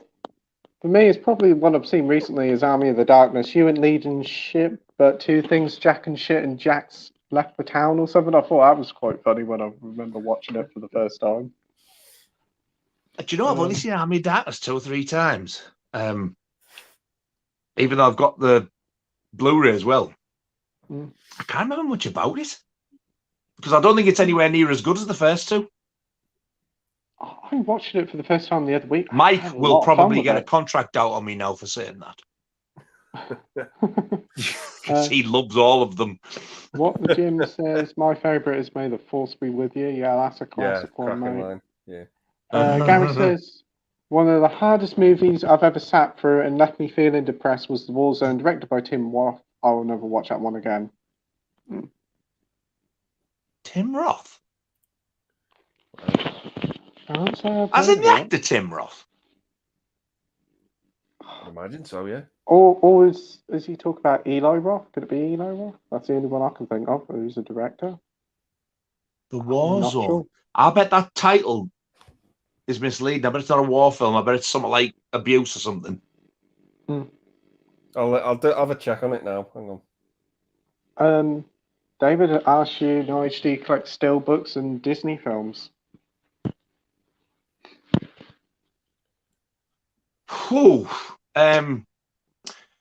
I do have some steel books, yeah. There's some I will get, like,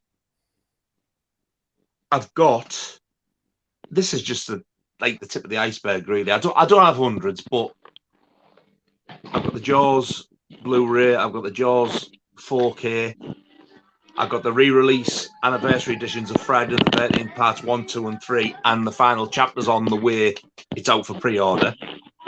I don't collect Disney steelbooks, but I do have a few Disney films, and I think my favourite Disney film is either 101 Dalmatians or Peter Pan, and I've recently bought them on Blu-ray. My favourite Pixar film, oh God, it's got to be either Toy Story or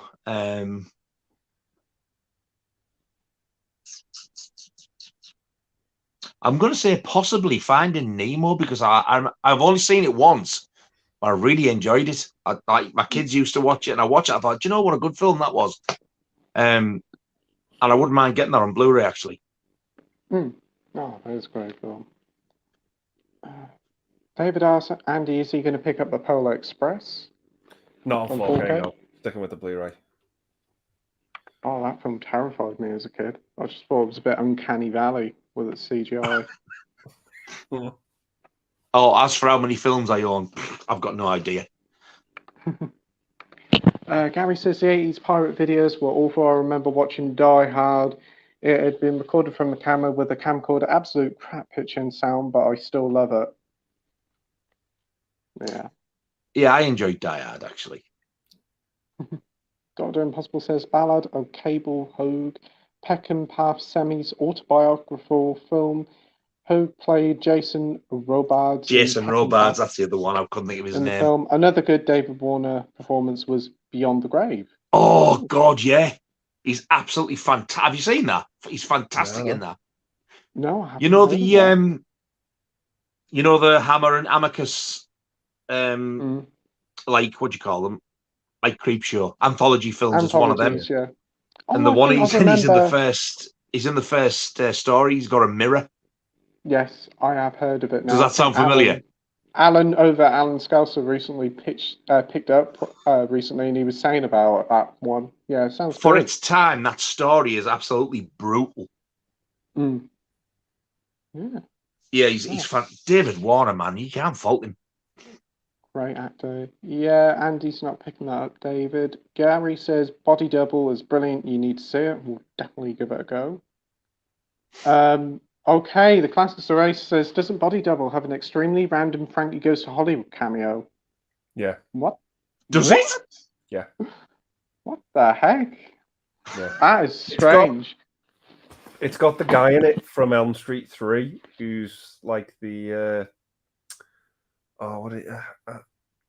he works at the hospital, you know, the Like the doctor fella, yeah. Craig Watson. Yeah, he's like the main character in Body Double. Yeah. Oh, I'll have to check it out. And be on the lookout for Frankie Goes to Hollywood for some And reason. Welcome to the Pleasure Dome is a fantastic album. Yeah, I agree. Yeah.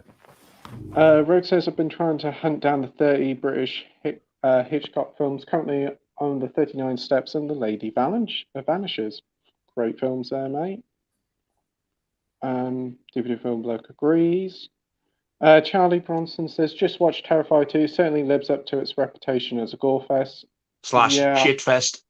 If it's out like the first one. Dr. Impossible says Hitchcock did The Lodger as a silent film. It was good, but another director did The Lodger 44 from 20th Century Fox, and the film blew the Hitchcock version out the water. Isn't The Lodger a Jack the Ripper film? No, I've heard of it before. I might have seen it. I think I've seen that 44 version, but I can't remember a thing about it. If that 1944 version is a Jack the Ripper film, I would love to see it, because I'm sure my mum used to talk about that. I'm sure she said it was a Jack the Ripper film. If it is, it sounds great. Rogue Review says, are you getting Wolf of Wall Street and Arrow next week? Nah, I'll keep with the Blu-ray I got from Poundland. It's got no business being on Arrow, that. Completely agree. The Classics Rate says, actor you're on about is Richard Lynch. It seems he got the stars from setting himself on fire whilst on drugs in the 60s. Wow. Wow. That's the guy we were on about when I said in Starsky and Hutch with the Freddy claws. Yeah. Yeah. Dr. Impossible says the shocking aspect of Tenrington was that the film in the very street where the murders happened, and even some shots came from the house. Holy shit, that can't be right. Fuck. Oh, Wow. that's nasty if that's true. Yeah. That is grim. Whoa. Wow. Gary says legend has it Vince Vaughn is still punching that car in Cell Block 99. What a film that is. I'm gonna have to check it out. That movie's fucking awesome. Is he in that one Dragged Across Concrete as well? Not seen it. Don't know. Oh. Because I know it continues on afterwards. It's like a little trilogy. We've got Charlie Bronson here saying Cannibal Holocaust Waltz Gruesome Fault says the most haunting theme song running throughout the movie always gets playing in my head whenever this movie is mentioned on streams. It's in my head now. You've mentioned it, actually, yeah. Classics Array says Plague Dogs is on Screenbound, which also put out the Blu-ray of Funny Man. Oh, right. Screenbound. I've never heard of them.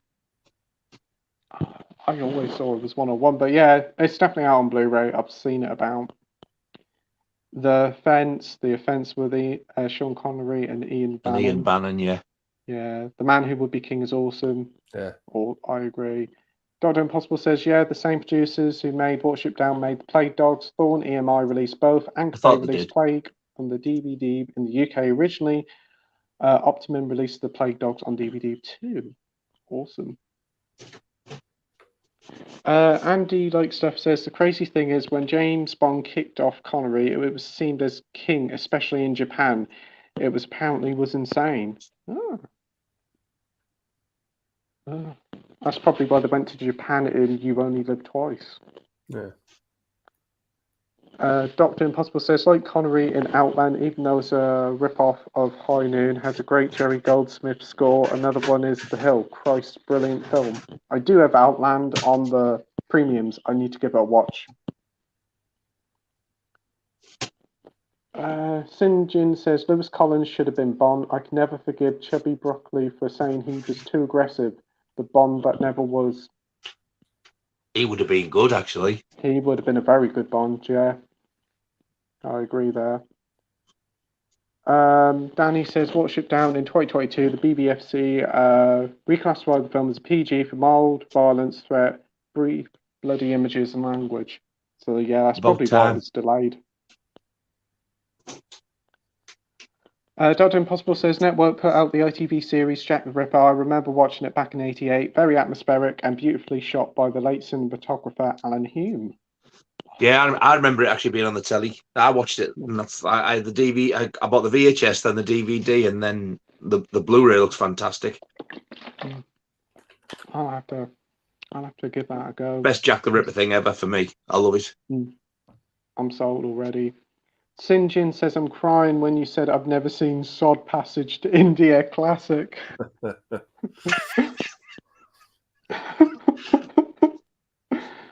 Oh dear.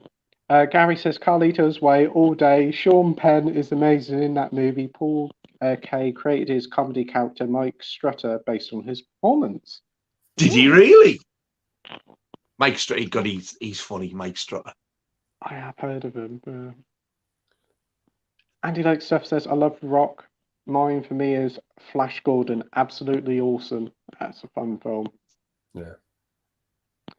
Sinjin says, I hate The Irishman, the most overrated parlor poodle turd I've ever watched. Pesci was wasted in that movie. He didn't even want to promote it. Wow. Ian Hill says, stop making sense. The genius that is Talking Heads. What a film.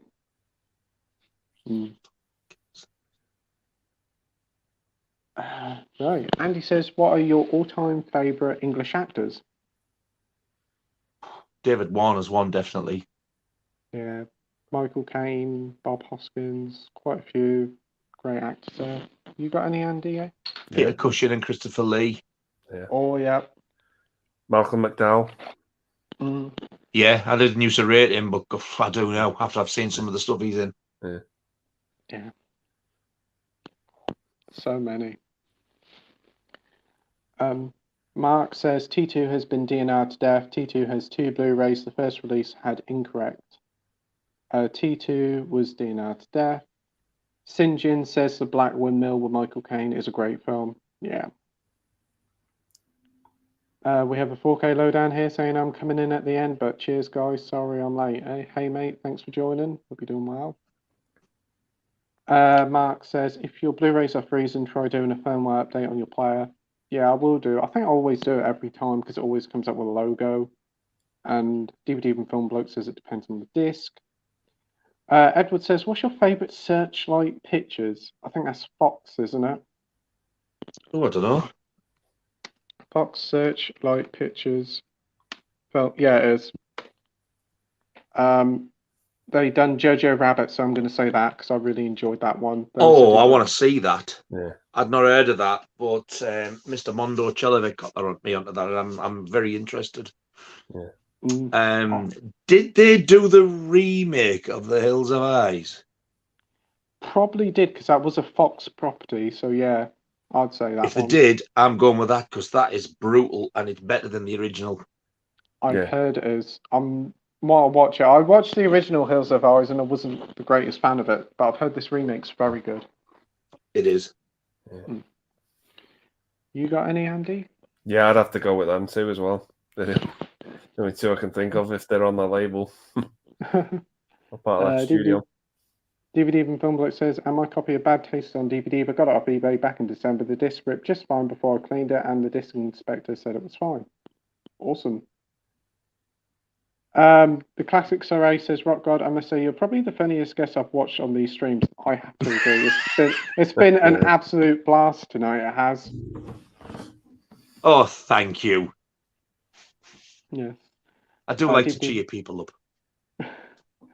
The DVD from Filmblock says, yeah, Rockgod often appears on John Mondo Chelovek movie streams. He's great. Totally agree. Bless you. Thank you very much.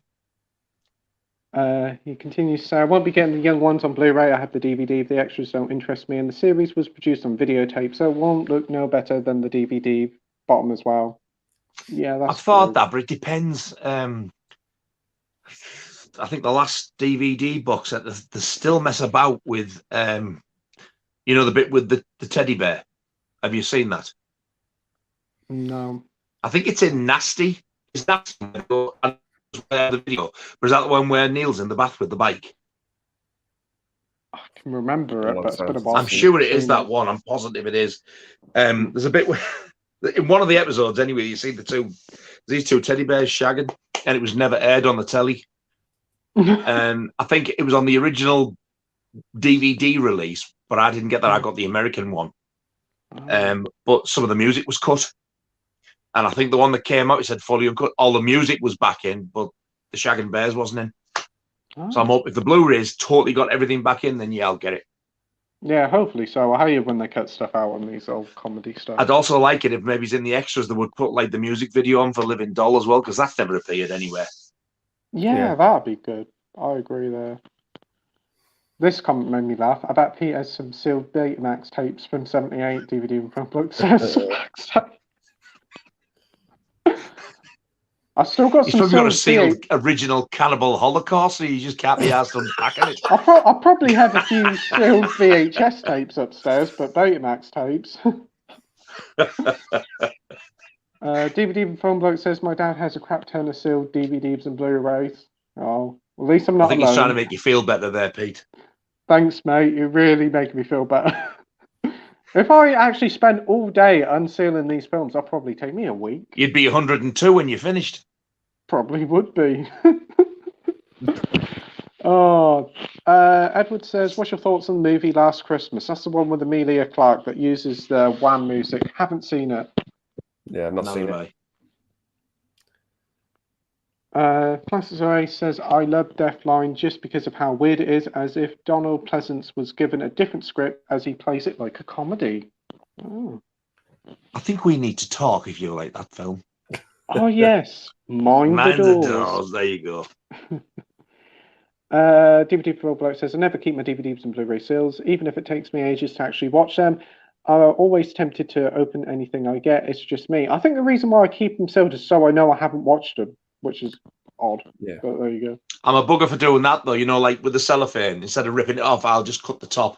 Yes, I do that as well. Yeah. So I keep them sealed. So you've got that there. But I mean, if you took that right off, that'd just keep falling out the bottom anyway. But I like to protect the slipcase as well, so it just keeps them looking new all the time. Yeah, I do that. It costs enough. That's true. I think John does it as well over at Mondo. I've seen him do it. I've always done it though. Yeah. DVD Public says, actually, I've just subscribed to you, Rockgod. You're awesome. I don't think I've ever been called that before. Thank you, sir. And the Classics Race says, same here. Oh, wow. Thank you very much. Thank you. The Classics Race says, guilty pleasure for me would be the Screaming Skull. Never heard of it. I would love to see that. Peter Cushing's in it. Oh, I'm sold Peter Cushing already. Nice. DVD Republic says, whenever I see a sealed DVD or Blu-ray, I always want to unseal it. That doesn't apply if I go to a shop, largely because it's illegal. Well, you'd have a field day in my house, then, mate. It'd be like Christmas. I'd drive down and help you open them if you'd let me. I'm dying to see what you've got sealed. I'm going on holiday for a couple of weeks. Where you going? I'm going Blu-ray opening. It's a new thing you don't want to know. Oh dear. The classic guy says 1982 James Glicker House film The Soldier to really fucking nuts with a great Tangerine Dream score. Oh, awesome. Never heard of that one? No. DVD Bullet says, yeah, I feel fear getting kidney stones. That's why I consume so much liquid to try and avoid it. I'm not an alcoholic in case someone wants to take it that way. It's actually got nothing to do with alcohol. It's calcium. Oh. It's a build-up. Yeah, it's little tiny balls of calcium. It's nothing to do with booze, kidney stones. Oh, wow. Didn't know that. DVD Bullet says, I usually drink heavily watered-down cordial because I'm weird. That's not weird.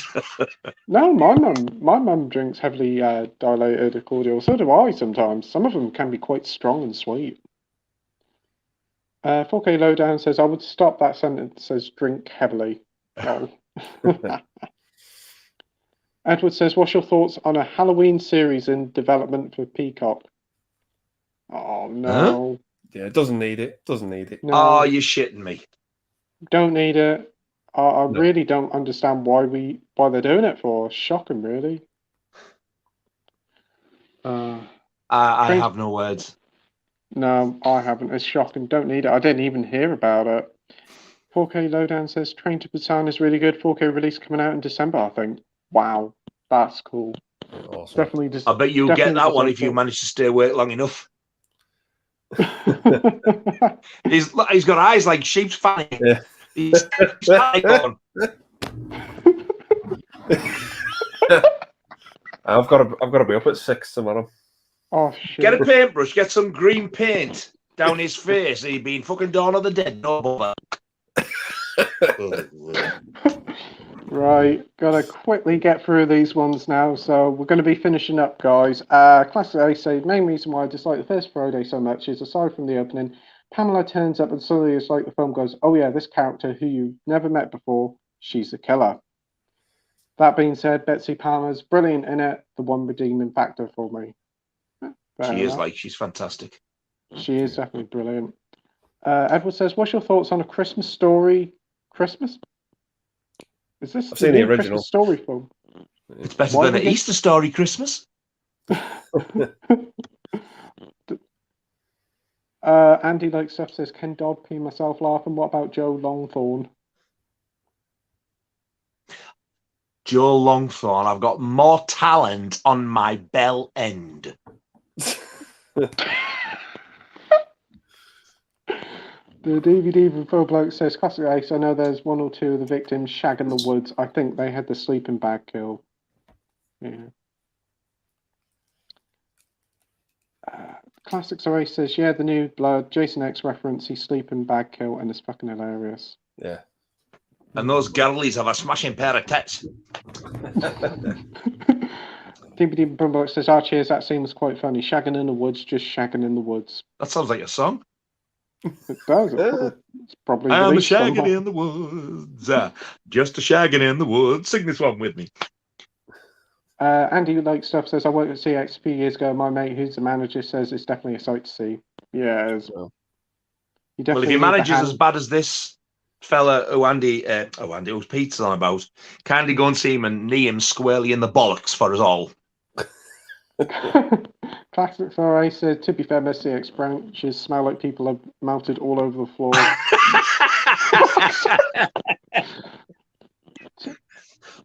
Morning, sir. You smell like fucking ass. To be fair, every time that you go into CX, they should have like a box full of clothes pegs which you hold to put on your nose because it's that bad. Will you go and get them up, or why would you do? I'm just going to mop the manager up. He's melted all over the floor. Oh, DVD from Film Bloke says, who knows Rockgod CX starts on reproduce horseshit. Reproduction. Fuck's By the sake. sounds of it, they've already beat us to it.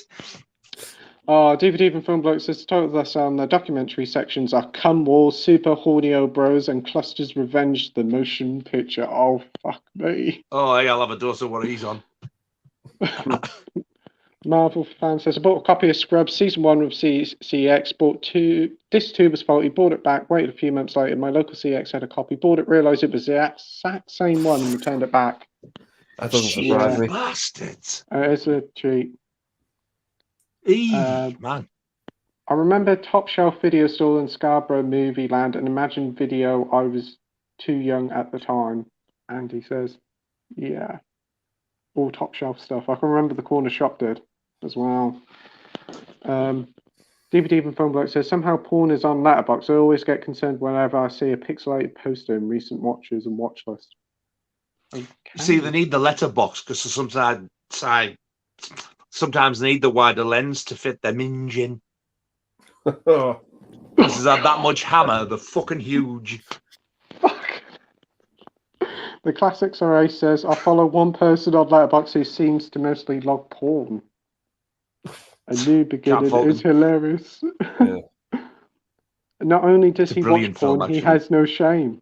I wonder how they rate porn, like out of like a review aspect of it. Just like I've never seen such a wonderful, delightful film in my life. It was so artistic. So how many wanks out of 10 do you rate it? Well, it was definitely a 9.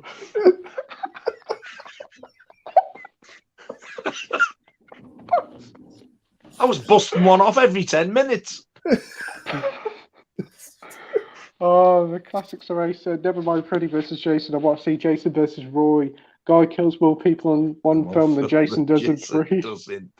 Now that I would go and see. Oh. Imagine Jason coming out, oi, daft ass, what are you doing with my fucking mask on and you got it blue? Dodger Impossible says, cheers if you read this. The end sees you next Wednesday. See you next week, Doctor. Edward says, have you guys picked up Scream on 4K? Not yet. Scream mate. 2, it's on its way now. It should be here tomorrow or the day after for me. I'm I haven't got a tempted. slipcase, it's fucking going back. I don't blame you.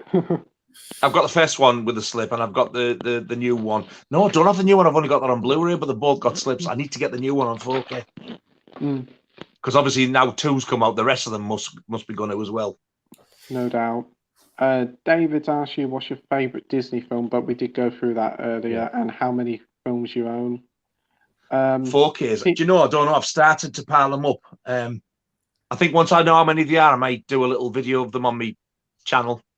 I'm not saying go and subscribe, by the way. I'm not hinting. I'm just saying I don't know how many I've got. Once I've counted them, I'll do one. Oh, that'd be good. Peter Cushing in the Skull, Screaming Skull, 50s AIP film. Nice.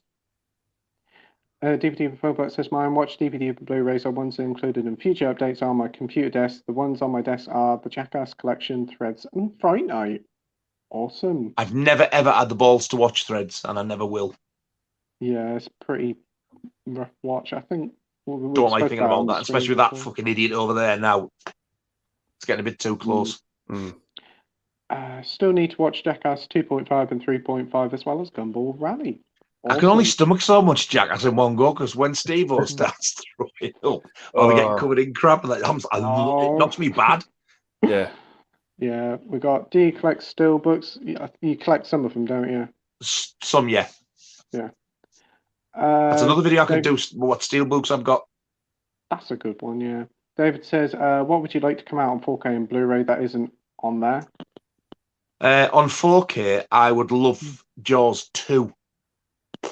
Yeah. And I would also love The Warriors. Yeah. And also The Wraith. I love that film. Awesome. DVD for Public says, CX sounds like Superdrug. Seriously, whenever I go into Superdrug, it's hard to breathe because of the bloody perfume. Yeah.